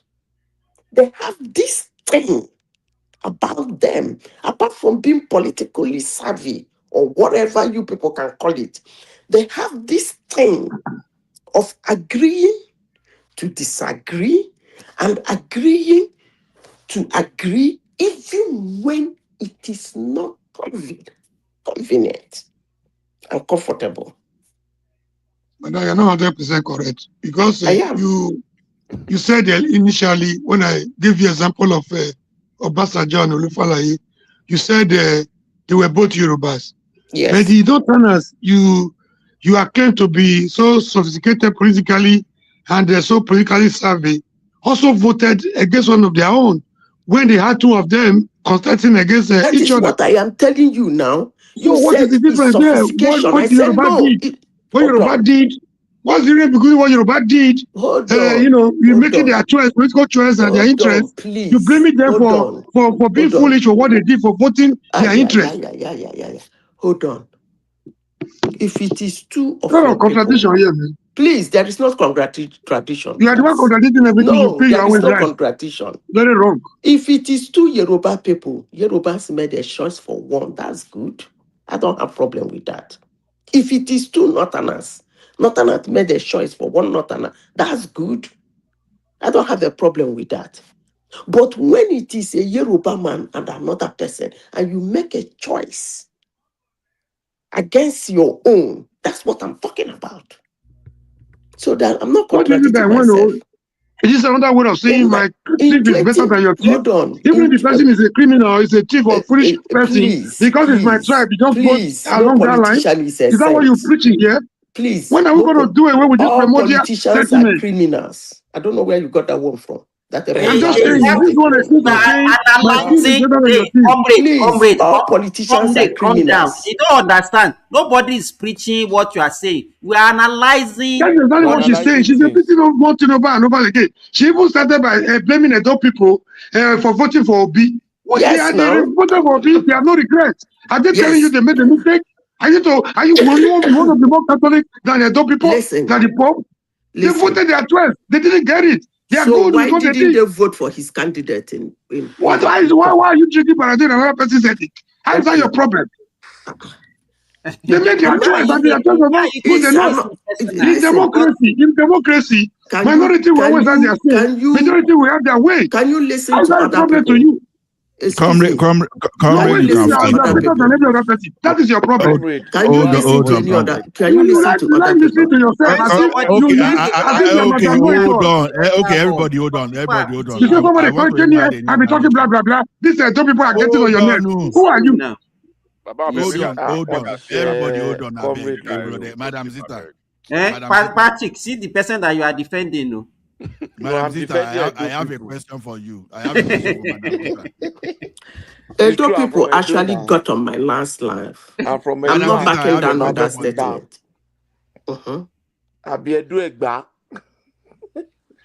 Egbado. Can anybody hear me, please? Am I talking to myself? Yeah, hola, Angbo. Okay, Madam Zita, you know, I like one thing in, I like one of your verses. The thing is this, you've been talking about demystifying the North. You know, I don't really mind the North being demystified in the 2027. No, I am my reasons. Because these guys, especially the Northeast and the Northwest, they've only contributed to the backwardness of the country. They've not contributed anything positive, at least since 1999. So what I'm saying in essence is this. If they can be demystified in 2027, is it not okay to give them their dose? You understand? Or that's what I'm praying for. No, what I'm saying that okay, Atiku now has consistently gone against all the constitutional conventions. Do you want to see what do you mean by constitutional convention? Which constitution are you talking about? Which constitutional convention are you talking about? Where we say constitutional, hold on now, rotational, Baisha. No, there's nothing. It's not in our constitutional. There's no constitutional. Hold on, if you don't understand what they call constitutional convention, then you ask. Don't. I understand now. It's not written. It's not written. That's what you're saying. You understand? You know, it has always been constitutional convention within the political parties. Exactly. It's not even, you can't even call that one constitutional convention. Please. Don't argue. Don't argue. Because I didn't use the word constitutional arrangement. It's a constitutional convention. It's not. We are not talking of medical Medicine, yeah. You are doing exactly what Shoma did in the day they were attacking your Baba, okay, sorry, okay, my lord. No, let me just ask Madam Zita this question, please. Now, in 2031, will it be fine that if we see some stubborn southerner, maybe like Wiki or a very strong southerner, that we look and say, look, we know that this as a system, but Atiku has always been doing this. So I'm going to come out and contest against the North in 2031, because to me, I either want Nigeria to split before that time, or anybody outside, anybody from North Central and from Northwest and Northeast, I don't want them in power. So, Madam, will you be happy to see something like that happen? You are gradually becoming like a fanatic. Okay, call it anything. Your question is that don't I have right to be a fanatic? Now, someone is bringing the country down. Your question is that you want what's his name, a southerner to come out to contest against them in 2031. He wants the northerners to go. That's his ultimate desire. Of course, a southerner will come out to contest. Why not? Good. But the important thing is that who will they vote? Until then, they will vote their person. But when I say southerner, I'm not talking of Showore. I'm talking a strong one. I'm not talking of a serious politician like Showore. Okay, mention the one you talk. Showore is better than your candidate. Who is is better the than all of person them. in the south? I hear you. Showore is the only different candidate among all of them. If it makes you happy, I'm not talking about whether better is. No, you don't need to talk about it. It doesn't need your validation. I hear you.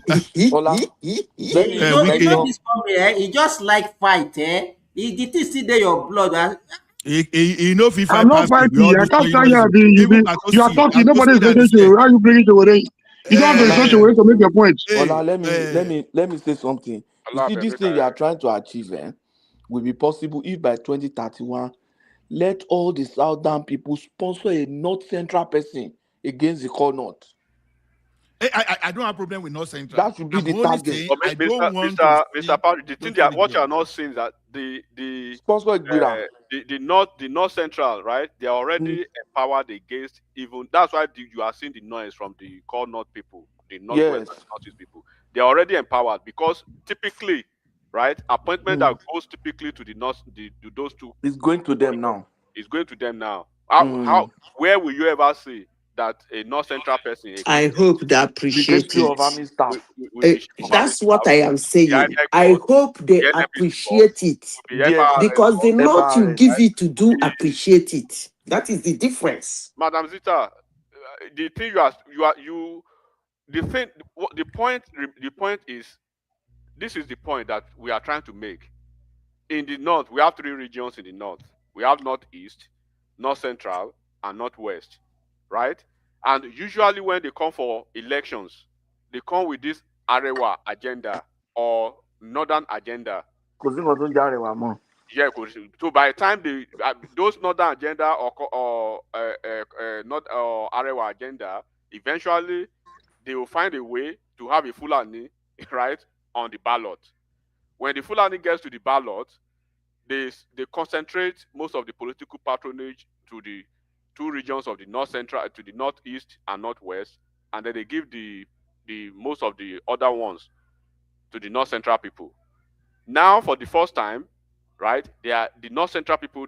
It's a flip for the North Central people now. What should be going to the Northeast, Northwest? Now, the North Central people are enjoying that for the first time. They have a federal university now in the southern part of Kaduna, right?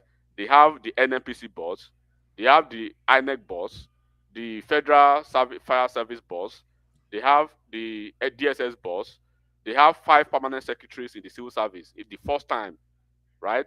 They have Chief of Army Staff. Chief of Army Staff. So when you have to talk about this Tinubu factor here, all this is we dare recognize, we dare appreciate it.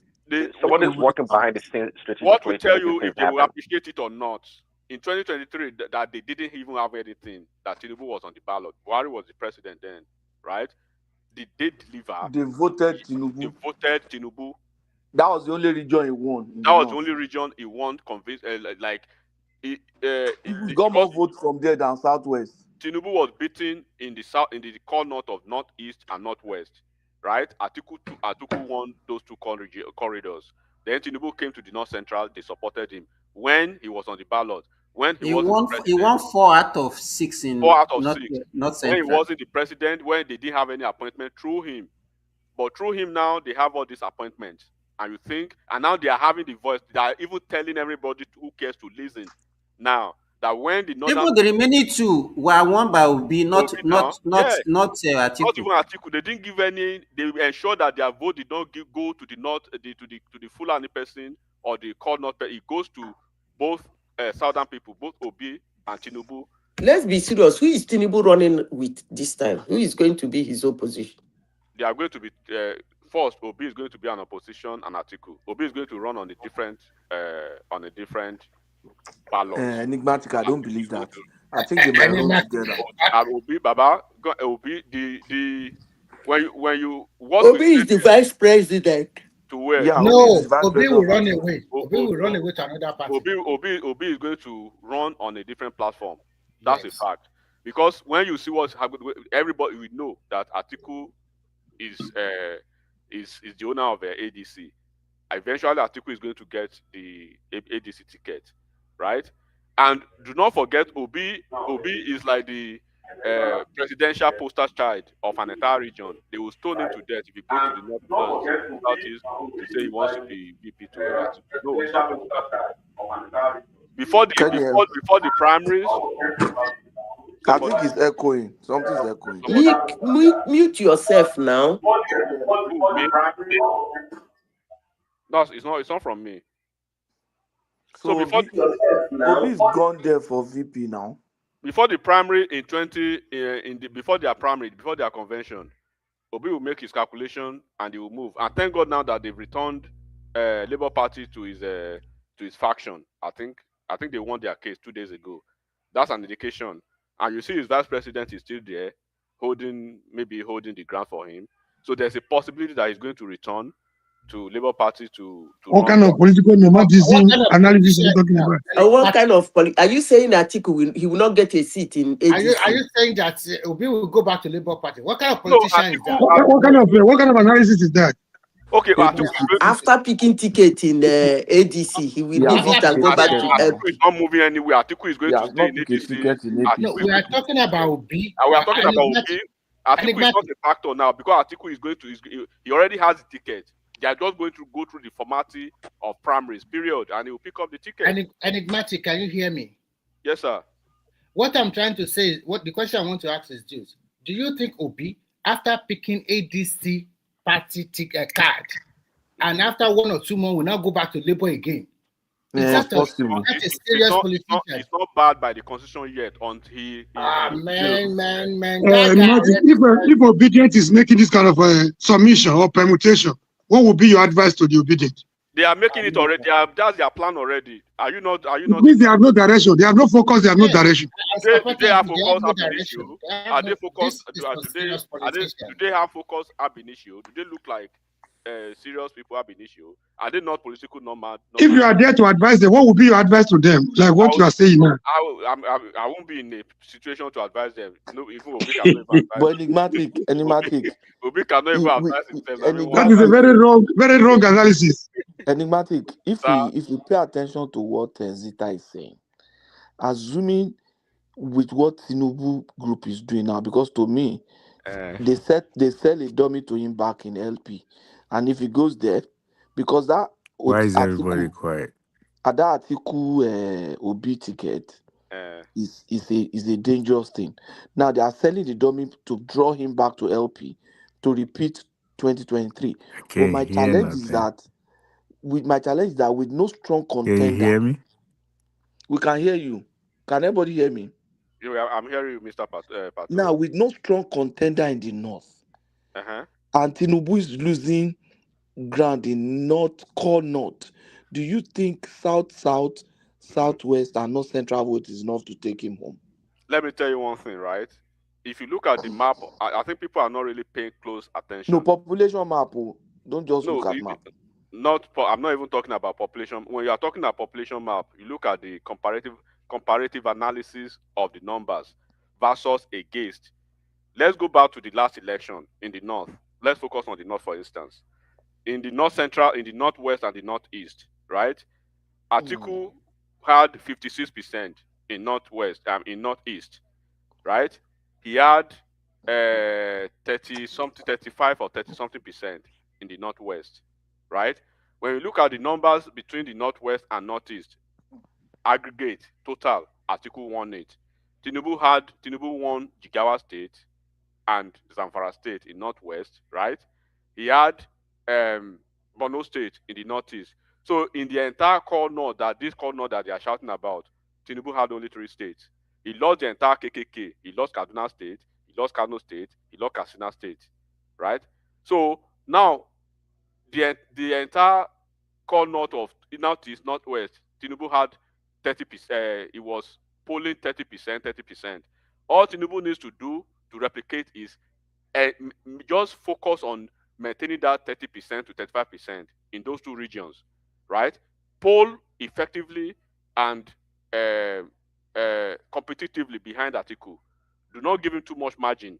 Where Atiku is scoring 500,000 plus, for instance, you following with maybe 4 something plus. Like in Katsina State, I just give you an example. In Katsina State, Atiku had 10,000 margin, right, ahead of Tinubu. But when they came to Kano State, Tinubu made almost 300,000 margin, right? So most of the state that Tinubu was losing to Atiku, they were uh, not really quite a wide margin, except in Kaduna State. In Kaduna State, Atiku had like almost 600,000 plus. APC had 300,000. So Tinubu, from what Tinubu is planning now, when you look at from his map from the west, from the south, is trying to draw his map through southwest, right, to the south. They are fully on board because south they are being pragmatic with their own approach. They want to be competitive to pick up the vice president ticket in 2031, and they want to retain all their political appointments. They have high flying political appointments in the federal cabinet now. In the National Assembly, they had the Senate presidency, and they hold most of the top juicy position at committee levels. The same thing in the House of Rep. And parastatals. Enigmat, let me ask you. Yeah. Can you bank on the vote from the South? Can Tinubu, if it's made absolutely. No. It should. I think if I may advise him, he shouldn't bank on those people are undecisive. Don't say that. Let me give you the numbers. I'm going to the numbers. That's why I'm telling you what is happening now. The interest, right? The interest of the dynamics. Even when it was tough, look at this. Even when it was tough in 2023, right? They were pragmatic, they were matured, and they were calculative. Their next door neighbor, do not forget their next door neighbor is the southeast. The entire southeast, they contributed 127,000 to the coffers of APC, right? When you go to the south, when there was nothing they could play for even in APC, they had the reason to be mad at Tinubu because he was the one that orchestrated Jonathan's ouster from office. Regardless of that, Tinubu won a state in the southeast and in the south. Obi won 2 states. Atiku won 2 states. Obi won maybe 3 states. So in the south, right, they contributed almost 900,000 votes to Tinubu. They had no reason to contribute anything to Tinubu at all.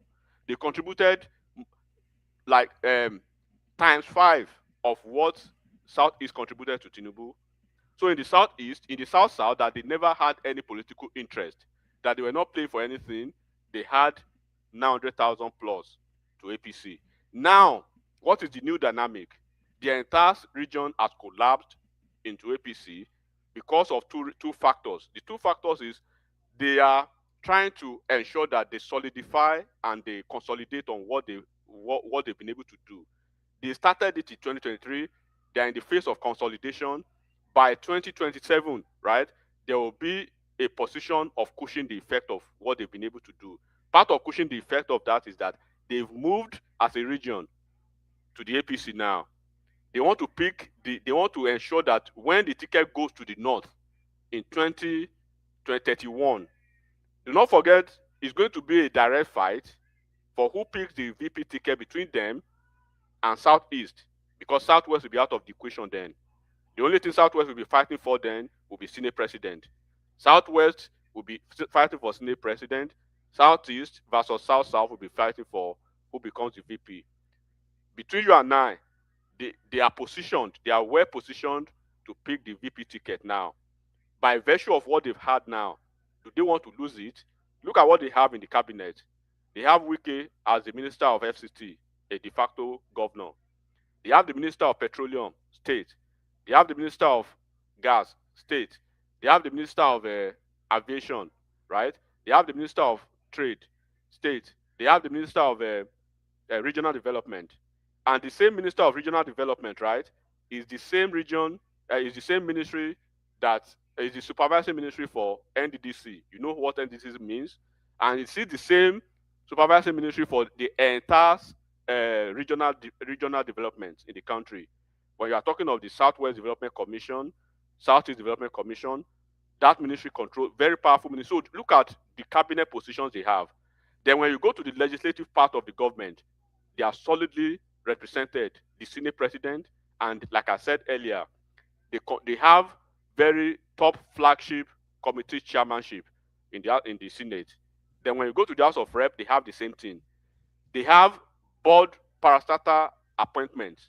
In Rivers State alone, they have more than 50 appointees from Rivers State. 50 appointees from Rivers State from different chairman of different parastatals. Then entirely in the entire South, they have more than 100 appointments in different parastatals, right? The head of service of the Federation is from Akwa Ibom State, right? They have the minister, they have like 6 permanent secretaries, right? So they now in the ambassadorial list, they top the list from the South. I think they have like maybe 6 so they have like 6 ambassadors. So they are well grounded, they are well politically advantageous. So what would be the disincentive for them not to work towards actualizing their VP position and motive? I think enigmatic. I think if you say Tinubu will get more votes, but actually winning those states is what I'm still doubting. Okay, the question for you, hold on, Baba. The question for you just 1 second. Why would they vote again? Okay, tell me the option. Are they going to vote for Atiku? So that's what I'm trying to say. No, if Obi is on the ticket, they might vote for Obi. What would be the incentive for them to vote for Obi? What would be the incentive? The people don't look at the incentive. It's the elite that are looking at the incentive now. Simba, let me say it this way. Even hold on, Baba, when there was no incentive, I told you the numbers they had. And they shared it. If Atiku had won the election, if you look at those numbers, hold on, enigmatic. That number that you are looking at came only from River State and Cross River. No, that's wrong. River State gave 250. Okay, Cross River and Anambra and Akwa Ibom. No, it was across Southeast. It was across South. It was across South. How much vote did Tinubu got in Delta and Bayelsa and Edo? Once again, listen to me. You don't do it in the entire South. Okay, for instance, River State, right, had 200 plus, right? Like once again, in the entire South, APC had 900, almost 900,000 votes when they had no business to even patronize APC, when they had no business at all. When they had a business to give all their votes to Peter Obi, right? They divided the votes among the 3 candidates. If Obi had won, they would have been politically safe. If Atiku had won, they would have been politically safe. Tinubu won, they are politically safe, and that's why you see all the appointments I'm telling you now. And beyond that, do you know even immediately after they won the election that everything had been tabulated, right? That all Yusuf Kalu was still crying all over the place that he wanted to be Senate president. They put the numbers. go and look at the TV interviews at TVC and all of them. Arise, Akim Afebua, all of them, senators elect under the auspices of South South, including Oshomole, all of them, senators elect then, they came out and they were challenging the Southeast caucus. They were challenging Orji Zokalu. Bring out your number. You want to be Senate president, right? Good. In the same election that we ran, we've nominated Akpabio as our candidate for Senate president from South South. You want to be Senate president from Southeast? Bring the numbers. By the time they brought the number to the table, Orji Zokalu, right, contributed 6,000 votes to APC. It was 6,000.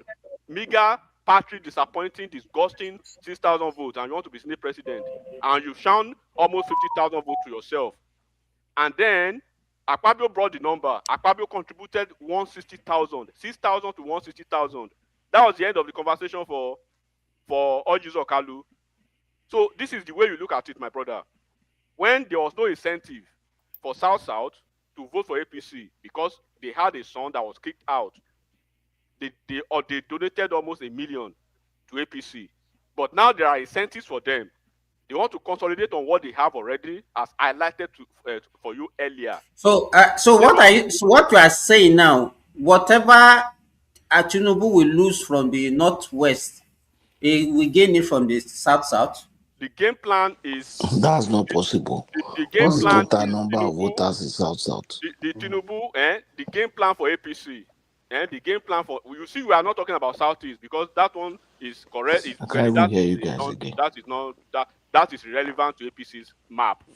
APC's map, right? The northwest and northeast remain 30% at least.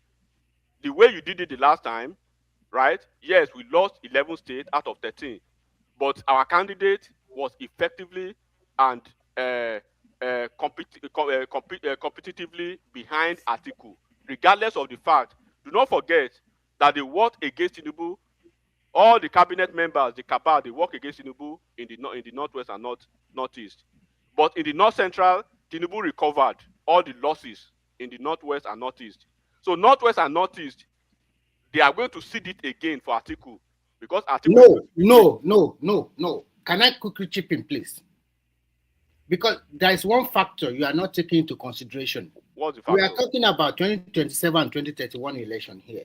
There are so many big wigs from the northeast that they are daring to go for 2031 election. I don't want to be audacious to that level. I'm just no. What I want to say is that those people, they will show their muzzle. I'm telling you, I don't want to be audacious to that. I want to keep it narrow and conservative. Okay, that's what I'm doing. I want to focus on the conservative data of the nature of the data. For instance, some people are beating their chest that in southwest and that in southeast, right? APC is going to win any state. They say maybe APC is going to win like every state. Or probably win Imo State. But I am not the type of person that will be so audacious like that with the numbers.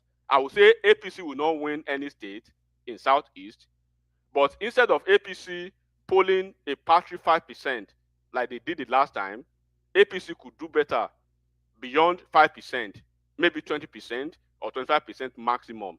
I will not be one of those people who will be so audacious to say APC will win one state in Southeast. Already, you know, they hate APC in Southeast. They hate Tinubu in Southeast, right? So if Tinubu graduates from 5% to 25% in Southeast, that's a big win for APC. Then you can move out, we can move along. Now the Southwest and the South is covered. Then you go to the North Central. Then you do the same thing in the Northeast and Northwest. Northeast and Northwest, yeah, I understand your point that there are some political people who want to do things in 2031, Northerners and blah, blah, blah. Yes, if that plays out, that's a positive. But for now, I'll keep it at the minimal level of the crush numbers. The crush number remain 30%. Let's consider, hypothetically, like we consider the entire Northeast and Northwest to Atiku at 30%, and then that will be the number, because Atiku will be very, very weak in the Northeast. When Atiku comes to the Southeast, Obi will be on the ballot. Obi will eat its numbers in the Northeast. Nobody is going to send him in Northwest, not in South and Southwest. And what happened the last time in Southwest is not going to happen. because immediately all these people get some number, they show their color, right? And then people are going to pay back. So this is the way, and this is the way it's going to happen. And this is the map that you see APCs. All the people that are coming to APC now in the southeast, all their politicians, already they are cursing them out. The governor of Enugu State, who is the best performing governor in the entire southeast, they're already cursing him out because he joined APC, not because he's not performing, right? Opuzo Dima, they don't like him. Umai, who is doing an excellent job, they don't like him because he's an APC person. So people could say, okay, the effect of all these individuals may shake the numbers in the southeast. But I understand that there could be a number, but I will not go that route that to say APC is going to win Ebonyi or APC is going to win Imo State. If it happens, yes, that would be a good, even 25% for APC to me is a win in the southeast by virtue of their hatred. That's the way I'll see it. So, and that does it. And then we are not seeing the effect and the effort of the opposition. Obedience are fighting the articulate are fighting the obedient. Who owns the ticket? They are fighting for the title of who owns the ticket. Does Atiku want to Matthew, let's look at it this way. Let's say the impossible happened, and the ADC concede the ticket to Obi. It's not going to happen. Forget that, bro. No. Let us have. Okay, that's why I said. Okay, let's play that a second. Yes, that impossible now happened. If they have been saying that they have a joker. They want to surprise. Let's say that surprise is that Obi got the ticket, the ticket for ADC. And so what do you think will happen in the north? Automatically, what will happen to the northern voters? Automatically, you nuke the energy of the north. They will just hang out and let Tinubu finish his 4 years, and then they go with their 2031 agenda. Period. Obi will just be dry. They will leave him. Because I don't know if you have watched that interview between Sheung and Kwakwaso. They put it to Kwakwaso that can he be a running mate to Obi? You know what he said? He said it's not possible. Baba, look, there are things that you probably know that we may, even by Baba himself, that you may not really say out here. Obi's ticket, right? If ADC, let's assume Atiku demonstrates some level of magnanimity now, right? And then he says, okay, Obi, take the ticket. Automatically, you nuke the energy of the North. Because what the North are playing for two things. They want to redeem. They believe they lost some number. They lost some numbers by virtue of Jonathan's election. That they want to recover their 4 years. They want to recover that gap of 4 years, right? And then they want to proceed to ensure that they balance. They believe the southern part is already is an advantage over them because of some numbers. Because they are not calculating that Nigeria started. Their calculation in Nigeria started in 1999. They are not counting this from the time they've been military, whatever. So the problem is, if Obi takes the ticket, tell me what will be the incentive for the Northwest and Northeast to work for Obi, who is going to be in office? Another but if you look at it that way also, the dynamics in the South can also change. In what way? That your dynamics in the South can also change. In what way? In what way? So the dynamic does it mean the dynamic is going to change? Like Southwest are going to relinquish their voting power to Obi to start 8 years, or South, who are trying to be VP in 2031. I think the same thing that happened in 2023 will still happen in the Southeast and the South. You are overthinking it. I don't believe. But you are not getting what is the incentive for Southeast, for South? Are you not listening? What is the incentive? The incentive will be that Obi will become the president. What is how does it benefit South? This is the question. An average, let me tell you, apart from their politician, let me tell you, if you see all these Edo guys, all these Forget comrades. Edo people. I'm telling you, No, all no, the wait now. Let me finish now. conglomerate of the South. All An the average South we like to vote for Obi, apart from their political elites. That you are talking about the morals of politics, the idealism of politics. Leave it to the academics. It belongs to the academic room, right? The practicality and the reality of politics. I'm telling you now. You see the likes of What I think. hold on, brother. You see What the I likes of think. Wike. You see the likes of Wike Akpabio, who are trying to be vice president in the next 4 years, right? And you are hearing people that they want to be VP in 4 years. They want to see the possibility of becoming president from South in Obi will not win 2039, Edo in 2027. in 2039, and you tell them to vote for Obi. What is their incentive for voting for Obi? Enigmatic. Obi will not Just win one Edo in second. 2027. Forget it. Enigmatic. Just 1 second. Obi, they don't the cause. We don't even just because they won election the last time. Enigmatic. 1 second. They were causing out the Oba of Benin. They were causing out the Oba of, because they won Lagos by 10,000. Nobody listened. They've thrown everybody under the bus. I think for ADC as a party, having Obi on the ticket will be suicidal for them. No, they will never give him. They will never. From day one.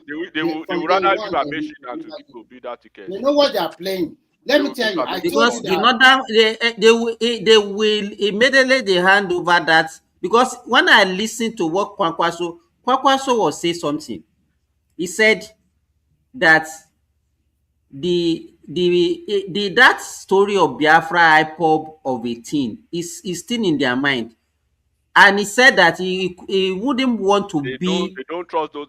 Just wait now. That he wouldn't want to be a vice to somebody that they still have that Biafra apron string around them. It's not, nobody will give them power. Forget it, brother. They can. The only thing every region is contributing its own quota, right? The southern part of Nigeria, they are contributing their own quota with the north, right? And the people want, just how many days ago, right? They want to be Biafra. All of a sudden, Obi came. They want to be president. Now they started the genocide. This thing. Do you know the genocide stuff was actually a campaign? The northern people, they saw it as a campaign against them. Do you know that? Mm-hmm. So a lot of things worked, and the guy he did not control the affairs of his obedience. They were erratic. How can you be talking somebody that cannot even control his family? You are talking that he should control the obedience. They've been erratic. Or even the ADC, they just came 2 days ago. They've been trying to push them out of ADC already. Enigmatic. Let me make this contribution. I look at the South state, and I remember that when they are PDP state, they control all the machinery there. They all voted for PDP. And when you look at them now, all the machinery of the political parties in APC, including their senators. Hold on now, you will see. Let me finish. I beg you. So this time around, all of them are in the APC, including the councillor chairman, everybody, and they always vote according to party line. So I can bank on them that they will vote according to party line. Unfortunately, PDP is dead. Most of those people, the person that I think is most unfortunate in this calculation that we are doing is Kwakwaso. That guy is losing ground, and he's losing. It's stupid. I'm sorry to use this language. If I were him, after that 2023 election, I should have taken ministerial post under Tinubu so that he can give me a leeway against 2031. You know what he said? He said he would have wanted to be a vice president that is jobless. He's looking for a job. The role he's playing, Kwakwaso is playing. Don't forget, Kwakwaso is Ashwaju's person, and that's why they don't even trust him to come to, because they think he's going to be a mole in ADC. Yes, so, and at the end of the day, if you go to ADC, what are they going to give him? They are not going to give him the presidential candidate. Kwakwaso is not going to go to ADC that he knows. He won't go there. He won't get the VP, right? Number one. And then they are not going to win the election. So these people are calculative. They are not auditioning to be popes. They are career politicians. You know that NMPP governor, the local government chairman, and everybody in Kano State already deferred to APC yesterday. Yeah, I mean, when you look at the numbers, right? Do you know this time in 2022, by this time in 2022, Tinubu has been crisscrossing the entire country. He's been moving all over the place in the country, meeting heavyweight, political heavyweight. We see opposition now. They are not even doing anything. One of them say he's washing toilet in the airplane. Logun. Kiwa our Ogun Kori now at the oil producing state. You are welcome on board. You are welcome. Where is the oil? We are not only oil producing. We are not only oil producing. We are we are not only oil producing. At major road, light rail. No. Atuni light rail, Atuni port. Egbagbe. Kiwa Joe Pawali lórí ètò May we rest. We I don't think, need I think anyone from Southwest and South should be proud because that coastal road is going to is a game changer. Okay, enigmatic on that. Should Southwest and South go together while we allow? How can we merge the Southeast with Northeast and Northwest? Is it possible?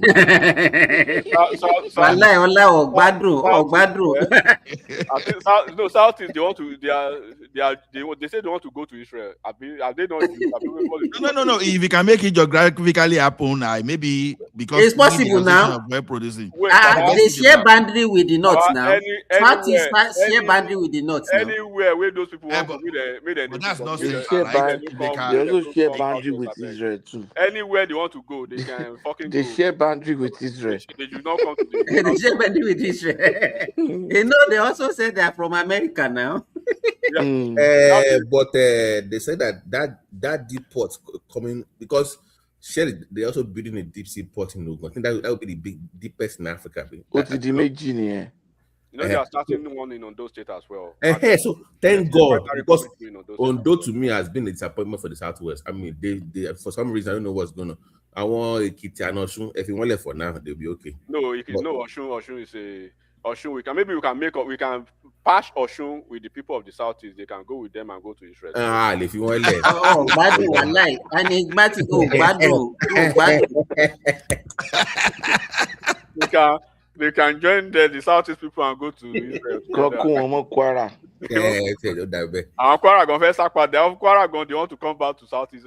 No, I want to know serious. No. I can we can take Kwara, but let's people for learning we can buy. I'm making a proposal like Trump now. We can take Kwara with conditions. I'm a phone condition. They have to drop all those extremism. All those extremism shit. Honestly, I'm just looking at how we can match this Southeast with. That extremism really that shouldn't be why exactly. Don't be a medicine interlope. That is their headache. Let them go tomorrow. But I want to propose to South if they can match with Southwest. You understand? You know, part of South used to be part of Southwest, right?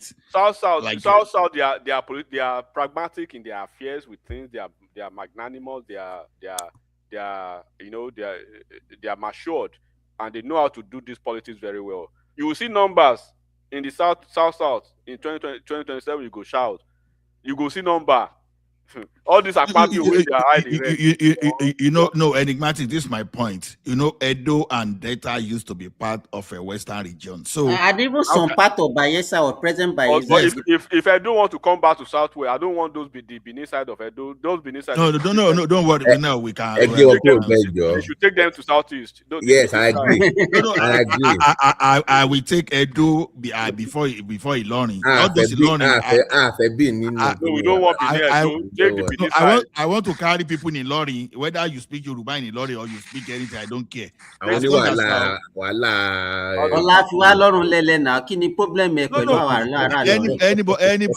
that like carrying load on his head, you can merge Kwara with maybe Simba, you know what? In that ocean, No. You know there are some part of Kwara we need to. You know, Obajana is Yoruba, right? We take Baba, part leave of them. Let them Kogi. go and join them. Obajana is in Kogi now. It's not in Kwara now. Simba, Obajana is Yoruba speaking. That's what I say. Go and meet your Obajana is Yoruba Go and speaking. meet your people. Kini also enigmatic. Go and meet your people in the Gay Republic. Simba. Sorry, wo yẹn kọ́gé kúrò. Lè ní ẹ̀mí àní Yorùbá land. No. What we are going to do about it is this: we are going to. No. We are going to depose the. Okay, I'm asking.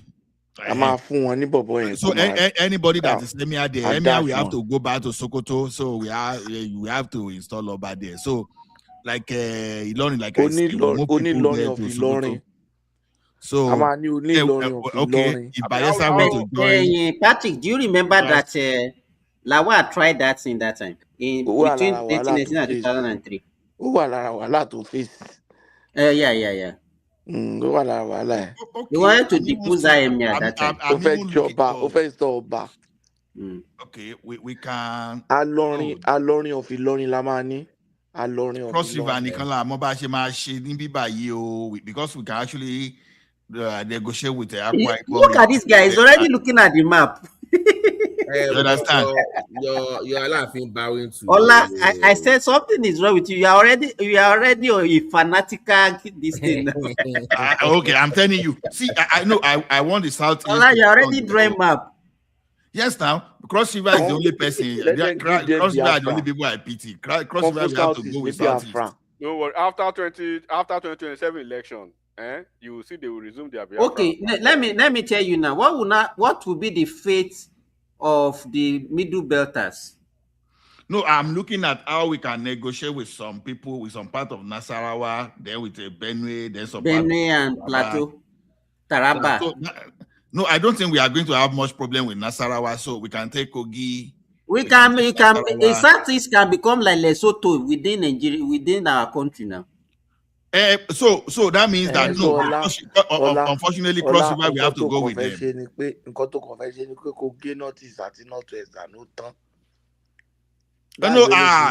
No, Southeast is going to give us a headache, honestly. I like Southeast because I would have loved Southeast because of the population of Christians there. Because you can take them to the state, but don't let them near. Wait, enigmatic. I can ban you from the platform. What do you mean?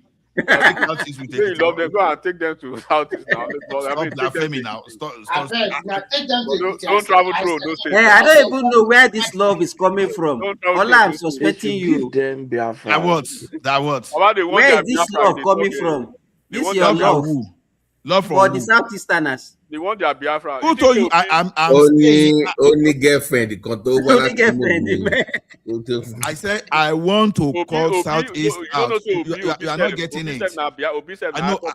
I want us to collaborate. I want us to form partnership with South.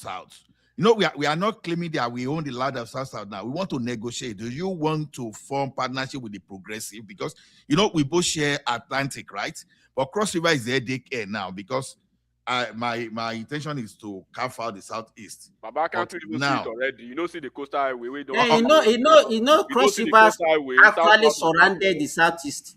You know, see the coastal highway. Yeah. We can do what Trump is trying to do to Greenland to Cross River. So it's going to be our territory, but so the Southeast will be in the middle, but they will be their own sovereign country.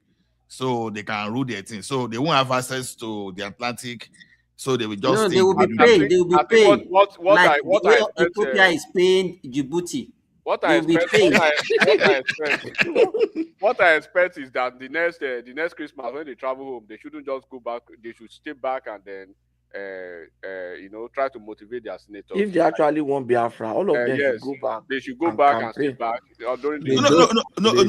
You know the thing that vexed me. What they do is this: they cut Nigeria into two. They cut, all those mineral-rich areas. They cut it to themselves. Like a Benue, like a Plateau. Have you seen their Biafra map? they now mind Nigeria, they now mind Yoruba to northeast and northwest. I say, I'm you this laughing at guy, it that Biafra man, I'm man. coming for you. I said, this is where they will be. Larry How will you join my Oduduwa Republic with northeast? They come all those oil rich states today. I think this is where- Sorry, Logo, sorry, quick question. This gold reserve thing to Lagos, is it that they are moving? Is it because It's I a think privately owned business. These okay, people okay, are just being mischievous. okay. But I'm like, I didn't really Privately understand. owned business. No, let me tell you one thing. Even those people that are crying, they should be ashamed of themselves. Look at their region. You brought insecurity. Who is to blame? So if I were an investor, why would I even think of taking my money to northeast or northwest? Why will I won't even think of it for no lender will want to take that risk. So you've made your environment ungovernable, unfriendly to people. Even the rich northerners are not investing there. Exactly. I think Dangote will not go and invest there. Ola. You know, I think one of the major problem that they have is that they have a lot of problem, but they don't look at themselves as the cause of their problem. They don't even look inward and say what can we even do to solve. They only look at Nigeria, how Nigeria can solve their problem for them. You say you have a lot of Almondiri children, out of school children. Your governors, your local government chairman, what are they doing about that? Why are you looking at the presidency that is the one that's supposed to solve that problem for you? That one is a local problem. You should solve it. I think I agree with you totally. You understand? So even with this Baba Ahmed, when he was making, I look at the guy, I saw the guy is highly cerebral. But when he was not talking about the problem of the North, even the insecurity and everything, you brought all these problems on yourself. Look, okay, we are saying that Nigeria is poor, we don't even have enough money to even for infrastructure and everything. But look at the amount of money that we are even wasting to curb insecurity. Baba, you know, see That how we should have used for any other thing. You know, see how Tinubu they call them now. Waiting they vest them. They want Tinubu to be to be kneeling down, to be rolling on the floor. That Tinubu doesn't call them. You know what we are facing now. You know there are the U.S. military arm on ground. Of course, they are in Nigeria already now. Lieutenant General. No, foot soldier. No, those are we join our foot soldiers. So they are on ground though. Tinubu don't corner them now.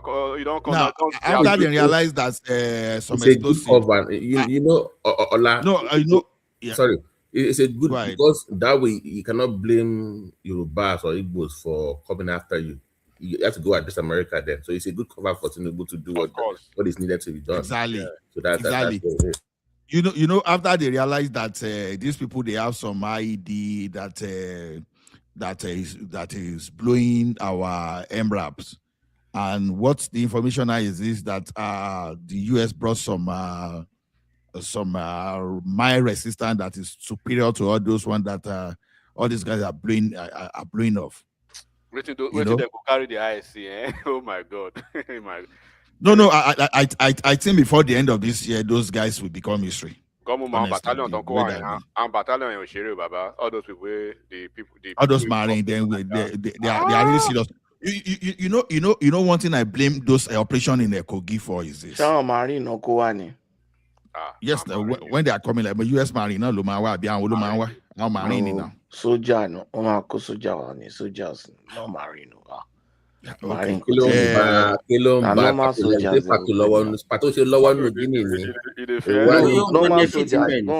No, I can't educate one Marine now, Navy SEAL no, they call at this point. Marine is part of the national, it's part of the normal branch now. There's US Marine, US Navy, US Air Force, and US Army. Then out of the four components, you want to select the best of the best to constitute this Navy SEAL. So Navy SEAL, they are the premier package. So once you let you want the best from the four units, I want the locks and call. I want any data force. And data force autonomy. Only two. Yeah, quand on fait le parent, ça va be ladin, on change moi on Navy SEAL. So when I'm sharing. So at the end of the day, what I like in this thing is this: our soldiers, they suffer a lot of casualties in the past 2 weeks. But then those criminals, those terrorists that they are calling bandits, oh my goodness. But where I blame our people is this, especially the operation in Obajano. I could see that the police spokesman was afraid.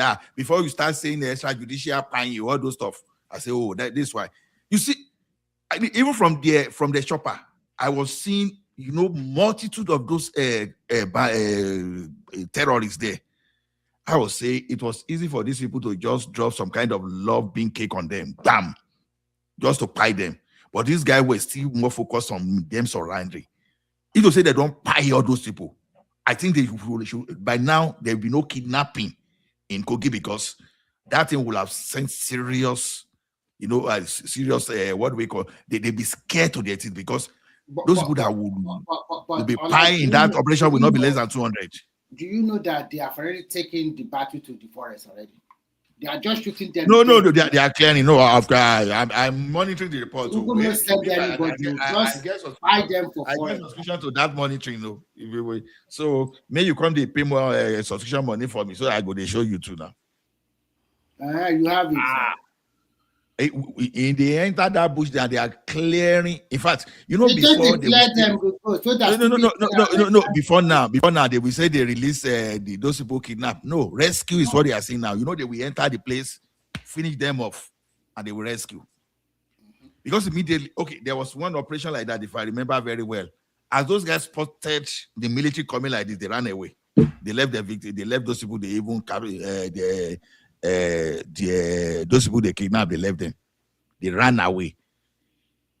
Hi. See, you don't want to me, Ola, I think our military has really improved on that. I think what is transparent in Nigeria is that Tinubu already know all the names of their sponsors, including their BDMers and whatever.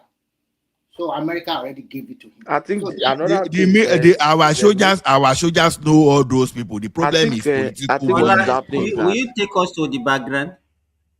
I think what has happened is I want it to be 5 hours so that. What has happened is that the mindset of our military, Otimura, want to improve. Now their confidence and everything, unlike Tele. Let them want bad now, but we don't have. They don't have that from above now. From above that back. I think even now they are getting more equipment, and I think their morale has improved. Their morale is higher. Imagine all those terrorists they sent drone to go and on surveillance mission. Okay, look at the one that happened in the northeast now. That there's now they were already surrounded that military barrack now. Exactly. I did not send two car Ado Loro. All those vehicles they already sent that. That operation was swift too, very fast. But then some of our soldiers, we lost about 20 soldiers there. In the past, they would have overrun that barrack. Yeah, they would have taken it over, not even over. They would have taken that. In the past, they would have taken over the barrack. I mean, by the way, just a reminder, the Bauchi case, that funding of terrorists, I asked that question in a different episode, that the immunity of the governor, can you waive that if it has to do with national security, is it covered under the Immunity Act? That is why the Bashi governor is shouting. It's part of the terror. You can't suspend that governor. There are ways around it, like I said. Like I said, there are so many ways around it. No, that was why I gave an example. OBJ the other time, you understand? There's nothing wrong. Let's Tinubu, for example, stop allocation first of all. Let them shout, this thing is not possible. Then let them go to Supreme Court. Hold on, I understand. Let the Supreme Court intervene to start with. That's an option. The second way is this: you can see what that guys are doing as tracing. You understand? As taking, as something like a crime against the country. Then you have situation of anarchy here now, because already you are breaking the rules. You are violating the Constitution. Declare emergency in that state. Exactly. Take the governor aside. Appoint a new administrator. Exactly. Sponsor impeachment and deal with those guys. So that's why I'm saying that all this immunity, if Tinubu really want to, there are ways around it. What you use can political do, solution. appoint an active military administrator, not even retired.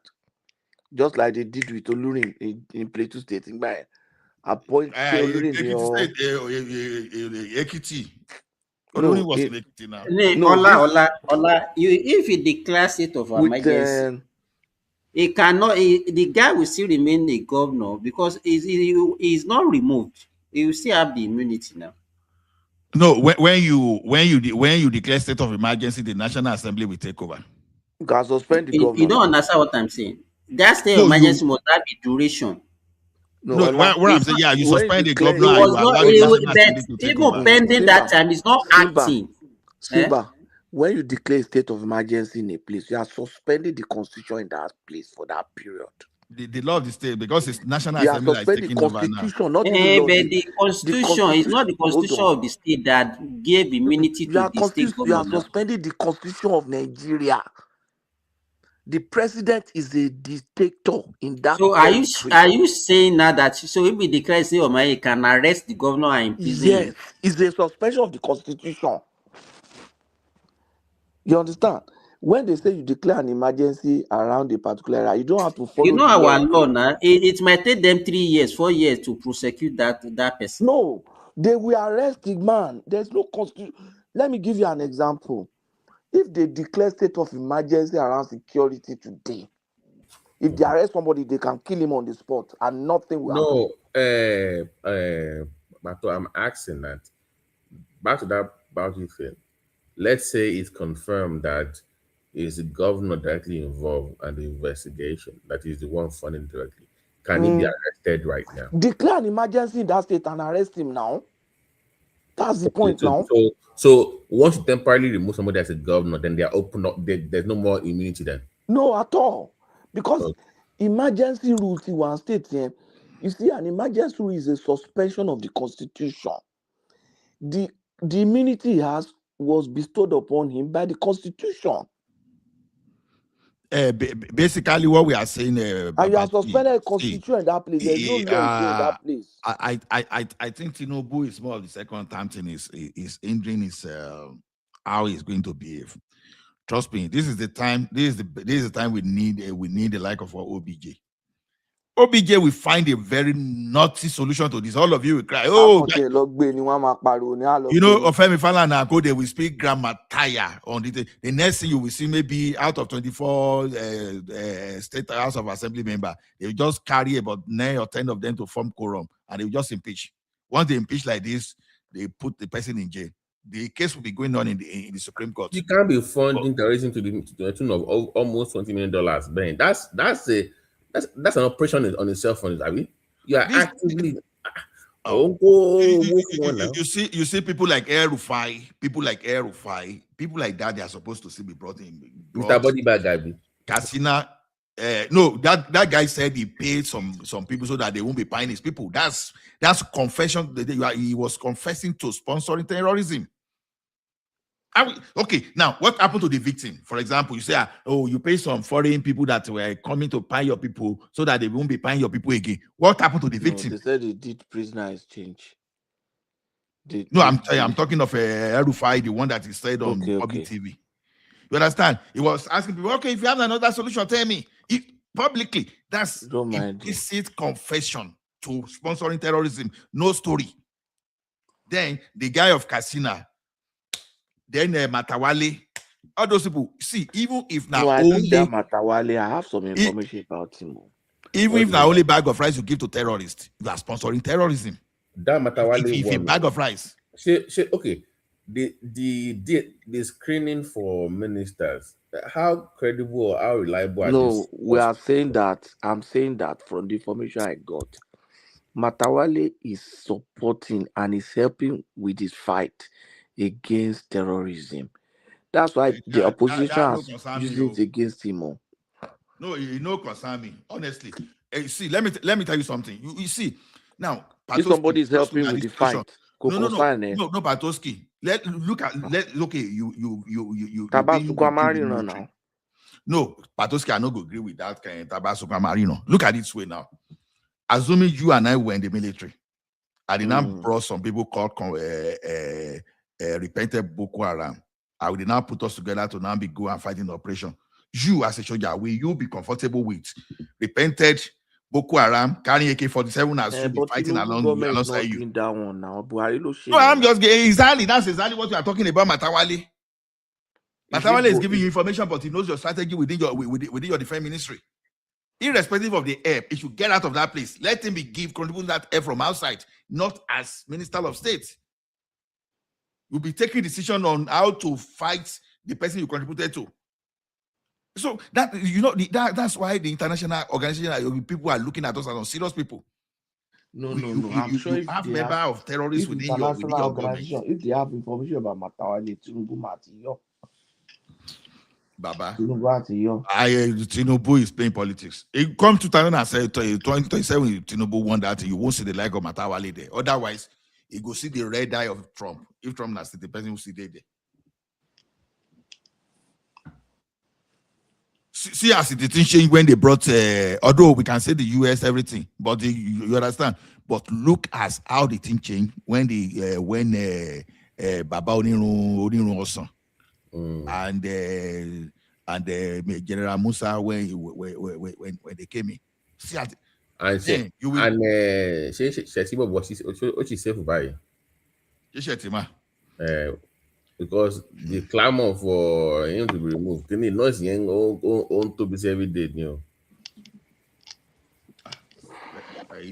Let's see what Tinubu will do about that, because that one I don't know how I go to do that, to be honest. Because there's this push to elevate Musa into that role, or there are some names coming up from the middle belt. I don't think Christian Tech can replace Musa should be VP and double as Minister of Defense.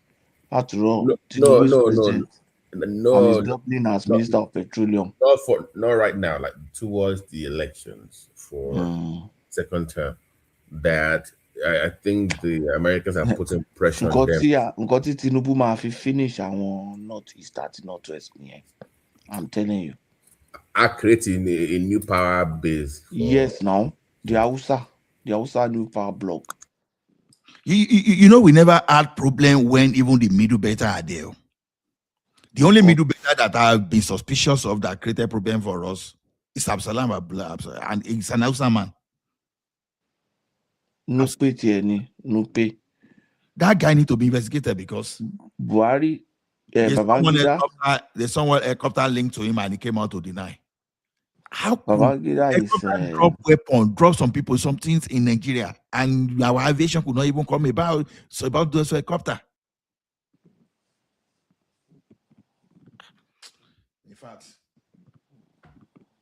anyway, we are just waiting for our 5 hours mark. A lot of Ola, kiri babe tu no se lọ́dọ̀ Babangida. Bàbá mi tún ní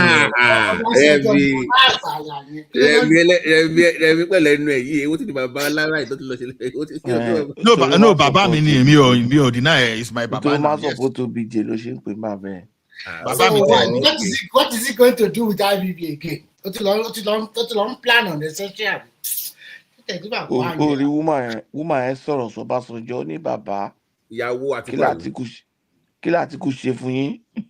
Ẹ má dá ya yẹn lóhùn jàre, yà ń jà fún tara náà. Ta ni woman ẹ náà? Ìyàwó Àtíkù ni ta ló fẹ́. Ṣé àwọn Àtíkù ni woman ẹ náà? That's Titi now. Yorùbá lélẹ̀ náà. Kẹta ni bàbá jẹ́ tẹ́lẹ̀, Yorùbá ni náà. Yorùbá mélòó ni Àtíkù fẹ́? Kí ló fẹ́? Yorùbá mélòó ni Àtíkù fẹ́? What I'm trying to say is that woman ò ṣe Títí Àtíkù now, another woman ni. Mi rò pé ìyàwó ẹ̀ ni. What I want to ask Ola is, do you think Malami can bọ́ nínú wàhálà tó kọ́ rẹ̀ sí? No. Honestly, tó bá bọ́nú ẹ̀ a máa tàṣẹ fún gbogbo àwọn tó wà bẹ́ẹ̀. Akínódé gan-an. Ó máa wà ń bẹ̀. Remi, for the sake of Nigeria, kò gbọ́dọ̀ bọ́ nínú nǹkan tó wà yẹn. Ó máa wà ń bẹ̀ di 2031. Òun àti Emefiele. 2031. Then to bá wá síbẹ̀ tó bá wá You know, free wọn. people die because of those two people. I'm Now. forgetting the kind of beers they pulled now. People died now. Now. Pressure Tiwa. That thing came. That thing that went viral. It came from a banner. Pressure Tiwa. People are dying now. They could not pay. People are buying money with money. Maina tí wá jáde ó ní owó tán rí lọ́wọ́ Malami ó ní is nothing compared with all Malami store. Ó ti rí press conference sí Maina grant. Yes, now. Our people they don't need to tell us. Did you know that Malami and his cohort they stole $1 billion in one of the federal ministers? Let me tell you one thing. If they brought those people, those Buhari boys, let me tell you one thing. I can guarantee you that we may have money to run a Nigerian budget for the next three fiscal years.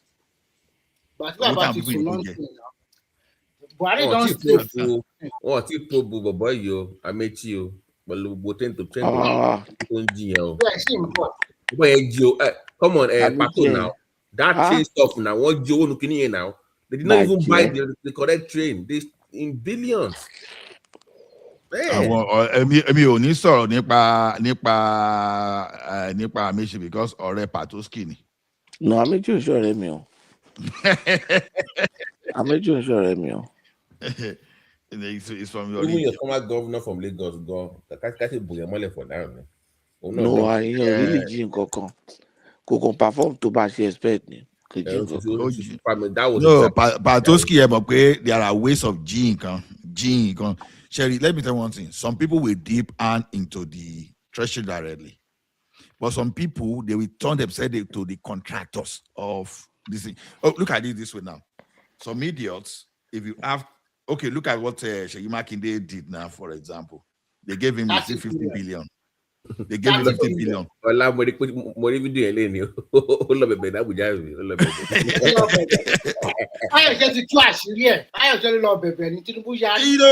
That's why I'm always proud of Ekiti people now. See, let me if you want to do bad thing, don't come to Ekiti people and come and say you are confessing your sin to Ekiti man. No, you are in trouble. Because Ekiti person or no person will expose you. If you do bad thing, don't do bad thing in there. They will not cover you. 30 billion euros. You know, Fire will be telling you that I'm not a saint. He will be telling himself that I'm not a saint. I want to lose the one explosion in one ring. No, not today. So look at what the guy was saying now. You know, somebody that was talking against Tinubu and everything, he now went and said, okay, you cannot have that party collaboration. Ani Simba. Hold on now. Hold on now. Tinubu released 50 billion. 20 went missing at the top. Ode State, they were not your Tembe. Even in that 4.5 billion, people will still remove their own. So before you even get to the people, only imagine be around 1 billion or 1.5 no matter what one. No, only 400,000. Only 400,000. Oh, me go by 120. No, I don't make bank account. I want to lose. They want to lose. Well, go for low. 450. Even but he said that the money is still there, that they have not spent the money now. Why is the money still there? Why is the money just sitting there when people are suffering? Why is the money still there? No, he's saving it for them. When the victims are there. Do you know what he said? He said Patoski, can we arrest Uncle Simba? Can we arrest Uncle Simba? Do you know what the Oyo State government said? Makinde said that they use Oyo State government money, 4.5 billion, to settle those. No, do you know what 50 billion can bring in a month? When if you put that in a fixed deposit account, you can rebuild you can rebuild that entire place now. You can rebuild the entire place. It didn't do nothing, Jack. Let me tell you another story. He's building what we call a circular road in Ibadan. There was a protest maybe some few months ago. Those people that they demolished their house, you know how much is paying them? 500,000, 200,000. In fact, and some people that does not have CFO or whatever, nothing. You know what they wanted to do with that circular road, Remy? Yeah. You know that circular road was actually conceived by Lam Adesina. Yes, No. It was Lam Adesina in 1999. It was one that conceived it. But when in 19, but by the time this guy came in 2003, Adedoja, Ladoja. the Olubadan now. Ladoja. He was one that actually do the mapping and all those things. But you know that his own regime was truncated by Ola's Baba Ola. Adejibo. Uh, Atobasanjo. at Obasanjo. You When know, you that just guy, put Ola Obasanjo, so you know. you know, he has a divided, you know, he removed him in 2005 and the guy came back Then in came back. 2006 to come and complete his tenure. Then he replaced him. So this Ogbomoso man did not do anything about the project until when Ajimobi came. That's a lot, probably. Akala. So, and if you look at all the civilian governor of Oyo State, all of them don't die, oh, except that Doja that is remaining. All the former ones, they are dead. They have to die because it's the Roman going to battle now. Baba yẹn lo nǹkan jàre. Baba yẹn lo nǹkan. That's why I'm afraid. That's why I'm afraid of the people like Simba. How can Simba be The looking land that the guy is not taking, you know that circular road is about 202 kilometers, Remi. Yes, and they are taking land 500 meters on both sides. But I must say the truth, though. I must say the truth. I bought some land and very close to that circular road, and the appreciation level is very good. I'm quite happy. She wants to take any.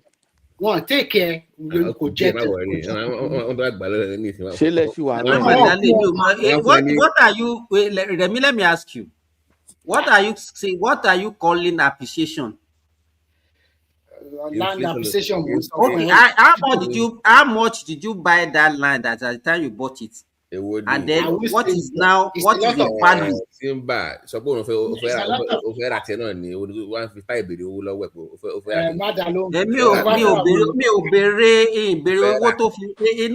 Let me tell you, when people talk about land appreciation in Nigeria, it's not actually appreciation, it's inflation. It's inflation. No, let me tell you, Remy. You know, I've always been opposed to don't put in so much. Oluyole local government, Nibadan. Oluyole local government.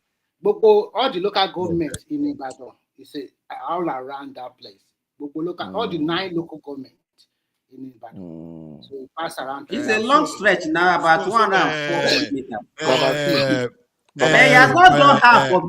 Professor Babati, jẹ́ ká sọ̀rọ̀ Ogun Gwandon yẹn o. Let's talk about investment. Now. Ogun Gwandon. Gwandon, China. Dr. Simba. Ogun Gwandon ni ibi tí wọ́n lọ yẹn náà. Land can actually appreciate. Ogun Gwandon. I'm not saying I cannot appreciate, but in Nigeria, what you see more is more of inflation than real appreciation. No, it's appreciation. Simba, you are wrong. Simba, you are wrong. It's not about Simba, let me give you an example. You know, this has been a very long time. You understand? I got a land at the back of MFM. So that land, I got that land for, although Baba but I approximately 800 plus. That's how much I got that land. Now, you know what happened in that area? So everybody was saying they were going to build like Boys Quarter, all those things. Me, I went for. No, tell us the year that you bought the land. This particular land. 2001. No, not 2000. 2001. Long, yet 2009. Okay. So that land that time, while I was really going to tell you about what the story while I really. Now you know what happened was that we will be building a 2-bedroom. Me, I went for duplex. I divided the line to 2, just the half part of it. I went for duplex there. Okay. So immediately some people saw that things were changing. They started building story. Now there was a place there. They wanted to sell that place. You understand? You know what I did immediately? They gave me information around that place. I just went ahead to bring a payloader, Caterpillar. I just cleared that road. Baba kan sọ pé ilẹ̀ wa lélẹ̀ kìnnìkan baba ẹgbàdání kìnnìkan ẹgbàdání. I'm coming you. You see what happened? Immediately I cleared that land. True. There was a piece of land there that is not that just a little bit more than half a plot. I could even with 1.5 million, I could not get that land. And if you want to get land in that area I'm speaking today, maybe if you have 15 million, you may be lucky. That's still good. You can still get 15 million there. That's good. No, because the point is this: I basically designed that place. Because I want to block or not be any. Because for that area now, this is on a metal, you only want to block it the other side. Let us analyze it. Let us analyze it. 2009 to date, that would be like how many years? That would be like 17 years now. No, what I'm even saying, immediately I even cleared that land. The land. Okay, 1.5 million. That's what you said. That 1.5 million. No, hold on. You wanted to sell land for like 700 today, and people are saying, you go to 700 because it's barely half a plot. And you put a payload that you clear the road, and the following day, immediately you clear that place, you could not get the same land for 1.5.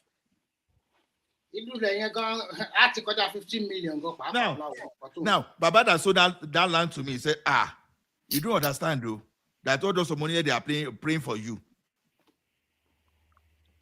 That's road that I one thing let me tell you one thing. If you are looking at land as an investment, yes, it's an investment if you have money that you think that you don't need and you can just put it there, because if you save it, it will not even yield anything. But if you look at it from a business sense of it, you put, let's say 1 million, because 800,000, let's say 1 million that time, that is 17 years ago. You put 1 million down, and you are now getting 15 million after 17 years. And you are telling me that is appreciation. I'm just giving you an example. I understand what you are saying. No. So you know hold on. What's the man wanted to say? Take along. To quantify property to build this buying, quantify this thing. How many fold new property am I watching? Okay, this is the way property was. No, I understand where he's talking, what he's talking about. Now, when I go to Canada, you understand? One of those things is this. When you mean Riley, the first thing I felt for question about is this. I'm not going the way everybody was going. Even though I had in Nigeria, right? Now, the difference is this. When you are building in Nigeria, what purpose? If you are building because you want to live there, you have to be very careful what you are doing. Okay, maybe if you are building 4 flats, you say, okay, you are going to stay in 1 flat there and you rent the 3 flat out. Nice one. But you go and build a very big mansion so that everybody will be saying, Baba, Alaye Baba. The money you are supposed to use for business. If you know about business, you are tying the thing down. So your liquidity. No, you now have problem with your liquidity. No, Baba. You know, most of us that work in a bank those days, you understand? We never even thought that this bank, our job was one of the most unstable jobs, but people never, unfortunately, our people never realized that banking job happened to be one of the most unstable. Except for people like high performer like you that maybe you just go and bring big deposits. Under Access Bank like this, when they give you target like this, meet this target. By the time you don't meet that target like this. One low contract staff buy bank buy Godana, no benefits. Along you. Anyway, they've always been using combination of both contract and full-time staff. So I don't. But it's more what's by now. It's about the contract staff now. No, only see. No, the thing is this. There are some job in the bank that you cannot use contract staff, no matter how clever you are. So all those contract staff that are just support staff. So because people don't hear the story fully, the contract staff in the bank they are not even up to a quarter. To the best of my knowledge, when I was there, they were not even up to a quarter of the entire staff. Like Intercontinental Bank that time with the subsidiaries. To buy branch consing. The only regular staff to my rimbe were head of operation. Cash officer. Then branch manager. Thank you for being honest, Jerry. At the branch manager. Then marketing. Then marketing. You are likely to see regular staff in marketing. You have relationship manager at the credit officer account, Meiji. Yoku contract. It wasn't that way. No, hold on now. I want to get contract here. Branch,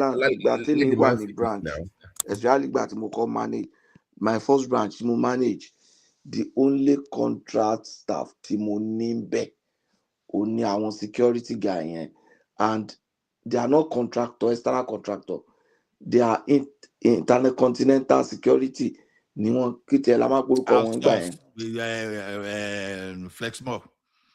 No, there's Flexmore. There's another one. There's Flexmore. There's another. No, our ni to jẹ́ pé intercontinental gangan ló ní tó máa wọ blue top báyìí bí light blue bí aṣọ color aṣọ air force yẹn máa wọ. Axego orí ẹ pé Rẹ̀mí. ṣé Rẹ̀mí wà Intercontinental Bank ni. ó get wọn pa. kí ló ń sọ mo lágbà tó ń ṣe ń bank ni. That's the only contract staff tí mo ní. Ìṣọ̀ láti gbà mo tún wà UBA. Àwọn security mi gan the UBA internal security àti Nigerian Legion. So àwọn ẹnìkan ní contract staff mi. Ṣé greed ní ká pè ní báyìí ni or just to why are they now using more of them now? It's greed. Thank you very much. Thank you very much. No. Ola, don't do that. Don't do that, please. You know I'm right. No. Why would you say don't do that? Let him talk now. Hold on. Because the banks are making more money now. Greed. Patoski, Ejo. You and I know that the cost of doing business in the bank is very high. Now, when you were in the bank, how much do you spend on diesel every day? How many drum of diesel do you use? Let me talk now. Sometimes you talk because of what you want to hear, but let us put fat on ground there. It's not because of what you want to hear. How much do you spend on diesel? How many drum of diesel do you use for a generator daily? So is it now that the cost of running the bank just we are talking of when we're there. Forget about now. I don't know what is happening there now. I'm talking of when we're there. Your voice in you. Your voice is not coming up now. No,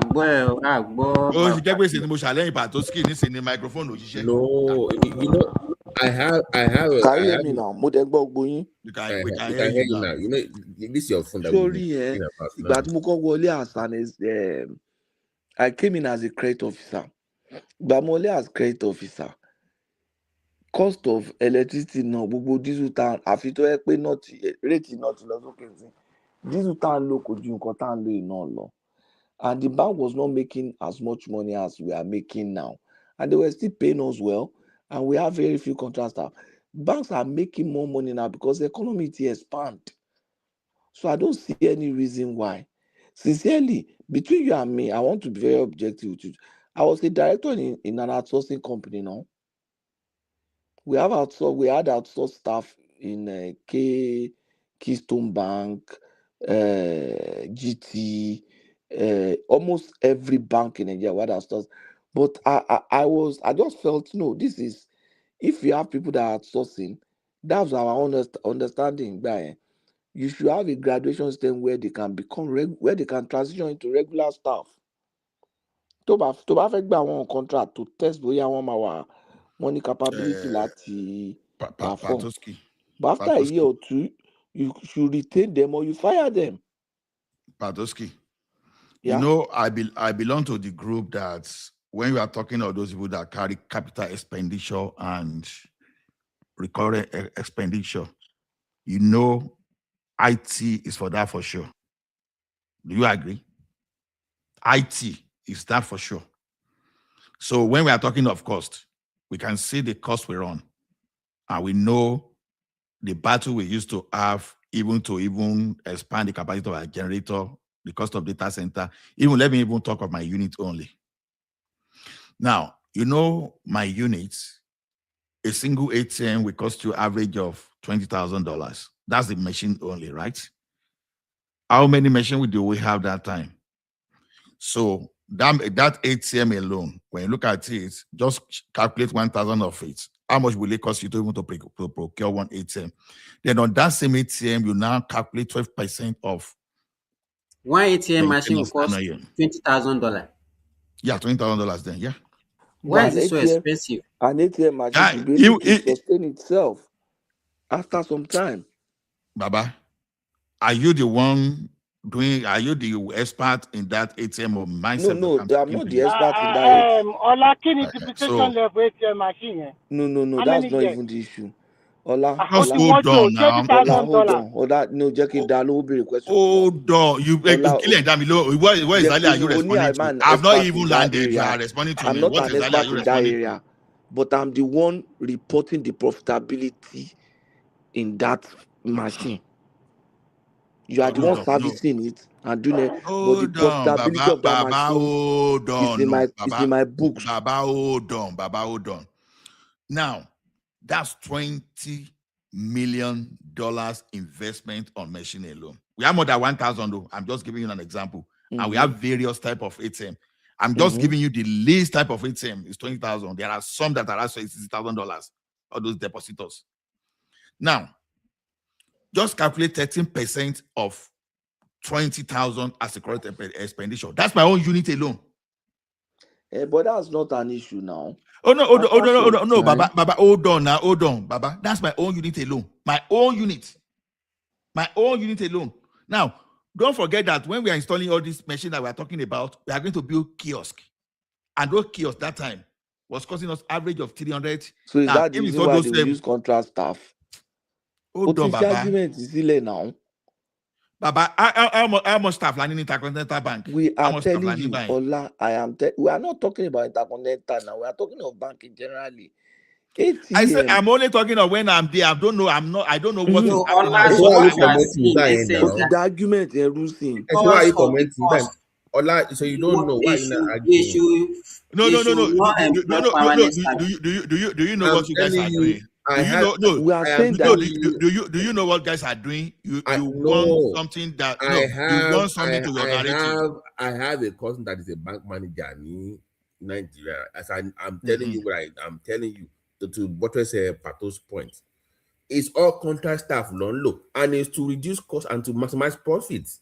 Yeah, you can't deny that reality. That's just growing their balance sheet and their profit and their earnings. And they don't pay those contract staff well.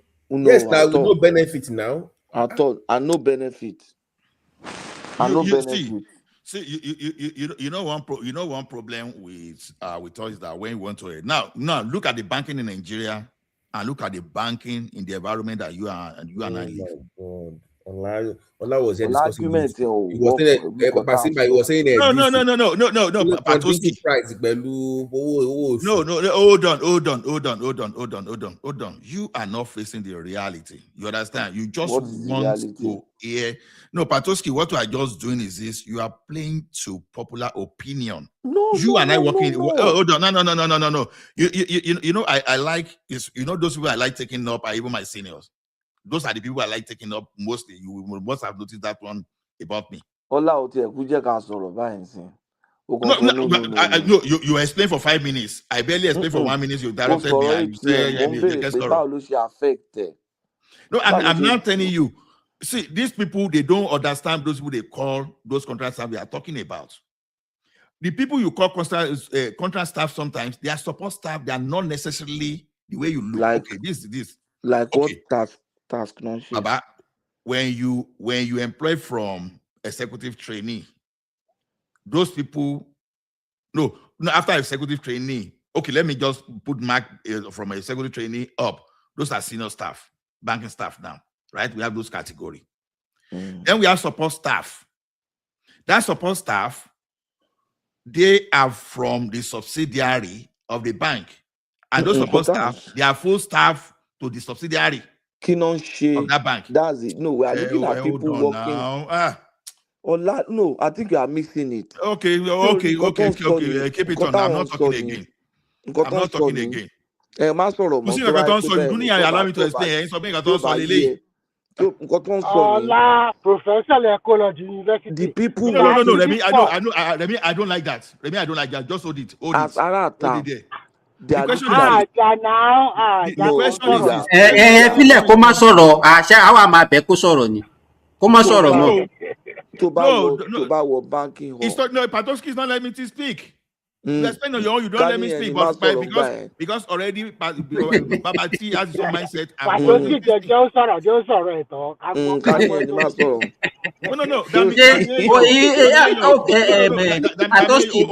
Don't let him emotionally blackmail you. I can allow people to do whatever they want to. You can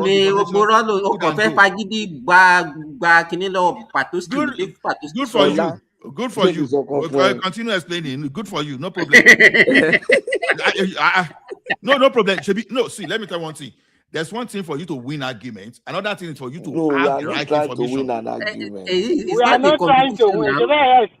Let me tell you one thing. Patoski is a branch manager, market businesses, market all those stuff. I agree. I acknowledge that. Perfect. I work in the IT. You understand?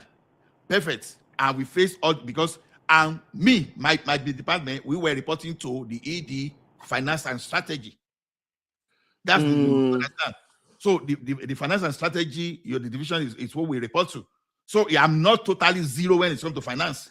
That's not what we are saying. That. So when we talk about hold on, and I know the correct expenditure I run in my unit. I'm soon junior to Patoski in that system. But if you see my budget, some branch we run. My project some branch. So yeah, I want to bank. When they enter the bank, they look at people working in the bank here and they consider them as bank staff. In those days, it is like that. Anybody that you see that works in the bank here, they are all bank staff. But now, banks now have categories of staff. Some of them are staff of the bank subsidiary. Some of them are banks of they are outsourced. They are staff of outsourced companies. Now the challenge to the bank, those people that are working as staff of their subsidiary and staff of outsourced company, they are contractors to the bank. But whereas they are working in the bank and doing what other bank staff are doing, if you now go to their own company, like you go to the subsidiary or you go to the outsourced company, this outsourced company have hired them without benefits. That's the point. I'm a member of the National Association of Outsourcing Professionals of Nigeria. I was until I left and I was not paying their this thing. I'm a member of International Outsourcing Professional. I was an executive in an outsourcing company. We have outsourced contract with the biggest set of companies in Nigeria, telecom, banks, even American Embassy, British High Commission, BAT, name it. The outsourced staff they are staff of the outsourcing company, but they second them to the banks or to whichever company they outsource to. The outsourcing companies don't have some of the outsourcing company. In our case, we have pension plans for them, we have health plan, we have all those things. But a number of the outsourcing companies don't have those things for their staff. I used to work, I'm proud of that company, Resource Intermediaries. We have pension, we have healthcare, we have everything that a banker has, because that company was founded by bankers, and a lot of us that are top executives were bankers. In short, it was founded by an former MD of New Nigerian Banks and former DG of Bureau of Public Enterprise. So we had all those structures. So our staff here want the benefit, but it is not the same for all outsourcing companies, and that's my worry. That's my worry. Our people here share So just like can I every speak other now? staff. Can I speak now? You can speak. Okay. Now, what I'm saying is this. I can only speak, like I said, I can only speak to when I was there and the misconception that people have about bank using, what do we call it, contract staff. You understand? Now, I rather call those people you call contract staff outsourced staff, because you outsource to their company. That's you pay the company, and the company pay. Who are those people? The CIT people. The CIT people, some of the tellers, then some of the IT support. We call them support staff. And when you look at the population of those people when you look at the entire 12,000 workforce of Intercontinental Bank that time, these people were not even more than 1,000 of the entire workforce. Okay? So now, it's the responsibility of that company they outsource to deal with that. I'm not talking of Access Bank, I'm not talking of all those or that one. I'm only talking of where I work. You understand? I know that GT Bank, they make use of outsourced staff too. You understand? So what people call contract staff are those outsourced staff, which in the real time, they don't belong to the bank. They are not staff of the bank, they are staff of the company they outsource to. But now you are not saying, okay, that they are cheating them, they are not paying them, they are not doing all those stuff. You know where I disagree is this. Now, the banking, even when you and myself were there, we were still doubting how the bank were making profit. Me that I work in the bank, you know how many times I've asked, how did the bank even make the profit? How? Number one, you see the cost the cost of building your branch. I'm sure, I don't know the branch where you work there. I can guarantee that bank they never had a break. They never reached the break even for that cost of even starting that branch there. So the cost of this thing, customer will come, they will bring deposits, and they want a very high return. Maybe someone is bringing 1 million and want 12%. For you to give him 12% or maybe 17%, 20%, they'll be demanding for that, right? You will have staff that will be paying millions of naira every year. Maybe you have many of those staff. Then you have your information technology asset there that is copying a lot of the current expenditure. So at the end of the day, Baba Tabati was saying there are something. If I told you that, because if you and I know that many of those bank profits, they are manipulated. You and I know that for sure. So someone manipulated dividend or not? Baba, Patoski lo wa mi bayi, you understand? You want to kọ́kọ́ sọ pé àwọn don't present it. That's why now I get people Patoski wà lára to manipulate it, don't she reporting. Most of you know what they used to do before. The price of their dividend. That was when they had different time of their, what do you call it now? Closing of their annual report. But when they notice that okay, Bank A will pull his own fund towards Bank B, towards their own annual report, and to boost whatever they have, they now streamline it that every bank in Nigeria should close at the same time. So I don't think they can actually have a way of inflating or do anything about their profit margin. But Patoski is right, because one of my banks, recently by my Nigeria, everybody are contract staff. The question I wanted to ask Ola, before, banks in Nigeria, even in the 80s, they don't even have a single contract staff. Everybody working in the bank, they are full-time staff. Yes. So at what point did it now become unprofitable for them now to say, okay, the only way we can cut costs is to not be employing contract staff. If you look at my choice of word, I limit whatever I say to when I was there. Anything I say, hold on. Anything I say when I'm not there is just a speculation. You just have to look at the pattern of my Ola, generally, I don't think it's even limited to banks. I think generally now people don't want to spend money again. Everybody just looking at how to maximize profit. But the danger is because of that population explosion. it's not only in Nigeria. It's not only in Nigeria. You All even over the see, world, Nisha. yes, even you oil see and gas. I have some schoolmates that are still doing some kind of contract job with oil and gas since they've graduated. even in health sector, Ola, even in health sector. In fact, most hospitals, let me tell you, most hospitals in Nigeria now that are even government hospitals. I can speak for federal hospital. Even my own teaching hospital before I left Nigeria, cleaners, security and all those things, they have contracted all those things out.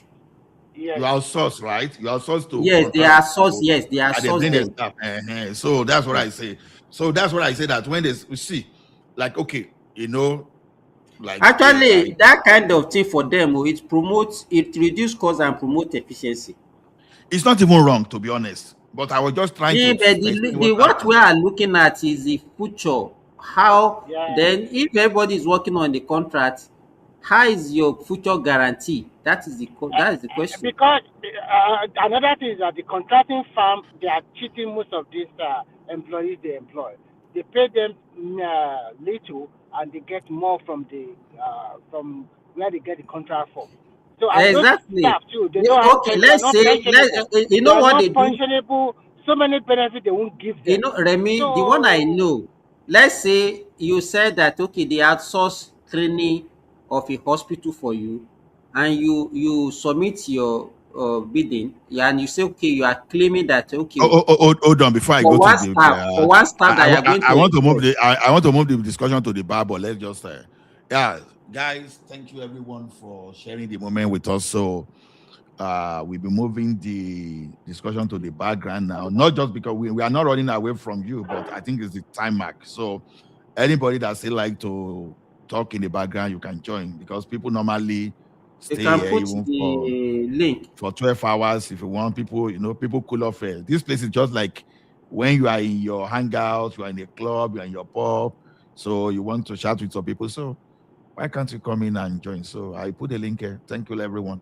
And now the basketball just started. So the one you see online, that one a small one, no. So you can join the background. Thank you. See you later.